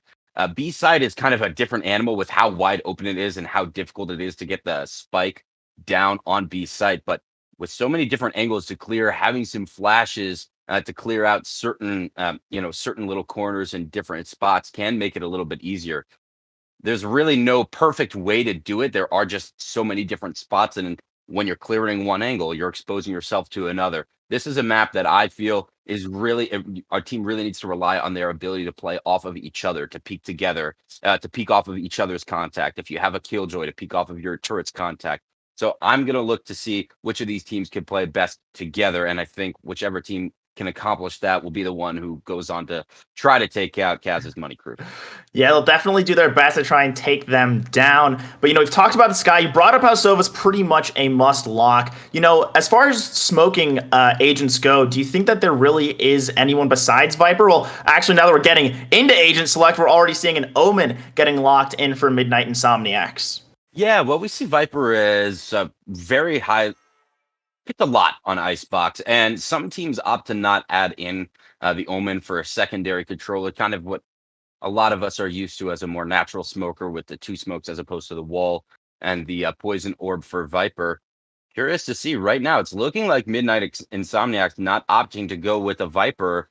Same thing on Tendon Clan. So we're not going to, it looks like as of right now, we might actually see an Astra here out of Tendon Clan, which is definitely interesting. I'm liking what I'm seeing here. Viper can be really difficult, especially once she gets her Viper's Pit. That's such a powerful and suppressing ultimate ability.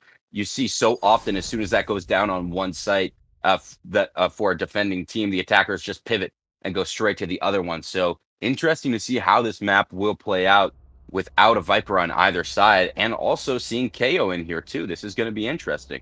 Yeah, we're seeing KO, and it's kind of interesting looking at these two compositions where Midnight Insomniacs, it looks like they're going for a lot faster, more aggressive play. You've got the Jet, you've got the Omen, plenty of smokes for some of that disruption, and your only semi-flash is the Reyna, whereas on the opposite side, you've got KO, you've got Sky, and then you also have Astra, so you have 2 true flashers, and then Astra, who can just bring in that extra disruption between the Whirlpool, between the concussion. So very different approaches to this map from these two teams.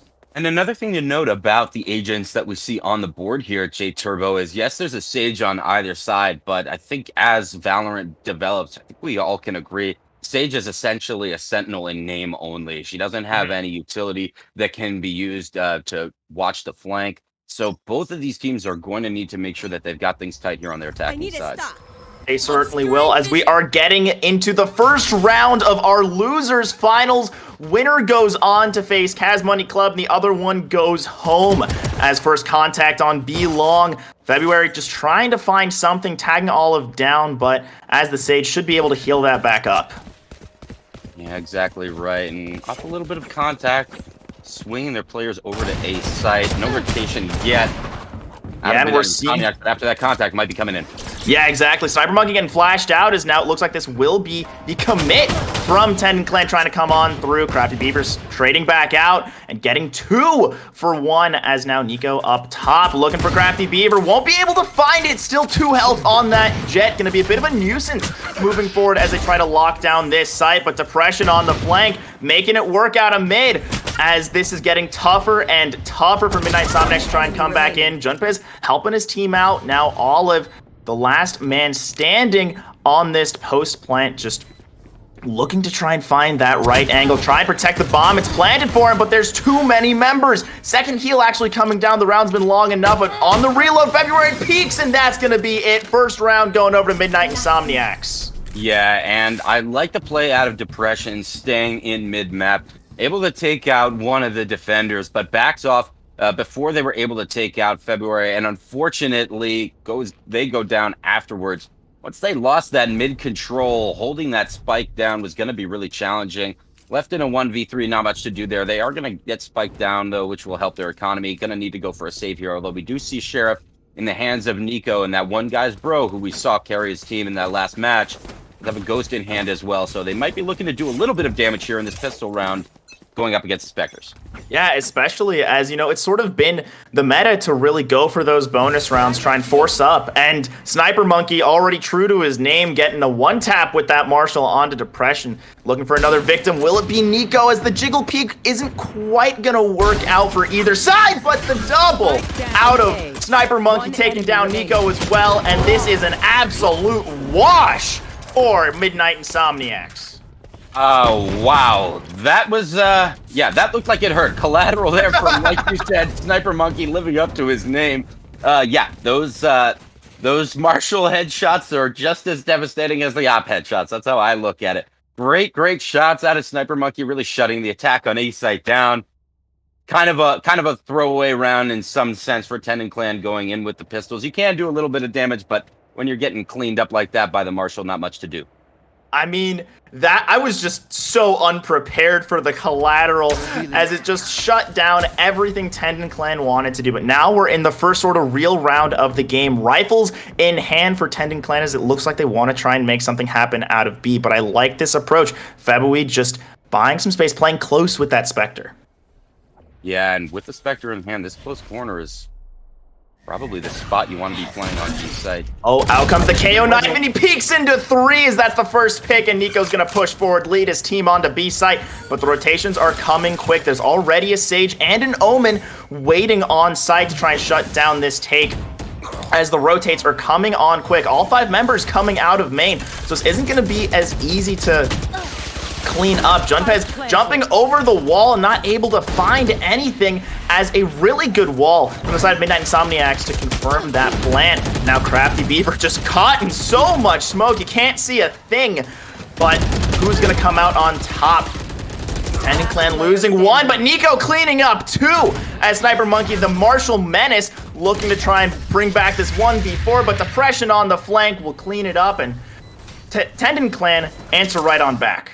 Yeah, and great job by Tendon Clan, prepared for the possibility of a player close. They had their vision denied on B main by that dark cover. By sending the 0 point, they were able to suss out the enemy player, holding the Spectre, trying to do a little damage there, and they're able to get the round. Once again, we see Depression coming through on the mid flank to clean up the last kill, taking out Sniper Monkey. But now Midnight Insomniacs weren't able to take their bonus, but they're going to come into this round with rifles in hand. So the first even round, going to see Crafty Beaver trying to get aggressive. Looks like he actually missed the jump onto pipes. He's going to need to back up here.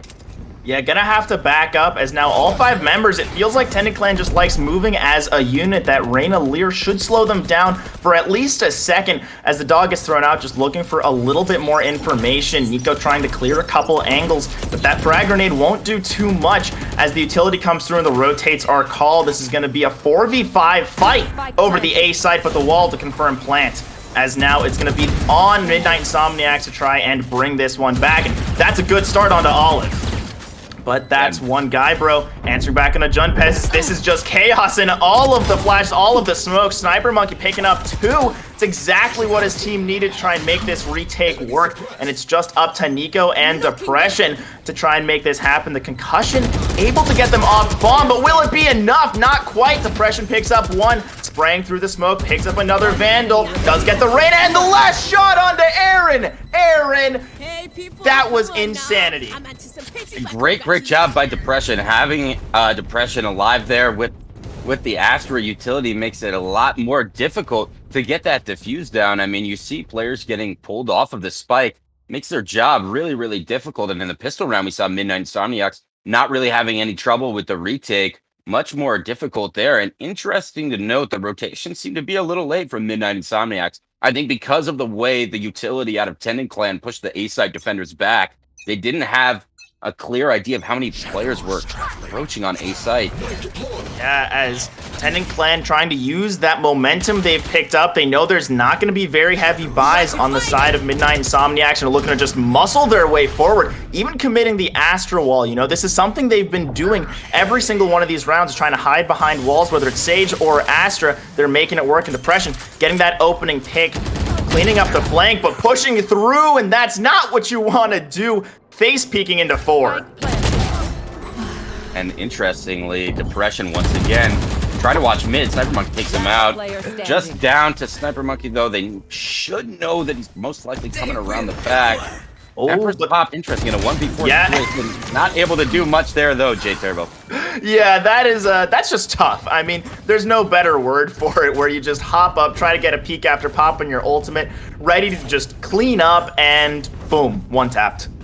Yeah, and no surprise there. We see Olive. She's taking the spike over to B site. Wall goes down, spike goes down. Luckily, that one guy's bro is standing right there, and like a big brother in many ways, watching over the spike going down as the 2 defenders push through the cosmic divide, able to take both out.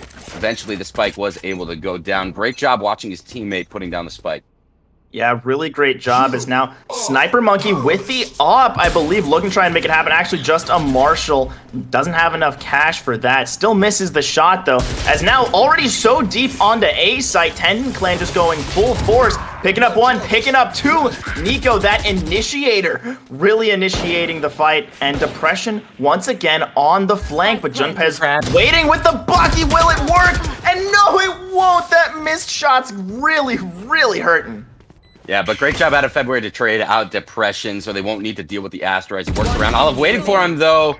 Yeah, and February going down. It's just Crafty Beaver with a Marshall. Gonna try and do something. Dashes into them. Might have been a misclick, or maybe just knew he was going down and wanted to make it look cool. But that's gonna be 4 rounds in a row for Tendon Clan. Yeah, and ever since they've gotten the rifles in hand, they've been getting a little momentum. Good job on these site hits. I mean, they stormed their way onto A site. They were able to take out 2 members of Midnight Insomniacs before they dropped a member. That's going to make their lives a lot easier if they're in 5v3 post-plant situations. They can continue to find these opening kills. They're going to keep finding some success here. Exactly. And I mean, the last peak, we can see the economy and just how skewed it is to Tendon Clan with Midnight Insomniacs going so low, but the op shot just missing Crafty Beaver, not fast enough, as now he's going to have to fall back to the back of B site to try and hold off this push. Dark cover comes down. See a lot of these players grouped up. Click onto Nico, take him out. There are a lot more attackers waiting for him there.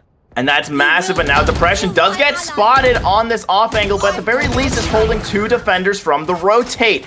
Depression gets 1. Will he be able to find 2 as Crafty Beaver's doing what he can, but pushed off site once again. Febui, again on off angle, but what's tough is in Depression's pulling so many defenders that no one's able to respond on B, and there's another one down back to spawn, waiting for the next round.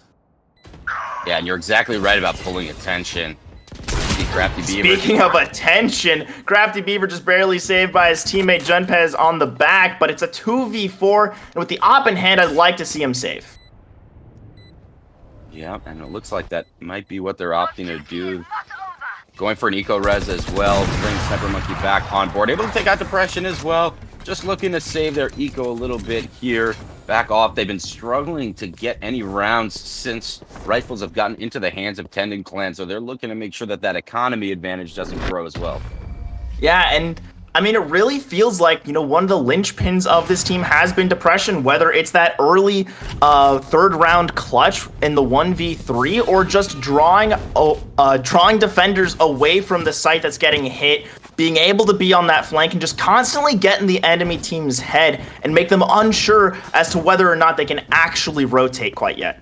Well, yeah, and I mean, we talked about this before the match started. Without a Sentinel that has dedicated utility to watch the flank on attacking rounds, you need to make sure that you're either taking a lot of space, or if you are bunching up and hitting a site, that you dedicate 1 or 2 players to watch the flank. Depression is exploiting that on the attacking side, really making it hard for the defender to actually rotate. Doesn't hit the shot. Crafty Beaver, a little bit of what looked like insecurity on that, not completely confident, as another shot goes wide, and Yellow Box already under Tendon Clan's control, using that divide to cut off the site, and they should be able to still plant here just on that last little corner. Such creative wall usage, honestly, out of Tendon Clan, really making these situations so easy to plant.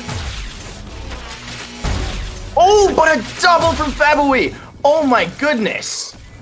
Yeah, I mean, 2 kills with the Hunter's Fury there. That's going to make the defender's job a lot more easy on the retake. Ooh, that's not great. And Depression once again in a 1v3, but this time the enemies aren't already low. That concussion doesn't do enough to stop the defuse, and that's gonna be it. A round on the board for Midnight Insomniacs off the back of that double kill Hunter's Fury, and it's gotta feel good to get one back. Yeah, and get one back they did. They had 2 players, both Sniper Monkey and February, sitting in mid, wanting to make sure that Depression did not try to put any more pressure up through there and break up the setup that they had. And February from 2 pops the Hunter's Fury, is able to clear out 2 players sitting behind Yellow. Huge 2 kills to get another round on the board finally after surrendering 5 straight to Tendon Clan, looking to get the momentum back into their favor. So they set up again as attackers looking to hit a site potentially here early. Yeah, looking, and it seems that Tendon Clan just sort of try to muscle their way through, you know, not much fear, not walking too much, already popping out these shots, and the smoke's getting committed. Crafty Beaver waiting, but Knives too fast on the draw, as Aaron doing what he can on this Omen, buying some space and slowing this push down.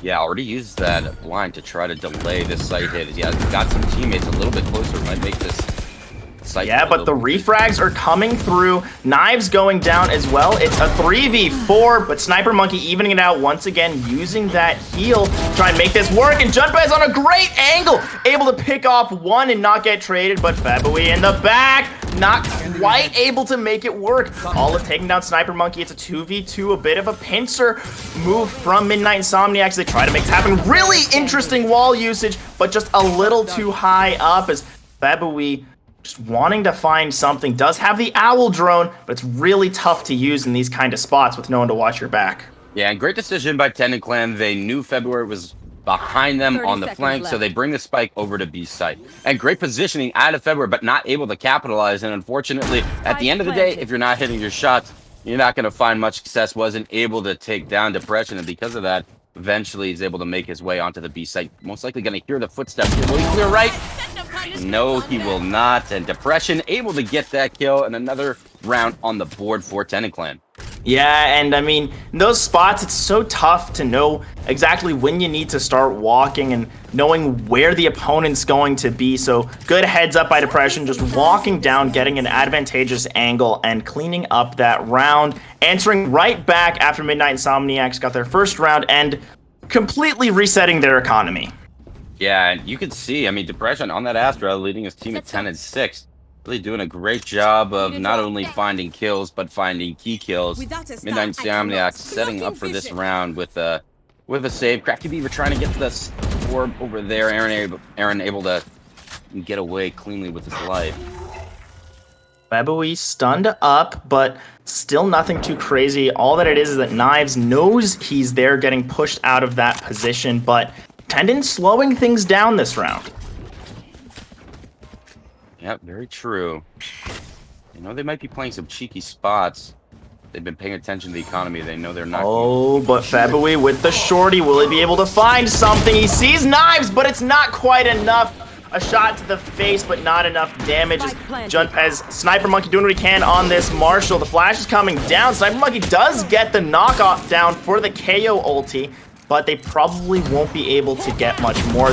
Sight's still in control, but the shorty at short range gonna make it work, and the Knives coming out almost enough. Bringing one super low. Nico finally going down as his ulti expired, and now with a Phantom in hand, this is doable, but not when that one guy's bro is gonna one-tap you as you turn the corner. Yeah, and great job, honestly, out of Midnight Insomniacs with the weapons that they had going into that round to be able to take down 3 members of Tendon Clan. That's really all you're looking to do, is make these rounds still difficult. Don't let them continue to grow their economy. You see a couple players, you see Nico coming into this round with 3,500, needs one of his teammates to buy him up. They don't have a huge economic advantage, and it's those frags that come in on the rounds that you lose that really can matter. Now with rifles in hand, they're looking to actually get some rounds on the board, not just some credits. Yeah, as they're already... There's only 2 rounds left in this half, so they want to win both of them to at least be competitive going forward. But Depression already in a duel with Sniper Monkey, getting one, but doesn't realize there's a Jet that's peeking him after. Crafty Beaver with the refrag. It's a 4v4, but now with only 1 defender on A, it could be Tendon's spot to strike. Look like Aaron is swinging over to play Boiler. Isn't going to be able to catch any information there, but if he goes to help his teammate out, he might know. And with that res coming in, they may know that the A side hit is on. I'm not seeing him rotate hard yet, although with that guiding light coming in onto A site, they may have an idea of what might be to come. Yes, Crafty Beaver just actually killed by the nade. That is so unfortunate, as now Aaron waiting for his teammates before trying to make some sort of push happen. Doesn't realize the Seekers are coming, and there's so much pressure coming out as they're taking so many great angles. That one guy's bro on a cheeky angle. Nico with the headshot, and now Aaron answering back, but the Jet on the opposite side, able to clean it right back up. And that's the name of the game, answering every single one of your teammates that goes down. And Tendon Clan have been doing it, and that's why they've got 8 rounds on the board. Yeah, ultimately, Tendon Clan are just getting onto site really easily. They're using their utility well, and Midnight Insomniacs are just getting bullied on site right now. Yeah, they really are. They push back into a safe position, and then the retakes aren't much better either. Yeah, the retakes feel a little, uncoordinated and a little disjointed. And honestly, at this point, it's pretty do or die. You're in that last round, full buying out. Why not try something a little different? Maybe take some unsuspecting angles that you can make use of the short range you're working with now that you've got Spectres. Although Crafty Beaver just caught in the wrong spot. Depression, like this entire game, finding those really key frags and just making it work. Now with the divide, gonna be able to put that up and go for, again, another easy take onto the B site and get that plant. Yep, and they've used this Cosmic Divide in conjunction with the Sage Barrier Orb to get a plant down a couple times. They're gonna go for it again. Spike finally planted. Cosmic Divide still up as the defenders rotate over, looking to try to steal one last round. Bring this to an 8-4 half. Yes, Sniper Monkey does have a Phantom and does have the Empress. There's 1 kill, not getting one tapped immediately this time, as Aaron just missing the Sage as the smoke popped, but Sniper Monkey on a rampage, 3 kills in hand, looking for 2 more. Depression taking Febui. It's all on Sniper Monkey, trying to get at least 1 more round for his team. Gonna try and tap the bomb, see if this is gonna be enough to draw them out, but the Whirlpool pulls him in, and the concussion on top of it, meaning Depression knocks down 1 more member, and Tendon Clan take a commanding lead into this second half. Yeah, and we saw all half long Depression utilizing the Astra utility very, very well, making it really difficult for the defenders to defuse. And going into this second half, I'm going to be curious to see how Midnight Insomniacs use their utility on the attack. We saw they really struggled to use it to delay Tendon Clan when they were attacking sites. They're going to need to find a way to make it work on the other side. Otherwise, this is going to be over really quick, and Tendon Clan are going to be off to face the great giant of Kaz Gaming, Kaz Money Crew. Yeah, I'm going to say, though, Midnight Insomniacs have a very aggressive draft. You know, you have the Jet, the Reyna, the Sova, where you get like one person picked off, and even the Omen can be a decently aggressive pick at times. So I think if they can, you know, work together, use those agents as they should, and operate in these tight angles, they can make it work, but just haven't been able to figure it out yet. Absolutely. Much more well-suited for the attack than for defense. As now Sniper Monkey looking for one in a duel with Depression, but that one guy, bro, is on the flank with the Frenzy and goes absolutely insane. There's another kill, and will it be the Quadra? Will he get it? No, Febui says, I'm going to answer right on back, and Midnight Insomniacs trying to get some momentum rolling, get shut down as the Frenzy just demolishes them, but Febui gets two more. Will he get the fifth? Will it be the ace to answer back, as the Frenzy has been absolutely insane this round? Whoa. Can we all take a deep breath for a second, please? I'm gonna need one. Holy, that was absurd. But it's not over yet. Febui hears Knives, knows where he is, and that's the ace for Febui to bring his team at least one round in this second half. I have no idea what I've just witnessed. I think Tendon Clan got a little too excited there off the back of their big frenzy moment. Little bit of a lazy group peak there, and they got pieced up real good. Ended up losing the round, unfortunately. Not going to have much going into the second one, and most likely going to mean another round on the board for Midnight Insomniacs. They capitalized on the mistakes of Tendon Clan, and that's what they're going to need to do. They're going to need a few mistakes and to capitalize on them just like that. Able to turn, I think that was a 4v1 into a one round. That's got to feel good. Got to get that blood pumping and some of that confidence that you need to play this game back in the hands of Midnight Insomniacs. And that was something that we mentioned coming into this one after the 13-0 in their last match. How would their confidence look coming into this one? Crafty Beaver getting some of that confidence back with two quick Marshall kills, and now Olive, last man standing, just gonna have to run away. Only a pistol and a wall in hand, and not all that much you can do against Spectres and Marshalls. Should be running into Sniper Monkey, but there's the Spectre spray down as we get another round on the board. But this is also what we saw last half. You know, first two rounds go to Midnight Insomniacs, and then Tendon Clan just gets into their element. It's exactly right, J Turbo. I mean, I couldn't have put it better myself. I mean, we've seen this before. They took 2 rounds, they lost their bonus, and it was pretty much all downhill from there. We'll see what they can do this time. Crafty Beaver on a Sheriff as well. Really not expecting to see too much from them. They can play some nice little corners, get a good execute going here. They might be able to get something, continue to make the economy decisions difficult for Tendon Clan. Yeah, what you hope to see is that if they can somehow make this buy work, it could happen for them. Air waiting, but not enough firepower as Depression with just 21 HP able to win that duel. Phantom greater than a Spectre, and that early pick does not bode well for Midnight Insomniacs in this round. Very true, and unfortunately, Aaron there was set up. It looked like to catch a rotate. Him going down so early does mess up their plans here for this bonus round. They're operating on the fly here, going over to A site, watching mid, and then back to B. Depression, a little bit low on health, only 81. Oh, spots 1, spots 3, and 2 go down as Depression with 3 kills in this round. Won't be 4, but he's done enough. Now it's a 2v4 with just Spectres and a Phantom in hand as Febui is trying to make this work, but Crafty Beaver going down. Febui's gonna have to put the team on his back just like last round, and they walk into him, but not quite lined up, and that's gonna be the round going over to Tendon Clan as they enter double digits. Yeah, for a moment there, it looked like Midnight Insomniacs might get another miracle lineup and another miracle clutch. Wasn't meant to be, though, as Tendon Clan work their way into double digits here, up 10-5. And if it follows the script of the first half, they're going to just run away with it here.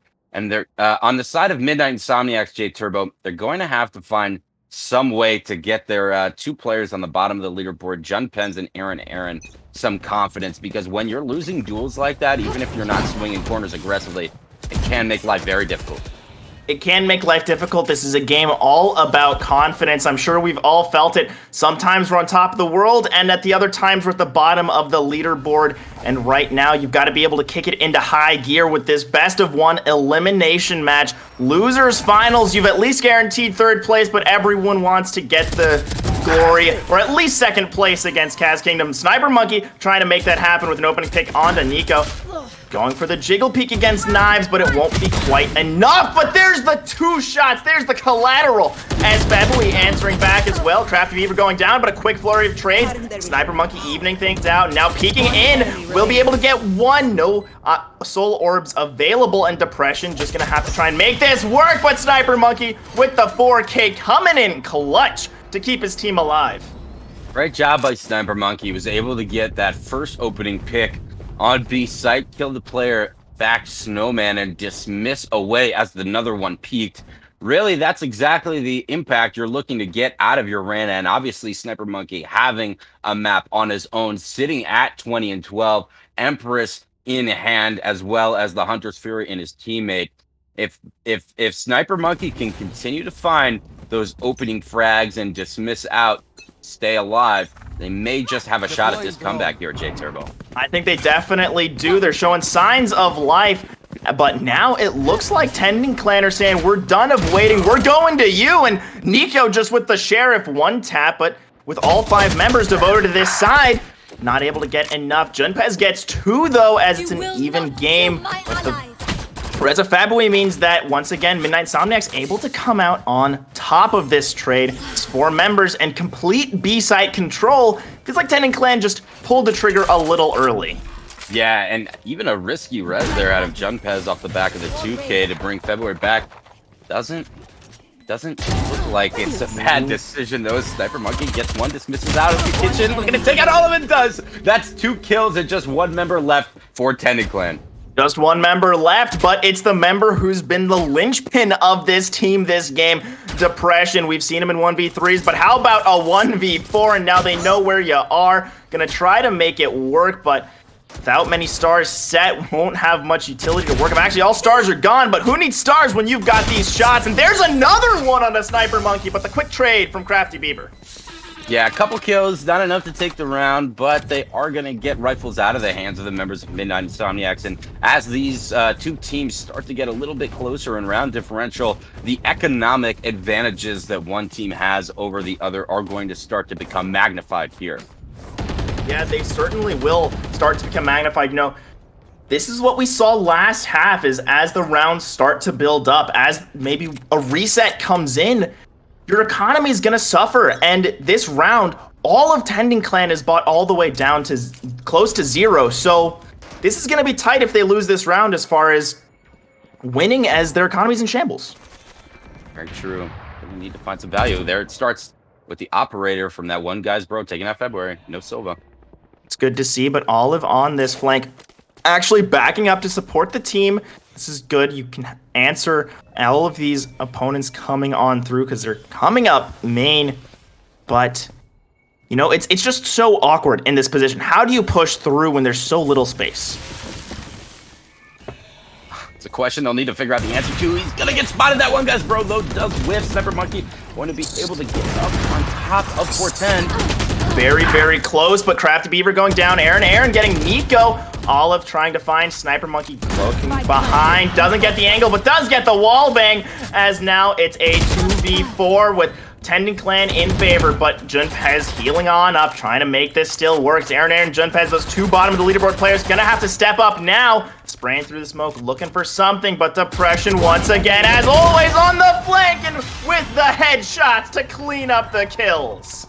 The Lurk God. I mean, we've seen this from Tending Clan before, haven't we? I mean, that one guy's bro was before with the 30 bomb carrying the team. This time it's Depression. He said, hey, You're a little tired after that set of deadlifts. Let me take this one. I got this. Sitting at 25-12 and looking to take his team into the grand finals as they're just one round away from match point. Just one round away, and now Midnight Insomniacs as well. Not too much cash in the bank, going for a bit of a mixed buy. Some Marshals, a couple Vandals, and just a classic on Aaron. Here. And you even noted the difficult economic decisions that were coming up for Tendon Clan if they lost that round. Similar situation for Midnight Insomniacs, as even with the Blade Storm not able to take out that one guy's bro as he backs up with the Operator.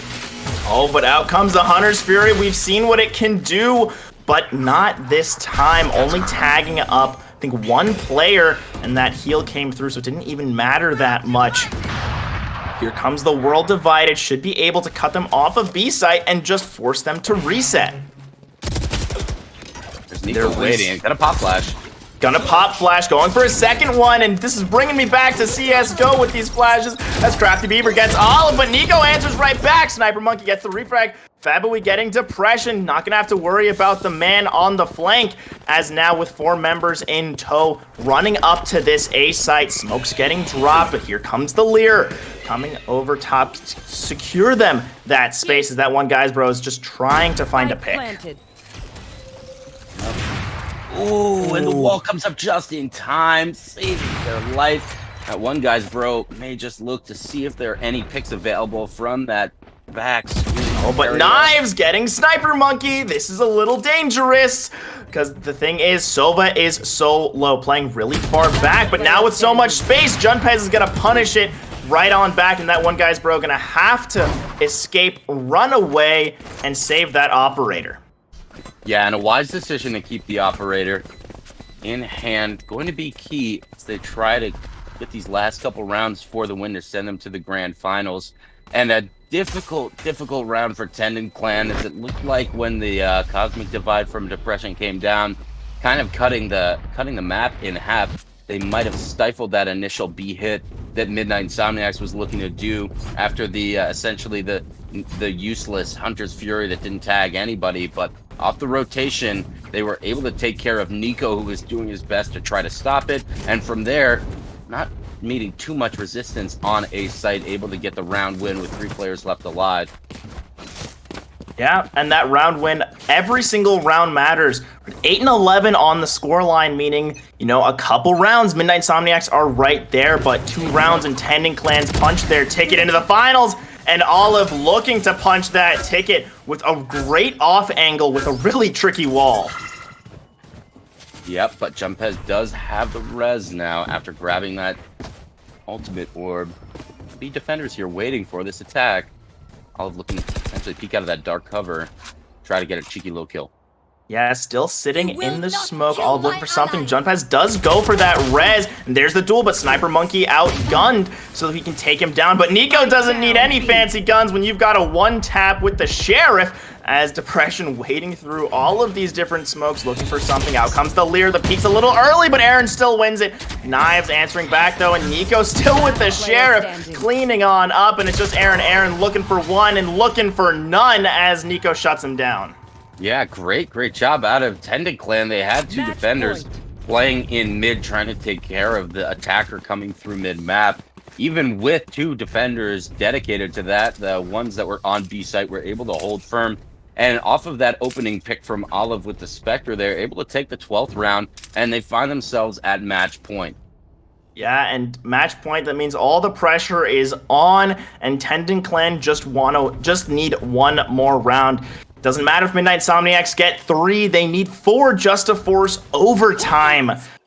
So here, Knives looking for the early bird, getting that flash out, but that one guy's bro been so good on this op whenever he gets it in his hands, getting an opening pick already.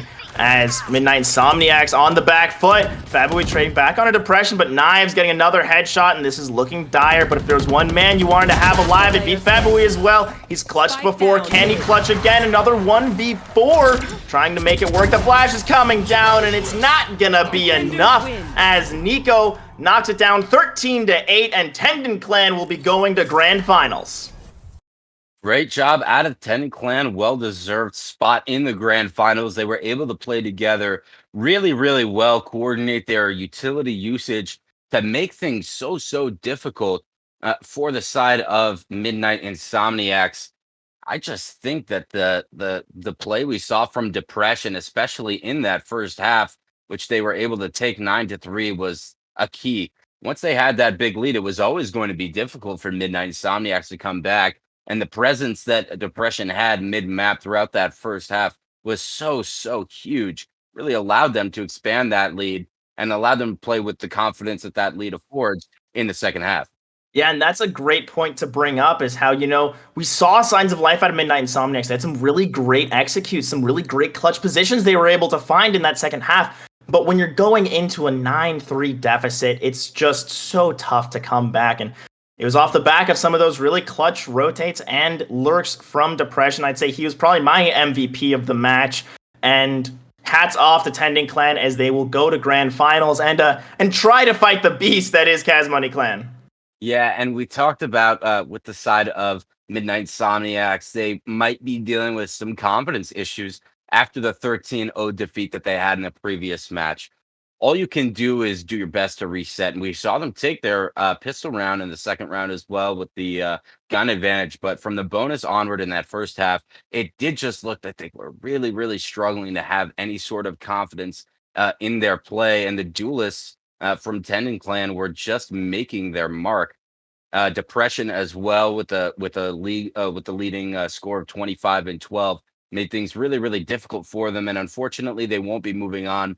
But a valiant effort from them in this tournament, and they certainly went out fighting. They certainly went out fighting a great third place match as Tenon Clan are going to be fighting for first right after a break. I believe that's going to be all from us. I'm Jay Turbo, joined alongside Rome. It's a pleasure casting alongside you, as don't go anywhere as you won't want to miss this grand finals.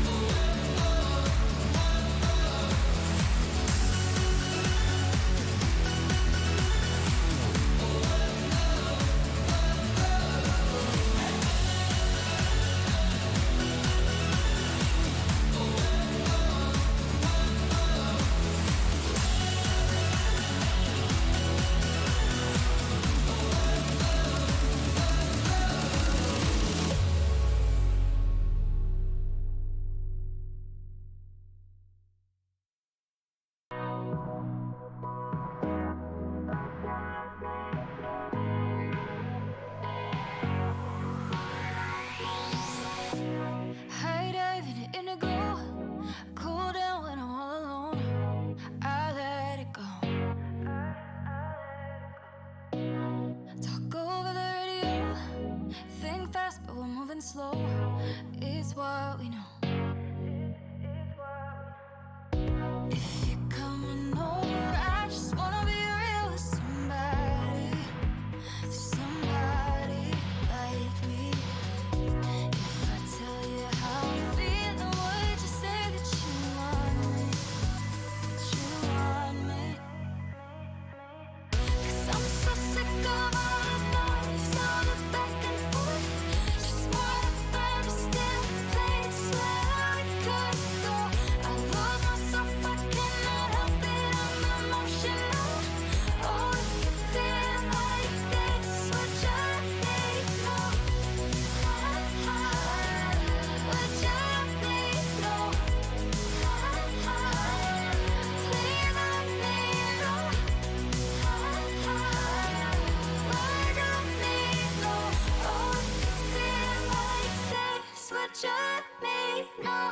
Would you let me know? Please let me know.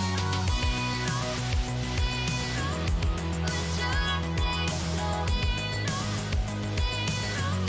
Please let me know. White noise on the telephone. Fall asleep to TV shows. It's what we know. Gets too comfortable.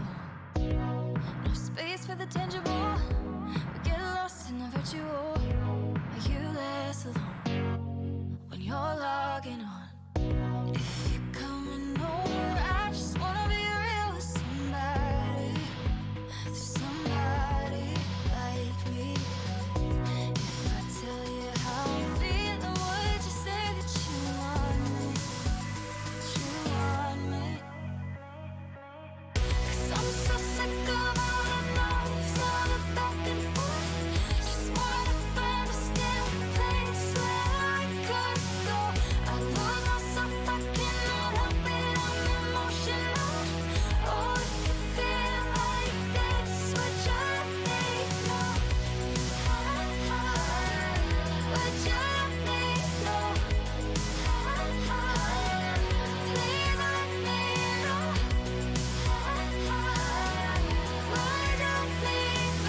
Oh, if you feel like this, would you let me know? Would you let me know? Please let me know. Would you let me know? Please let me know.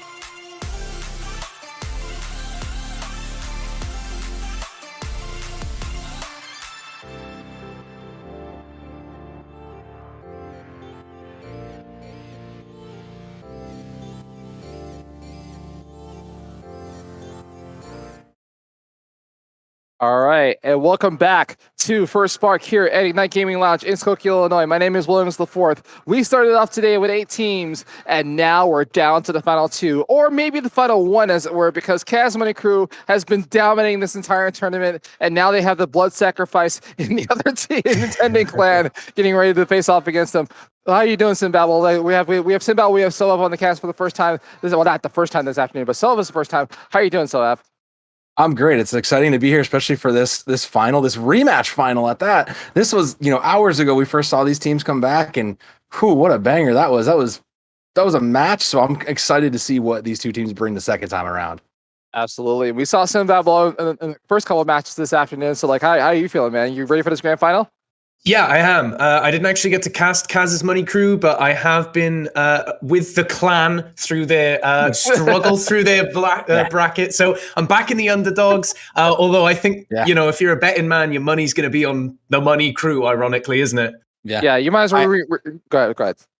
No, I was saying, I mean, let's be real. They've had a very dominant performance through a lot of this. They've looked really strong. Like it's hard not to take on the easy horse sometimes.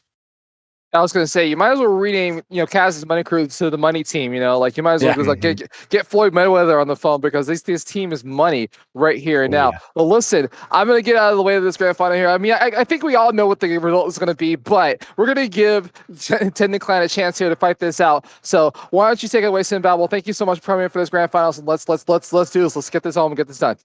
Let's do it, baby. Yeah, this does promise to be quite the good one here. As we did just previously mention, Tendon Clan are indeed the underdogs coming into this grand final. And it's worth noting as well that there is money on the line here. We've got $400 in the prize pool at least. So that's going to be a large chunk of change for a Valorant team who may not have competed before.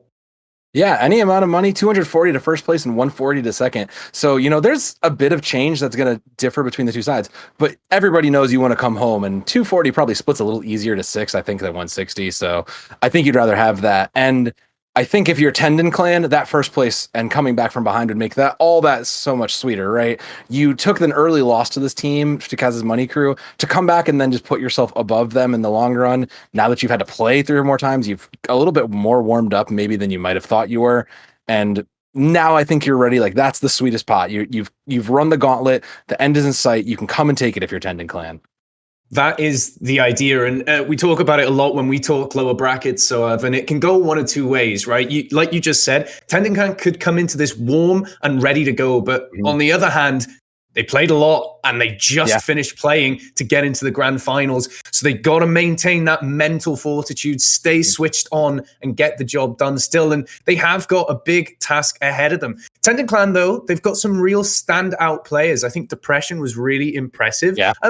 He's been playing in the match that I casted. He was in fact on the Jet, but since the tournament has gone on, he seems to be moving over to the controller role, which is certainly interesting. I don't know if he prefers to op or something like that. It's very strange, but I suppose his versatility can't be understated. And this is a best of 3 as well, so this might test people's versatility. So.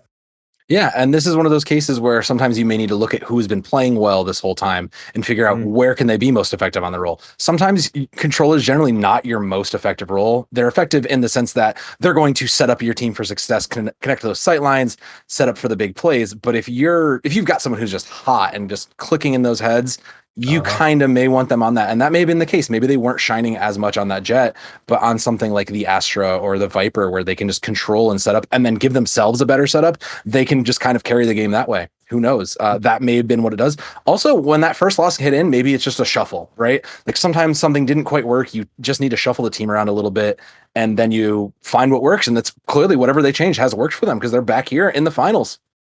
Yeah, if it ain't broke, don't fix it, I suppose. So with that switch, that might have been the key to get them through the losers bracket to this grand finals. Like you said, it is worth noting, this is a best of 3 as well. So we're not knocking out just after one map. We are headed to Ascent first off. Now, is there anything in your head, Soav, that both these teams need to bring to Ascent? Is there an agent or a playstyle that you need to bring to Ascent?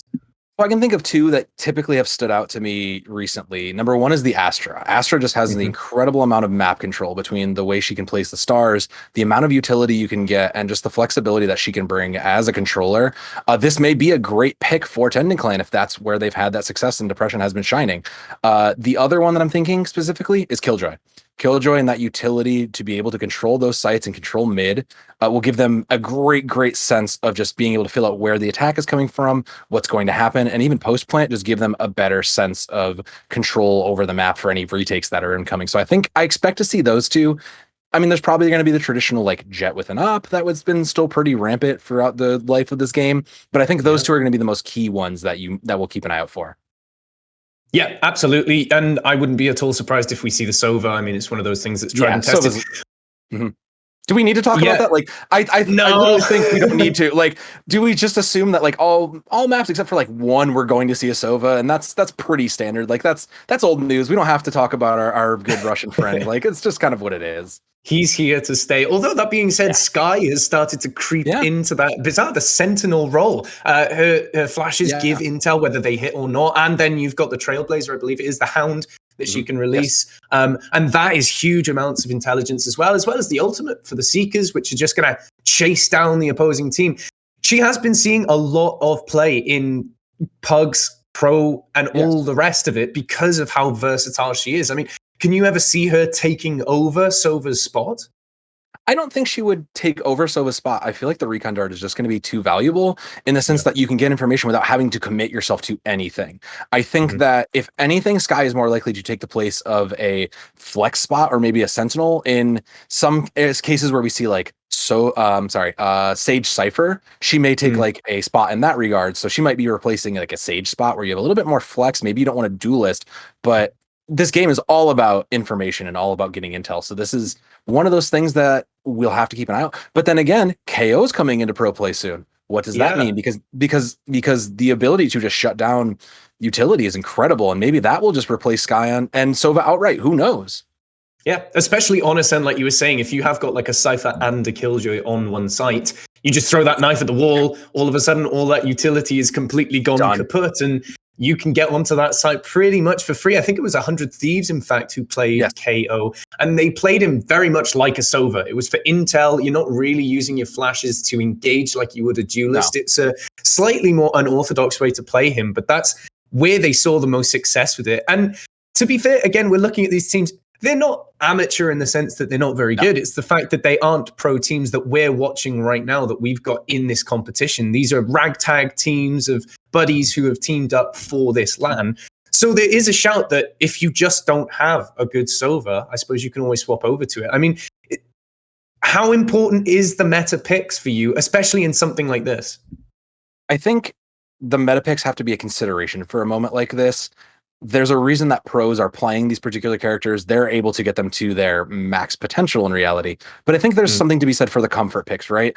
There are players who are just so used to playing Sage or are so used to running like the Phoenix as kind of this all-around utility player that sometimes slot for a Raze, a Jet, that if you are just feeling it and this is what you're used to and this is where you've gotten, like what's helped you get to where you are and to this moment, there's no reason to force yourself into a meta. We've seen metas in Valorant come and go so quickly.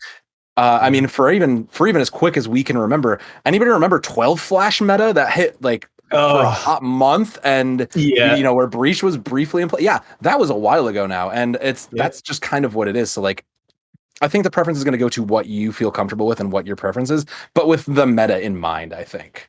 Yeah, I think you're right. And again, like you talk about Breach, you hit the nail on the head. Even pro players, pro teams are still seeing use with Breach. So it's a lot of your flavor going into these maps. And Tenzin's going to have to come up with some spicy flavor if they are to take down Kaz's Money Crew on Ascent here. It's a tall order for Tendon Clan. For you, how does an underdog team take care of the behemoth, the big baddie team, the favorites to win it all? Is it literally just gun diff, headshotting? Like, how do they tackle this? I think it's a combination of gun diff, and I think it's a combination of control of pace, Simba. I think they need to take this game and just put the lasso around it and play how they feel comfortable doing it. If they can force the errors out of the other teams, then Tendon Clan has a chance of kind of really getting the advantage on Kaz's Money Crew. And we're close to what I thought I saw. Kaz's Money Crew running pretty much bog standard for what I thought. The Reyna's a little bit interesting, a little bit more like free play. Milk was playing well earlier, so they're obviously feeling like they don't need to get as much resources into them, taking that Reyna, and I like that. Meanwhile, Nico is instantly locked to that KO, so they may be opting. They may be taking that swap instead of the Sova there, and I like that look. I think that could be an interesting change of pace because if you don't know where the KO is coming from, it's going to make it a lot more difficult to react and rotate, especially on this huge map that is Ascent. Like if the KO just disables you and you get rushed, it's going to take even longer for your team to come and support you, and that may be a difference maker we have to keep an eye on Nico. This is really interesting. Like we were just saying, surely you didn't expect the KO to be instead of Sova, but that is seemingly what Nico has gone for. So without that Sova Dart, without that Hunter's Fury for post-plant, that's going to be a little difficult on the defense for Tendon Clan, but they really are up against it. So I like that they're throwing something a little bit different at Kaz's Money Crew that might make them start to question how they have to approach this. And like you said, Kaz's Money Crew with the double duelist, they just want to get their hands dirty. They're feeling confident. They want to take the fight to Tendon Clan. If I had to guess, Nico's going to be playing KO, sort of like a duelist, more like that, like pseudo duelist with those flashes and the initiation in that regard, and then kind of expecting the Sky and the Sage to kind of back that up. That said, there's a lot of healing on the size of Tendon Clan, and we'll have to see what difference that makes, because you can kind of chip away some of those just poke damage that you kind of get in these matches.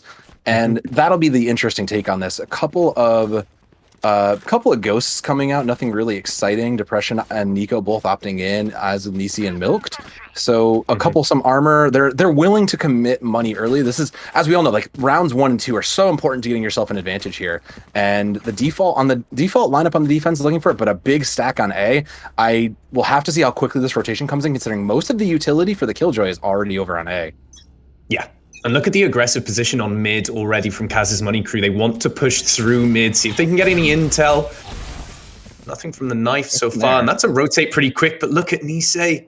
Immediately is swinging it. He takes a shot to the head, though, and that's going to make him back off. And the Nebula's come down. Now they know what's going on. 1 HP. No heals available, as you pointed out, so for Kaz's Money Crew, but plenty for Tendon Clan. So this is damage that's reparable, if necessary. His Knives just looking to see if they can get up here, but it's an A push by the looks of it.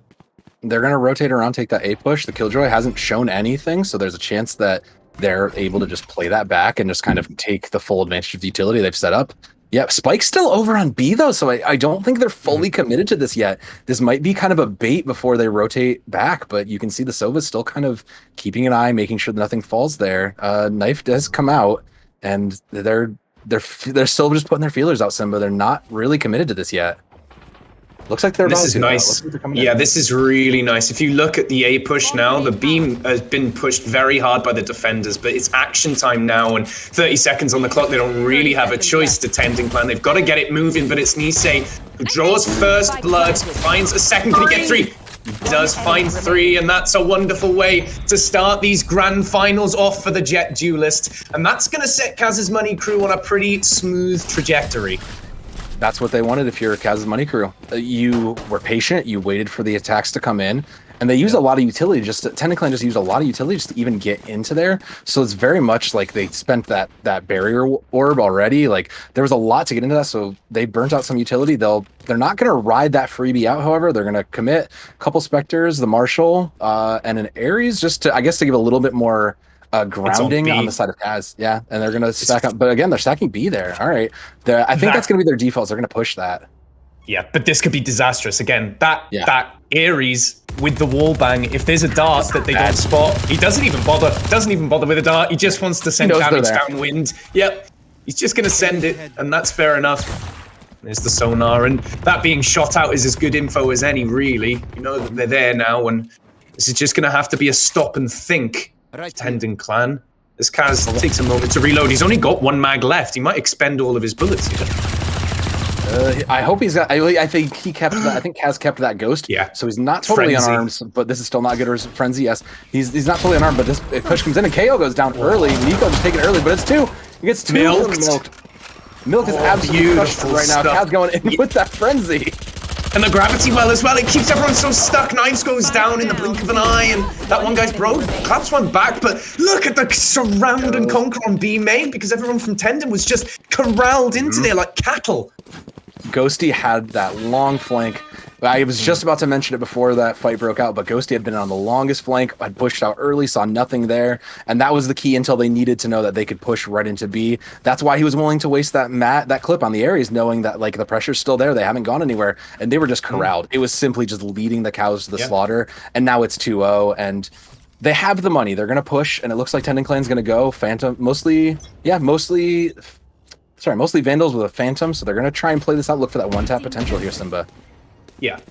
This is really, really nice from Kaz's money crew so far. You just know the trust is there, going back to what you were saying about Kaz.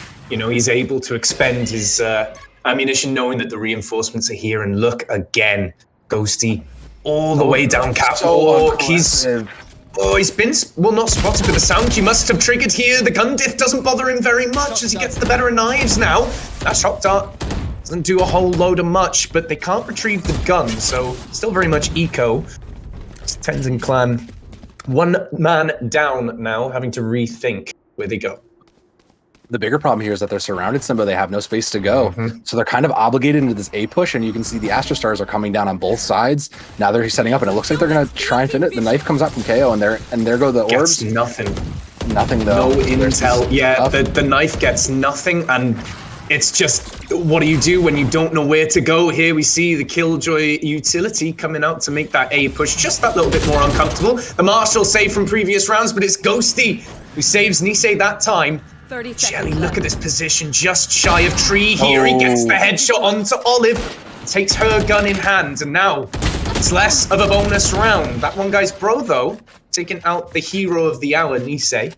Jet will be down, but the spike's still not in this 15 seconds on the clock, so It's 2-4, Simba. This can't. All they have to do is just close in on them, and they know this isn't going to happen. This is the worst case scenario for the Tendon Clan, and that's just the way it's going to be. They'll clean up whatever guns they want, but incredible looking map control from Kaz's money crew. They're able to just dissect and communicate where this is and just take advantage of it. They're just getting free picks from them being distracted, and that's just really what's doing them the best. It's going to be an eco save on the side of Tendon Clan. They kind of don't have a lot of options. Looks like it's going to be Sheriffs and Full. So Olive going to opt into a Frenzy there. Interesting. Must like a little bit more automation. Fine. But man, look at that. Ghosty and Milk have not died yet, Simba. They have just been unkillable on these flanks. It's incredible. You need to punish that. You need to. You cannot let that happen. It's been no. And look, there's no intel to go on against it. Nisei's low, so might get traded out here, but there's just no intel for the side of Tendon Clan. And look how aggressive Nisei gets. Surely a little overzealous there. He will be traded away. And the gun's readily available right on mid, but can't really clear it and make sure that it's safe. Certainly not with Jelly here. Poking out from tree and keeping an eye. A clean headshot, and only Knives remains. Well, I mean, Knives, they don't know where he is, so I guess that's kind of a good thing in some ways. Spike is not anywhere near Knives, but Knives just going to try to go for the hero play and unfortunately fall to Jelly, just like several of the other teammates. And again, a commanding round up 4-0 from Kaz's money crew. Kaz's money crew just making this look so easy, Simba. It's unfortunate. Jelly unfortunately did take. I'm sorry, Milkton Ghostly still did not fall. I was looking for Milk at the top of the queue. You know, I was looking for that. But Depression, who we were keeping an eye on earlier, just not having a good first round. They're 0-4. This just has to be.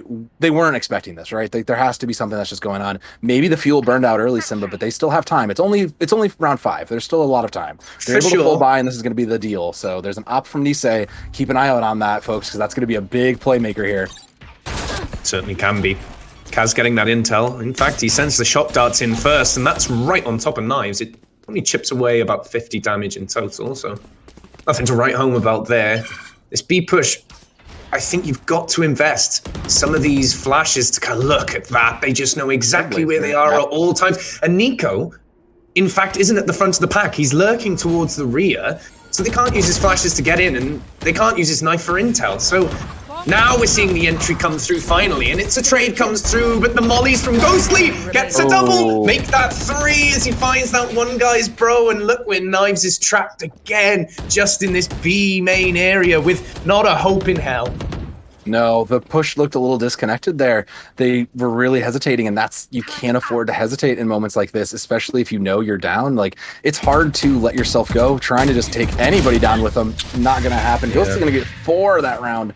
And you can't let that happen. You can't stumble now. You've fought so hard to get here, and this is your chance. If you're Tendon Clan, you've got to get control of this game and play it at your pace. You're letting them corral you. You're letting the money crew just run you exactly where they want it, and you've got to find a means. Kaz going to opt over finally into the Odin, that Sova with the Odin, as we always see here. So they're now in their peak final form. I think Kaz's money crew, this is where they're going to be, and I think Tendon Clan, they're just gonna try to commit what they can at this. Depression does have a Phantom. I think this is desperation now. Some of they're just doing what they can, throwing everything at the wall. Yep, and this is going to be a fast push loop. The knife comes through, but doesn't net them all that much. And that one-way smoke just lets Nisei clean up Nico. And again, what very little intel Tendon had, got even less of it now. Got to look to knives, setting up through this tree area, but one pick already down. And this eco push is very slow at the moment. These knives going to have to come up big, I think. That's kind of one of the cases. Nope, knives goes down immediately, but at least they trade out for milk, so there's that. Jelly gets 2 on the other hand, and it's already back to worst case scenario here. Meanwhile, depressions across the map, not really there, and it's just Olive slowly getting surrounded. Does manage to take one down, but Ghosty does continue though. Oh, the op. I mean, the world on her shoulders there. Olive's only going to be able to do so much. This is rough. I mean, I think that the problem perhaps lies for Tendon Clan in that both their flashes are the ones who haven't got any kills. Even if they were trading themselves out by initiating onto sites, it creates space for your team to capitalize on and makes that push viable. But at the moment, the flashes just aren't getting frags, and it makes the rest of the game so difficult to play. Something around the teamwork in the flashes, in the setup, is just not coming together for the Tendon Clan, and it's unfortunate because the Kaz's Money Crew is just taking advantage of it, and you can see Ghostly's going to fire into that smoke, try and take out that Trailblazer and get themselves an advantage. The Cosmic Divide's going to come out a little bit early, just try and give them some sort of, safety as they try to push in here. It's a really strange Cosmic Divide as well. It doesn't really stop the attackers getting in. It just gives you a 50-50, and Knives must have rolled the dice wrong there and got Snake Eyes, because he goes down to Ghostly, who's having one hell of a game currently, still deathless on round 7. This retake's not going to be too difficult. The suppress, though, from Nico might be a good start, and look at the spam damage coming through. Getno finally going down here. Jelly answering back. This is slightly dangerous, but Ghosty just can't land the shot. That one guy trading out. Nico, though, just can't hold down the fort, and they look to Olive again. 1 kill, she's good for 2. Surely Kaz just hits the headshot with the Odin to make it 7-0. Kaz's Money Crew are really making it rain. But that was the best the Tendon Clan looked so far, right? Like, they got it in, they got pointed. I think the idea of that Cosmic Divide was just simply to give themselves an in to plant, and then they have that backspace to play in, right? They have that kind of a long to play into, so they could just keep an eye on it and then cut off. It was a good thought. It didn't quite work. Nico finally did manage to trade 2 with the suppress. They only used 2 of those ultimates. They still have the resurrection, and they have seekers, so they at least have a little more intel for this round. Meanwhile, there's 4 ultimates and a full buy on the side of Kaz's Money Crew. This is a rough ask, but it's not impossible. They can do something here. They certainly can.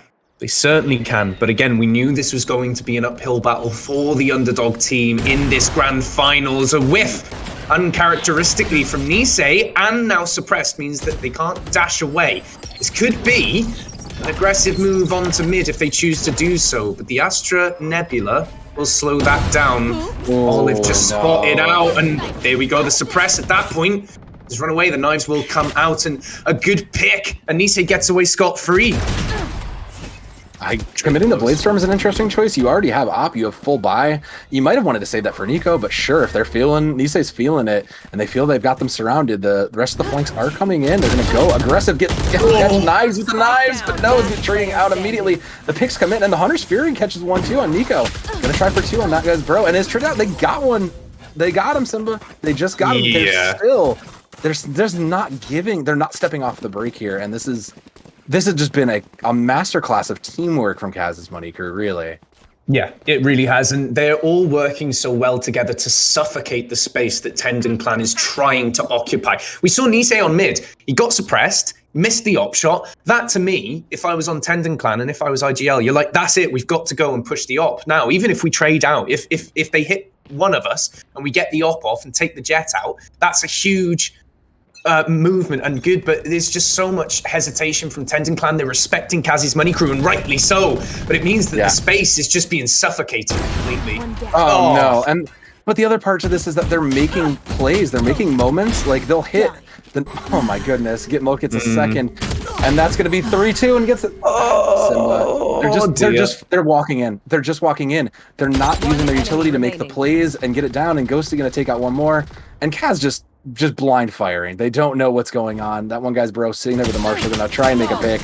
Nothing. Unfortunately, a flawless round, and Milk's going to take 3 home with them.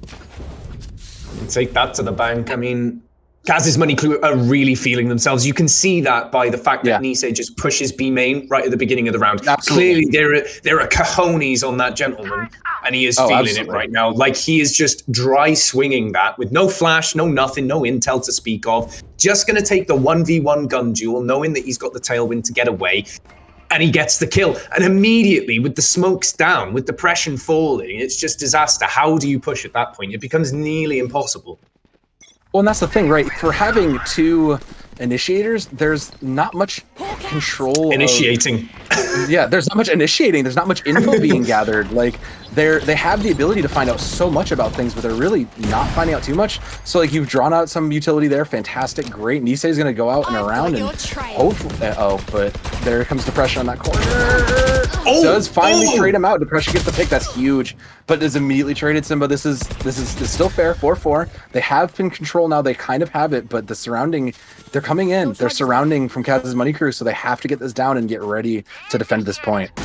Well, the dueling lockdown comes on down, and with no Sova for that Hunter's Fury, that lockdown's going to get full potential. Ghosty with an untimely reload is going to force him back in the gravity well as well, but Knives is good for 2 there. Will be traded out and 2 players detained. That may be disastrous, as the defuse presumably can just happen now at the safe guise of Jelly, holding the fort down as Kaz goes for the kill and defuses Jelly with a 4K when it looked so good for Tendon Clan. It looked so good. They got themselves on. They used their utility well. They had it down. They didn't play well enough around that lockdown, and Ghosty just got getting 2.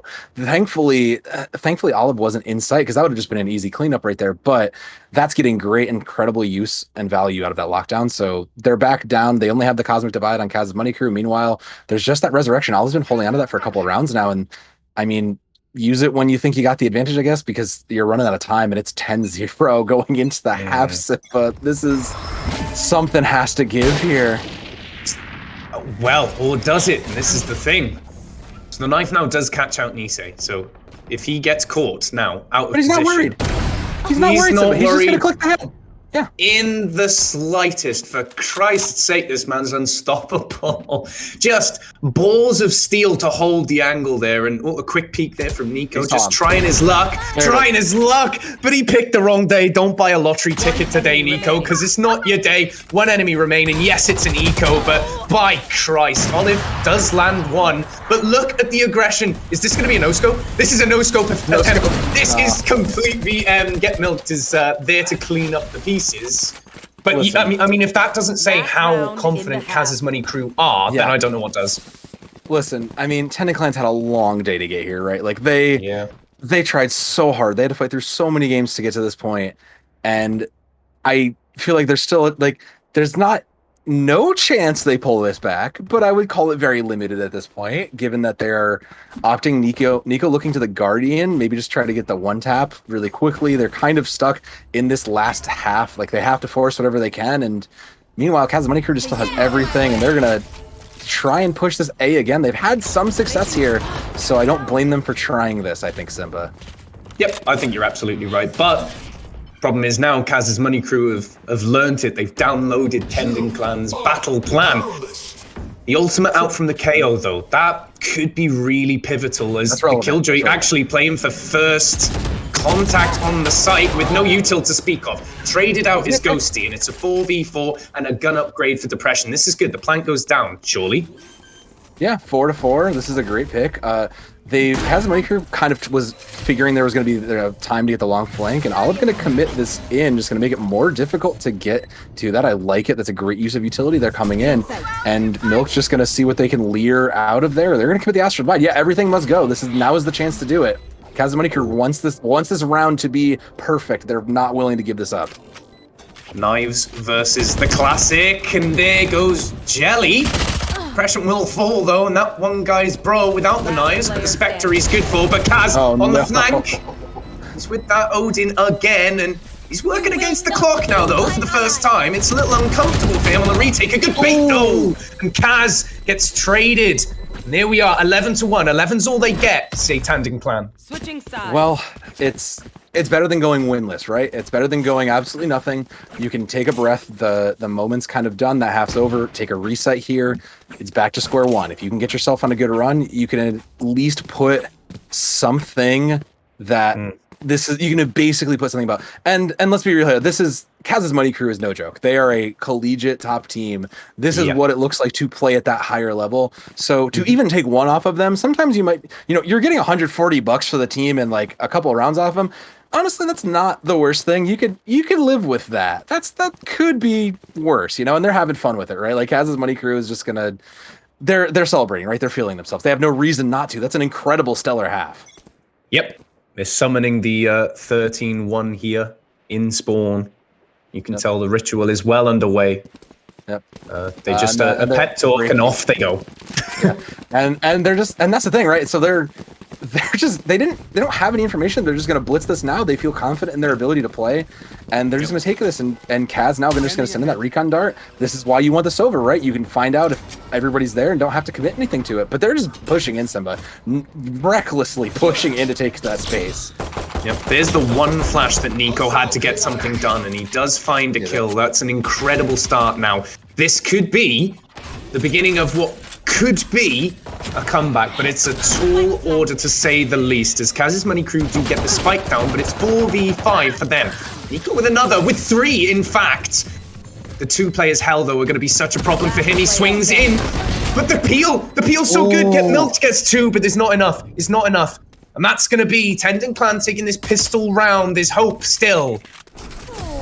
You know what? Maybe this could be a moment of hubris for them. Summoning Ritual didn't work. You can praise Sova all you want as the 100% pick rate character, but I mean, it's if you don't actually complete it and you don't actually make it work, what was the ritual for? So looks like it's going to be probably a force from both sides.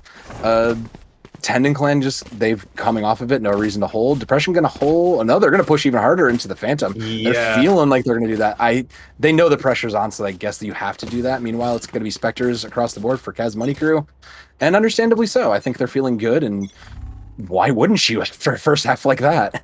Yeah, they're also not worried if they lose this round, right? If they go broke, it's remotely. actually okay. Wait, Depression's been spotted. He hasn't been spotted.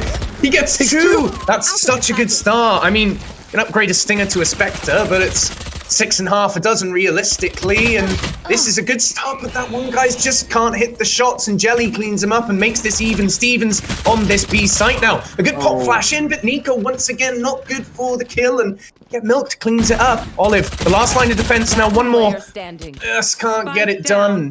Nice 1v2 on the retake. I almost feel like Knives should have been there a little bit sooner, maybe to offer that help. Like, you knew the attack was coming in. Knives kind of slow playing, I think, looking for any lurks around mid, but I kind of would have liked to have seen Knives there a little bit sooner, because at this point, you do have a couple of your utility, but they don't have to do anything, right? They have control of this, and if you just peek wrong, does trade 1 though. Knives gets 1. Does get so close. So Knives close. almost a hero play. So close, and now it's match point. Simba, it's match point after 14 rounds already. And would you look at that? That's going to be an eco coming out for Tandem Clan. This really is, I mean, desperate. This is worst case. Yeah. Yeah, at the very, or as lightly as I can put this is going to be tough. This is going to be painful. Get your popcorn, settle in, because this is going to be quite around to see. If you cover the eyes of any small children around you, this is going to be rough, especially depending where it's right out of my mouth. Yeah, so I got you, Simba. They're gonna push mid to B here, and they're just controlling these games. They're just playing aggressively and taking these positions, and now they're already surrounded. Oh, no one spotted Nisi on market. No one spotted him, there's no one playing for it, and it means the Depression is just a sitting duck. Olive does get him, though. So that's an incredible trade, to be fair. The Empress is still online, though, for the Reyna. Forget Milk, who's bought in this Vandal. If Nico times this right, he might get the kill. Just can't do it. Olive, though, good for 2. And whilst Jelly's in astral form, Nico cleans him up. It's 2v2 on the retake, but look at Get Milked. That one guy's bro. No Leers, no utility. Kind of just stuck playing this by guns. That's all they got. Oh Dry no! swings it. Yeah, Dry swings it, and this. I mean, this has gone from bad to worse. Realistically, the weight of the world on that one guy's bro's shoulders. He goes for the tailwind to get into his own smoke, but he's in so much trouble. He's been absolutely spit roasted there. Disaster strikes, and I mean, 13-2 is the score that we're going to see here on Ascent. Kaz's Money Crew looking really, really good. That was a team that is calculated, precise, knows what they want to do, is going to take those aggressive angles and do that. And you can see it just across the board. Get Milked 3-1. Every death 3-1. That's an incredible and it's just they just were able to shut down Tendon Clan so well just by taking control of it. But that's what I was saying earlier about this, right? If Tendon Clan can just get the game rolling at the pace they want, maybe it's slower. And maybe it's a little bit like maybe it's just not as up tempo as you'd think it would be. But like if that's the pace you need to go to keep this in your thing, that's what you got to do. You need to set the pace at yours. You need to use your utility to find out that information and set your team up for successful entry because you've got you played Double Initiator, right? You played the KO, you played the Sky. There was so many ways to get information about anything. And I feel like half the time they went into these pushes with just not really any information or clue of what they were really getting themselves into. Yeah, it was a little bit dry when it came to swinging things, when it came to utilizing your utility, ironically. The KO perhaps a failed experiment for now for Tendon Clan, who do get their map pick now. So things might change as we go on. We are going to have a quick break here, but we are in a best of 3 series, which means that Kaz's Money Crew is right close to the money. They only need one more map to take this grand final here. Don't go anywhere. We'll see you on the other side.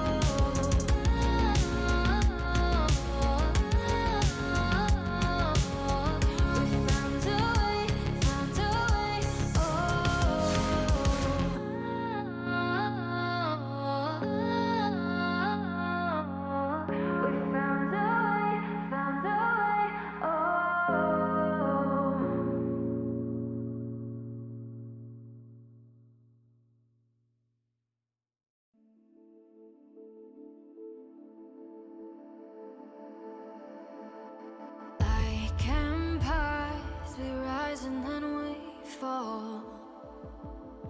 Can the Welcome back, ladies and gentlemen, and this is the grand finals of the First Spark Will English Invitational on LAN in the flesh. Unfortunately, Soav and myself, Zimbabwe, not there in person, but here to bring you the analysis as we do head to what could be the final map. Kaz's Money Crew are tearing through as they have been all day long. So it's Tendon Clan's map pick, and they go into bind. Soav, how do you fix yourself in a series where you've just gone 13-2 on the first map? The best thing you can do here is just take a step back, just pretend that didn't happen, wipe it away, and take the fresh slate you can. You're coming up against a really strong team, and you know what? If nothing else, you've done better this time around than you did the last time, right? The first time you saw these two teams play off, you took one map. You took one round in the whole map. So this will be interesting. This is bind. You have a little bit more options where as I said, there's a chance we don't see the Astras here. This is probably a little bit more home to like Vipers, but it looks like we're going to see, interestingly, from Kaz's Money Crew, it looks like they're going to opt for Viper and Astra, possibly, kind of debating over it. Interesting. The Phoenix is a nice all-around pick. They're going to dump, looks like they're going to dump down the Sentinel and kind of maybe pick up the Sky there instead, which I think is a fair choice in some ways, right? Like you kind of don't necessarily maybe need to worry about as much utility, and you'd rather just have more flashes, more info, and that's a great pick too. If the Yoru, however, I would love to talk way more about, because that's interesting, because I don't think that's going to stick, but if they do, I'm fascinated, because there's a lot of things you can do with that, and Nisei would be the one to pick up the Yoru, I think, as their jet player. That makes sense.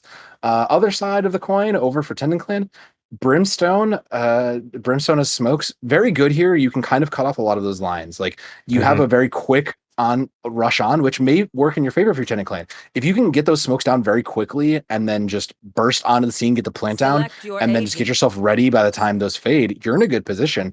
The rest of those kind of seem almost par for the course. They're going to lock in a double initiator and double duelist. So no sentinels there. They're willing to just not worry about locking down any sites and keeping pressure there. And I think that's fair. You have the Sky around. For a team that ran double heals, I don't feel like they got the value out of it. So I don't think you want the Sage anyway, Simba. I think you're absolutely right, and I like this from Tendon Clan. They're trying to fight fire with fire. They know that Kaz's Money Crew are going to be aggressive as all hell. They're going for it, and they are pushing you hard. If you've got an extra duelist, it means that you've got some extra survivability with that Reyna heal. You've got blinds that if you are being pushed from multiple angles, you get to pick as and when you swing that based off of your own blind instead of the flashes of someone pushing you. So I actually really like this adaptation coming out from Tendon Clan, but it's time now at match point to really go hard or go home for Tendon Clan. Kaz's Money Crew has been absolutely cruising all tournament long. Can anybody take a map off them? And if anybody, it's got to be Tendon Clan. This is the last moment to do so. And I think the other key thing here for Tendon Clan is going to be keeping an eye on these flanks. They were found out so many times by Kaz's Money Crew just by not having information on other parts they weren't concerned about. So if they can block and keep an eye out on the areas that they're not pushing, that's going to work out in their favor. And they're going to push really hard. Kaz going to come out immediately and die and get pushed with the Broombot. Depression just going to clean that up, and that's a aggressive start. And they're pushing right into B, Simba. They know exactly what they want to do, and they're going to do it right now. Yeah, pick obtained, and the teleporter to go through Knives is going to follow? No, yes, he is indeed. Yeah, so that's a full stack through the teleport, and it's go time now, but Ghosty laying in wait with that nade. It's so good. It's good for two. Decimating two players. Ghosty comes in big with that grenade, and this all of a sudden is looking disastrous. Ghosty with the right click as well, and Milk with the shorty. It's all falling apart after getting a pick. Ghosty denied the ace on the pistol round, but he's not going to be complaining too much about that one. That was moments before tragedy. That's absolutely awful. And as you know, as we're in this best of three, it's 1 up for Kaz's Money Crew. So this has to be the point if there's going to be a third game. This is not how you want to start and try to build yourself to that game 3 if you're Tendon Clan. They're going to hold back. They're just going to sit on these pistols and try to buy the round. As meanwhile on the other side, Kaz's Money Crew, Jelly's setting up. They're just going to opt into Spectres and just keep it going the best they can. They're feeling themselves again. They're already looking good. They're putting their foot on the gas, and who can blame them at this point? Nico, with that intel, they know that somebody's hiding in that hooker area, and Nico opts for long instead. Boombot from Ghosty, going to be trying to serve a similar purpose. Goes for that intel, but his satchel, in fact, knocks his Boombot off course, so it doesn't go anywhere useful. Ghosty knows that somebody's there, mind you. Depression did shoot through the smoke, and a very passive battle for the Showers area. Not going to come to a head just yet. Depression rocking that Sheriff, and the gravity well here is going to be a bit of a problem, but nobody's swinging off of it. But I don't mind this at all. Yeah, I don't mind that at all, Simba. Like, this is what you need to do versus like a team who's clearly just out gun diffing you. You need to get rid of whatever advantages they might have in that utility, and by forcing it out, you're at least getting something to go your way. But Nisei just not gonna have that. Gonna get 3 absolutely blindsided. And this is what I said, when you have to keep an eye on your angles, you have to look. Nisei gonna get full, no, Chasm, sorry, is gonna clean that one up. Yeah. But you have to keep an eye on all your angles. They're looking great with this default setup and just poking and feeling that out. But something went wrong. They weren't watching something, and they lost themselves to an angle that they weren't paying attention to, Simba. And that's been their downfall a lot of these rounds. It's just so much to cover, I think. I think Kaz's Money Crew are really operating a gear above at the moment. They're working faster and more efficiently than Tendon, I think, are able to handle currently. In that Kaz's Money Crew are coming at them from all angles. They're timing it well. They're double swinging nicely, which doesn't give Tending Clan much work to do. I mean, Ghosty gets a little overzealous there and is punished. And of course, this is Money Crew's bonus round. It forces Kaz's hand to go forward. But Spectre due to that grenade. Kaz is good for 2. Trades come through. The teleport from Nisei, aggressive to say the least. One player remains now for Money Crew. So this bonus round might have gone a little bit pear-shaped. Rifle in hand for Jelly, though, from his dead comrades, and this isn't over yet. The worrying thing for Tending Clan is that they've certainly not won this round yet, despite being a pick up. Oh, caught with a sword out. Nice, Caught with a sword out. And yeah, well, there we go. That's what you need to do, right? You're forcing them. You play your advantages. You find your 2v1s. You find the moments where they're going, okay, what do I have to do to win? And then play them out on that. That was a great rotate from Knives to come around and salute that. And you know what? This looks a million times better than the first game looks. We're already up 2-1. It looks better already. I see why they wanted to go to bind here. They look a lot more comfortable already as opposed to Ascent. Yep. Who knows? We might get a map 3 just yet. Tending Clan showing signs of life, and that is a really proactive round for them, and very important that they deny that bonus round going the way of Kaz's Money Crew. Everything in the kitchen sink there from Nisei thrown out as they hear footsteps to A short. Going to slow everyone down from Tendon ever so slightly as that Boombot just goes for that intel again over by Lamps. You know someone's there. You've seen them now. You found out some intel. Great. The problem is you're 5-stacked, though, and there's 2 on the flank. If you don't keep an eye on your angles here, Tendon Clan's going to get forced out. So now they're starting to look. Depression just keeping. And let's see what they find, because there are 2 coming around. They know they're going to try and rotate to Showers, too. They're evaluating their options, but their options are about to get way more limited shortly. Oh no, Kaz is so far back. Knives isn't going to check it. Not even he gets looking. taken out completely, doesn't even check it. Nico's just going to drive swing off it. You have flashes, lad. Use the flashes. Oh dear, like the Force ghost of Obi-Wan Kenobi there calling to him through the screen, but it's not to be as Kaz picks up a 3rd, and this flank proved oh so devastating. And like you said, the 5-stack towards A short, just disastrous realistically. Yeah. When you think they have those double duelists for a reason, but just didn't use them.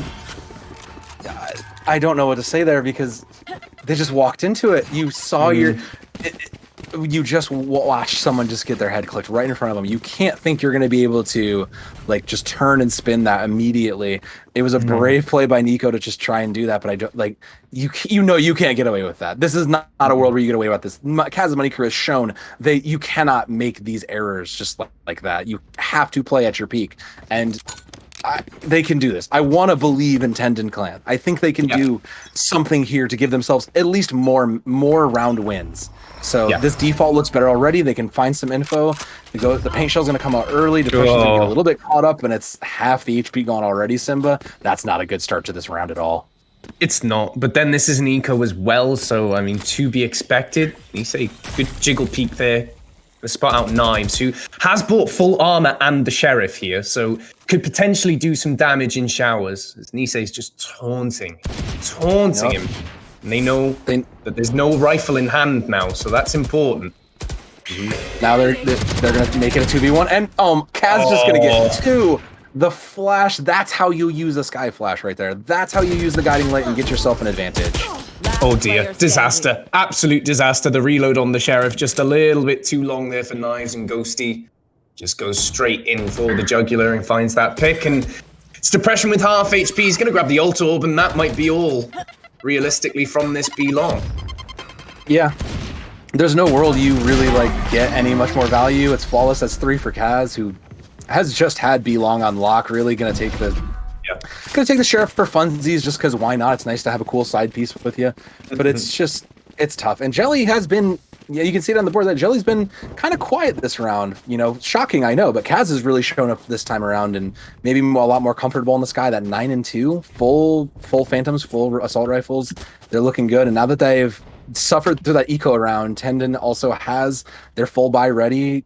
Depression not quite full armor. That hopefully that's not too gonna hurt them too much in the downtime, but they have some ults. Knives has Empress. They're gonna throw Seekers right away. That one way's gonna come right up, and the Seekers are gonna hopefully give him a little bit of information that's useful. Yeah, Nico's actually cleared out lamps as well with the Hound, with the Trailblazer, so that might be quite good. Hellfire out early perhaps to clear out Heaven, but it gets the job done. And as I say that, Kaz's Money Crew just with 2 kills just off the back of that. Unbelievable, realistically, as all the utility is thrown onto the site. It just stops Tendon Clans dead in their tracks. A good flash signal where Nisei may be on half HP. Nico just can't finish the kill. There was only 2 or 3 at the start of this, but they've just had this on lockdown, and Depression's just got to get out. Depression just knows there's nothing they can do there. There's 1 left, and that'll be the end of that. It's flawless. They didn't. That's just so unfortunate. They could have traded somebody else with them, but it's just not to be Simba. So Kaz's Money Crew does have 3 of their ults up. They're only missing the Astral Divide and Run It Back, so they've got a lot of tools there. But 3 on the other side for Tendon Clan as well. They didn't really commit. They didn't commit Empress. They're lucky for that. They do have Showstopper, and they have a lot of aggressive tools here, right? They can maybe try and get a pick. If they use the Recon Dart well, you can probably get a pick or set up, a misplay. So Tendon Clan has the tools to make this work. Let's see them do this. I really hope they do this. Well, Nisei is going to just lock down A site. So the B, luckily, is where Tendon Clan are trying to go anyway, but Nisei just locking that option off completely, and that Owl drone's pretty good. It lets you know that Jelly's on that right-hand side respectively, but it doesn't matter as the Showstopper's out as well. Jelly's good for 1 and all. That Sheriff gets some work done from the Sova, but with the Showstopper in tow, he's in trouble. And there it is. They knew they had control of that. When the Brimstone backed off, there was no one to stop the flank, and that was just pure good execution on the side of Kaz's Money Crew. They're looking really flawless. Ghostly up there at the top of the board, 11-1, really just showing not just a Sentinel player able to kind of flex on to raise a little bit more of an aggressive spot and go there too. Thankfully, Tendon Clan does have enough for a full buy. They've got some life left into them, but this is no money on the board for next round, so they're gonna have to make this count. They need to take someone down with them to give them an edge if this is the case. They're committing into this round, and it's gotta work. It's gotta work, but they gotta make something work here. Yeah, otherwise you're looking at 8-1, which again is a tall order to say the least. It's Depression's turn now for the Showstopper. He clears out lamps with it, and the respect is given for the space of that Showstopper. Run It Back also committed as well, as the TP is swift through. And Knives gets caught completely out. No. There they all fall. The dominoes will crumble, and it's just Depression again to try and come up with an absolute miracle. The timing's not there for him either. It's not his day. And neither is it for Tendon Clan as a collective, but Kaz's Money Crew are so in the driver's seat.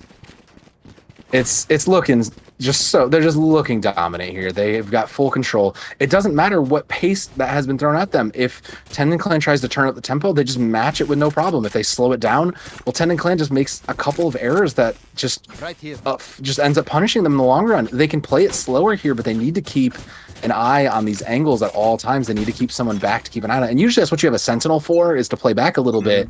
But without a Sentinel around, well, you kind of got to leave that to the Sky or to anybody who just is willing to hang back and keep an eye on a flank. Look at how much space Kaz's Money Crew are able to take. Just As this is a save round as well, but even if it weren't, look at the space that they take, and Kaz They're just trapped. They're already mops up trapped. the kill. Yep. Straight away, the space that's been occupied is disastrous for Tending Clan, and Knives has only just got through B long. He's Does manage one and his two. Tremendous work, but he's 35 HP and he swings it. And I mean, for an eco getting 2 of those kills, I mean, it's not the worst eco in the world, to be fair. No, I mean they've been on kind of full money this whole time, so it's not gonna hurt. It's not gonna hurt Kaz's money crew too much. But hey, that's something, right? You get a couple picks each round, you eat at their money, and suddenly they're not looking at as this very cushiony pillow that they're sitting on right now as they're doing this. And now they're in the full buy. Depression doesn't quite have enough, so they're gonna opt at the sheriff. That kind of ego. They're gonna have to play back here. They're gonna have to either just take the initiate and maybe get a pick, or they're gonna try and play back. We'll see what they do. But they are still once again just kind of bunkering themselves towards this A side. And if Kaz's money crew sees there's no one on B immediately, they'll just rotate through this and just punish them right away. What Nope. is so good there for Intel. Just lets Ghosty know that they're right around the corner. They're knocking on the door, and the TP can get milked as well. No. Doesn't even get caught out there. He's only tagged up once, maybe twice, and he's They got rotated those assistance in tow. Yeah, this could be all right because all of Kaz's money crew have corralled, but the teleport is there for a reason, and Nisei now has put the attack in quite a difficult position. Oh, Olive knows. Olive knows. He gets one, and he's just going to get wallbanged to smithereens there. You've made it at least reasonable. You can buy some time here. Empress committed too, just to try and force something out. Nico in the back though, on that back end, but coming around the elbow, gonna push him out. Gonna get 2. This is looking like something. They got it, Simba. There it is. They got it. They got it. There we go. That's a great execution. That's it. They forced them to play the game how they wanted them to do. They led them and baited them into thinking, okay, we're gonna commit full into A showers, turned it right out, got out of dodge, planted it, and just had the advantages they used. And there was no utility really. They committed everything into Kaz's money could just put everything into finding it and taking the initial stop. So we're gonna go to this timeout really quickly. That's exactly it. That's what you need to do to kind of corral this beast and get Goliath in control a little bit. Yeah, that was wonderfully played to, like you said, more poke and prod. If you're going to play the slow approach, you need to be pressuring multiple angles and be threatening it on both sides. If you are playing binds, you have to send someone to B, or if you do feel that the heat's too much on A, use that teleport. There's one right across the road on B that can send you straight back to A if you want to. Utilize the map, and Tending Clan did a wonderful job of doing that right there. Yes. The issue is that it's still 8-2, and although it's a full buy, it's still not looking very good for Tendon Clan, economically speaking. No.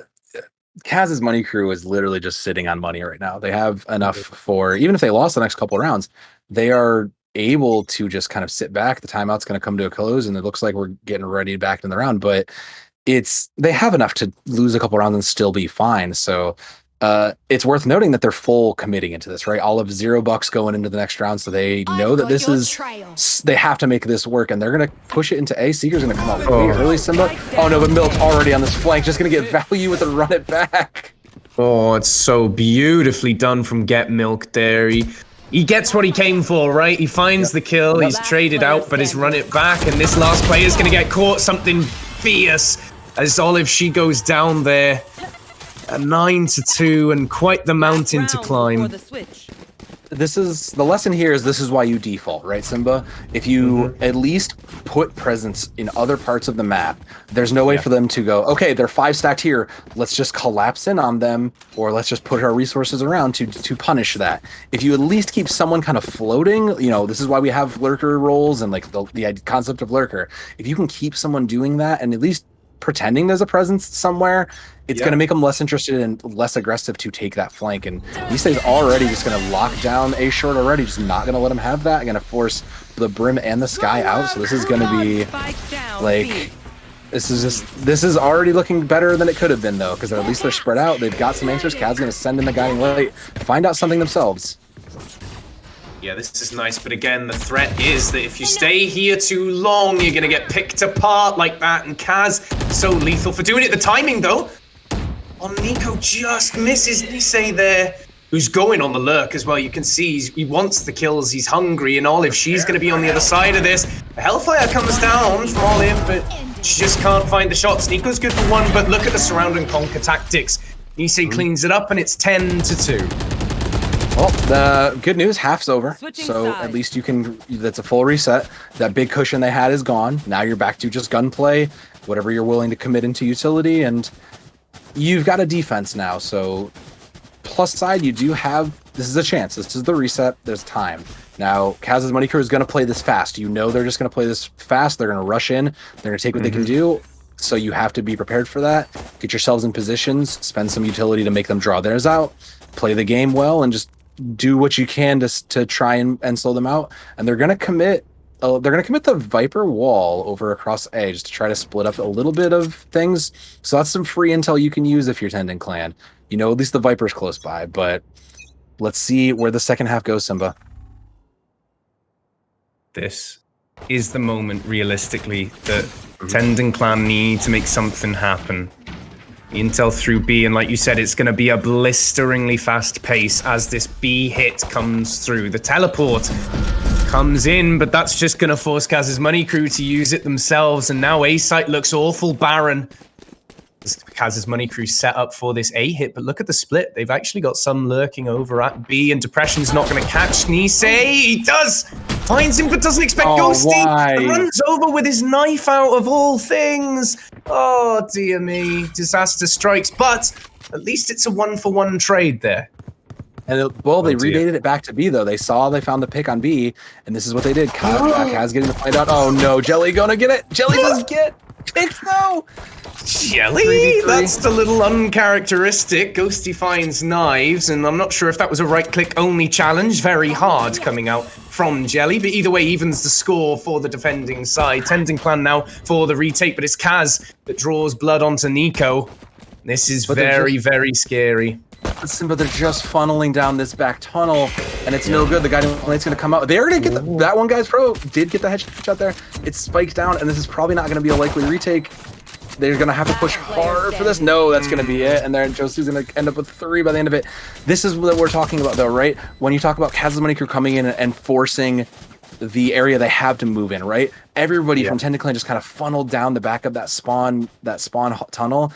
And it was just an easy picking. They knew exactly where they were. They didn't have to worry about it. They could put their resources and their info into that. And you need to kind of come at it from a multi-pronged attack, right? That's how you win and take back these retakes. Yeah, and that's why retaking bind is such a nightmare. That's why you see a lot of teams play for the site. They play for contact on the site, because if you have to retake, there's a good chance that is your only entrance onto site is through CT. It's a nightmare to retake onto, and it's difficult to execute. So as soon as you do lose that site, it's a nightmare here. Nisei with the wall bang. He's good for a headshot and then just peeks round the wall. Wanted style, curves the bullets clean as you like. And it's going to be a gun this round, plain and simple, and B site is clean for the taking. There was one on B. There was only the Brimstone on B to hold that down, and they just walked in. The door was open for them, basically, and now here they are. There's a split attack, though. There's a chance they can come and take this. It's 3v5 on the retake. It's going to be a tough ask. The Guiding Light comes up, doesn't see anything, but they at least have a chance to do this. Keep an eye out on Nisei. Devastating. Oh, no. I was just about to call Nisei as the potential game changer on that lurk, but never mind. We're in match point, Simba, and it's force. It's do or die now. This is force what you can get, and even if Kaz's Money Crew really wanted to, they're not really in a great position to force up. Get Milk's going to opt into Vandal. They might opt up a little bit harder, but they don't need to. They know they don't need to. They're feeling exactly everything they are right now, so they're just gonna play their game and make this attack, and this is what I was talking about, right? Like, the Viper has had a constant presence on A, you can't ever tell, and they've been trying to play into that, and now they're actually just going to straight push it. a lot faster. Guiding Light goes in, takes a dive, but doesn't find anybody. One of you guys, bro, just send in that dart and find nothing. Guiding Light also nothing, and it's blocked off. They have a corner. They can get a plant down, and that's all they need to win this, Simba, is just that This corner. is so beautifully taken, but there's 3 picks coming out for Tendon Clan. 4! Life! Signs of life with the 4K. Nico claps it back. 9 more is all they need to tie this up and go to overtime. A tall order is a damned understatement at this point, but that is a really good start. And it's an eco round looking like for Kaz's Money Crew. This is it, though. But this is what you needed to force them to do. Whatever reason they opted not to, they're in this kind of an eco round now. So now they're stuck on maybe Spectres at best if they opt out of armor. You have the chance to capitalize here. They're going to free roll this and opt up. Nico going to opt into the Phantom, grab what they could. There's a little bit of a mix, but there's better firepower out there. So they have an advantage if they can make this work. I like this aggressive take from B here. I like this aggressive hold. Oh, the boom bot doesn't give away depression, but it's unfortunate. The knife, the disrespect, surely not. Olive is good for 1. She's got to do a lot more than that, though, as she hightails on out of hooker and just hides underneath it, but the shorty's lurking overhead here. Get milked. Hasn't been spotted, though, and the run it back's going to be all for naught. A good wall bang from her as well, holding down B-Side all on her lonesome at the moment. It certainly seems like it. But the reinforcement's finally through, and Nisei's stuck in long. It does look a little bit like Kaz's Money Crew are toying with their food ever so slightly. Olive will fall to that molly of Get Milked of all things, and the flashes are just being traded out currently. Get Milked's going to be taken down to Nico, who's been very, very solid, in fact. But that was Olive's round to hold down the fort, and she did excellently. She clutched that round. She got the picks she needed to. She knew exactly where she needed to look and fire. She baited out that run it back incredibly well, and that was a great moment for her to shine. You love to see it. She was quiet first game, but it's nice to see her show up, and now it's 4-12. Still a long road ahead, but hey, this is the most we've seen taken off of Kaz's Money Crew. Whether they're playing with their food, whether they're just toying and messing a little bit, who knows, but you got to give it to Tendon Clan. They look like they're earning it, if nothing else. They are not rolling over, and that's what you need to do. But there's a full buy for Kaz's Money Crew, so now that the board's a little more even, and they're just going to blitz B long Simba, so this is going to be tough moment. Good flash, and Olive's just taken out immediately. Traded, however. That one guy's bro going to be good for that, and going to back off the site, though. This could be disastrous. Nisei was pressuring out A all the while. The showstopper comes through from Ghosty to clear out sight, and indeed it does just that, as a push to elbow for the Sova is going to be the aim of the game. But the spike is now down, and it's a race against the clock. Well, but you've got 4-3. The Aldron's going to come out, and that's going to give him the intel. You have the numbers here for Tendon Clan. You can do this. You just got to figure out something. Now you know, and one guy's broke and trying to do his brother proud and try and get this pick here. Okay, the shock dart doesn't find anything, and knives will fall, and the flank is spotted out by Jelly. It's all falling apart. The Sova's got to do so much work now, and same for Nico. They've asked so much of him already. He will fall. 1 remains for the grand final and that cash prize. All gone to pot. 6 bullets and not a hope in hell now as this crossfire set up disastrously for that one, guys. Bro, he pulls out the knife almost as a white flag, and Kaz's Money Crew come up with the goods and take home the cash. I mean, for a dominant force that they've been this whole day, did we really expect anything different here? I mean, Tendon Clan had a great run, but I think it's hard to argue that we didn't see this coming in some ways, right? Like it's just tough because they've just been a dominant force, 13-1, 13-0, 13x all day, just crushing the opposition. But I argue that Tendon Clan put up an incredible look versus what I would consider an elite squad in Kaz's Money Crew. Yeah, no, they were absolutely insane. And like we mentioned previously, they are a collegiate team. They are on a team, presumably with a professional coach who they will be entering in tournaments similar to this, fighting against foes of similar caliber to themselves. So this, I mean, for them was a good bit of pocket change. Nisei looked fantastic on the Viper. Kaz in particular, I thought was wonderful on that Sky. But shout out to Nico as well, who also played the Sky, to look damn competitive. Yeah. When these initiator players, these Skies, these KOs, and these Sovas, they look good. They look so good. Even Kaz playing Sova in that first map, just was able to get the value playing the Odin, kind of locking down B. And when those players shine and their duelists do the work and put in the space for them to like kind of capitalize on it, they look incredible. And that's what happened there is Kaz was able to pop off, make the space, trade out their teammates as they could. And it was just a great show of teamwork from both teams in reality. Some issues like across the board and some places to look back on the tape and work on, but just incredible good stuff all around. And hey, going home second place here is no joke either. You get a bit of cash and you get to go, you get something you get chauffeur, right? You stood up against a pretty dang good collegiate team on the whole. Yeah, no, realistically, I realized that the last couple rounds there for Kaz's Money Crew were them having a little bit of fun with it, and that's all good and well. But Tendon Clan, they really brought it to a team that, 100% they earned it, and they shouldn't go away from this disappointed. They should go away with their head held high. They did fantastically well. And if this team want to keep going and work as a group and build on that, this is a bloody good start for it. 100%. I agree with you, Simba. And even in their lower bracket run, the games were close versus Midnight Insomniacs versus Patch.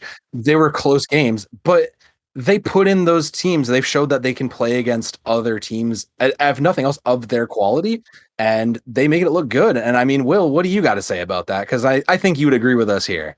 I mean, nothing short of dominant performance here coming in from Kings, Kaz's Money Crew. I should know the name of this already. And like I was actually falling asleep back in the production because I was just like, it's already over. And I also have to say we kind of had a little bit of bet going on in Twitch chat and the over under on how many rounds that KMC would lose. And we had the over and under was set at 3, and a lot of people were betting under. And so actually we ended up we ended up with 6. And so hey, I didn't bet any points as I set out the bet. So but congratulations to Kaz's Money Crew for pulling this out in dominant fashion. We expecting nothing less from dominance and fashion all afternoon long. And so it was just the fight for second place, and just unfortunately there is a brick wall. I want to now. The challenge is I have to find some competition for KMC, and hope they don't do this again. Don't embarrass us old people. Wanting to come in and play some Valorant. As it were.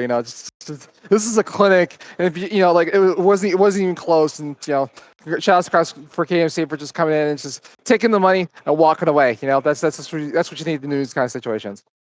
That was a cool guys don't look at explosions type of series, that one, where they just turned their back, held their hand out for the cash prize and walked away. Yeah. But an absolute pleasure to watch them play as well. It was really cool to see that team work in tandem and in motion with each other. They were brilliant at swinging off of each other, one by the other, and working with flashes to make it all come together. A really tightly knit team from what I could tell from that series. And they're going to be ones to watch, especially, I would say but I'm going to say when Will does another one of these, they're going to be one to watch because they are frightening. Yeah, they're definitely invited to the next one, and we'll try to find some competition as well. I mean, I just like it doesn't matter how big the tournament is. Like we bring the heat, we bring the competition to the Forebears. So I want to see how they go up against real competition. This was kind of like kind of a tryout session here. Kind of like a couple reps on the bench press. Getting shaking the rust off of as it were. But I want to see them against some real competition, some real people that are willing to come in and have nothing to lose other than to beat KMC. But again, today was a tryout. Tomorrow will probably be a better competition for them. Well, it certainly was a good competition as well all around. We saw some fantastic teams come through, the winners and the losers. There were some excellent games in there, some moments that had you scratching your head, some moments that had you out of your seat shouting out loud. So a really good day of Valorant overall.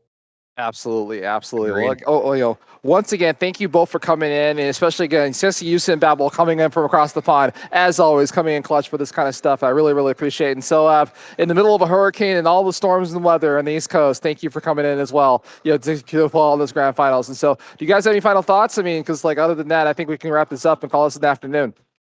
No, thank you for having us here for this wonderful. It's a shame we couldn't be there for the LAN in person, but it's always good to work with you and your incredible production squad. These events are incredible to be a part of, and I'm always happy to be here and just be a part of it for the future. Absolutely, always welcome. Just to echo our sentiment, shout out to Duke, who's been killing it on production all day long. He put in a shift, so fair play to him. Catching some awesome moments on stream as well. But it's always a blast, Will. It's always a blast, and I'll be DMing you when I see you tweet next about something coming up. begging you to let me back on the cast. You don't have to beg, my friend. You're family at this point. You know, you're always welcome. You're always welcome, my friend. I appreciate We'll that. keep that. We'll keep that in the back pocket for you. Absolutely, absolutely. And like I said, I hope if the world can heal at a certain point and the pandemic becomes over, you're more than welcome. Like I said, I can't wait for the day we're all in the same room together doing this stuff. It's going to be absolutely amazing.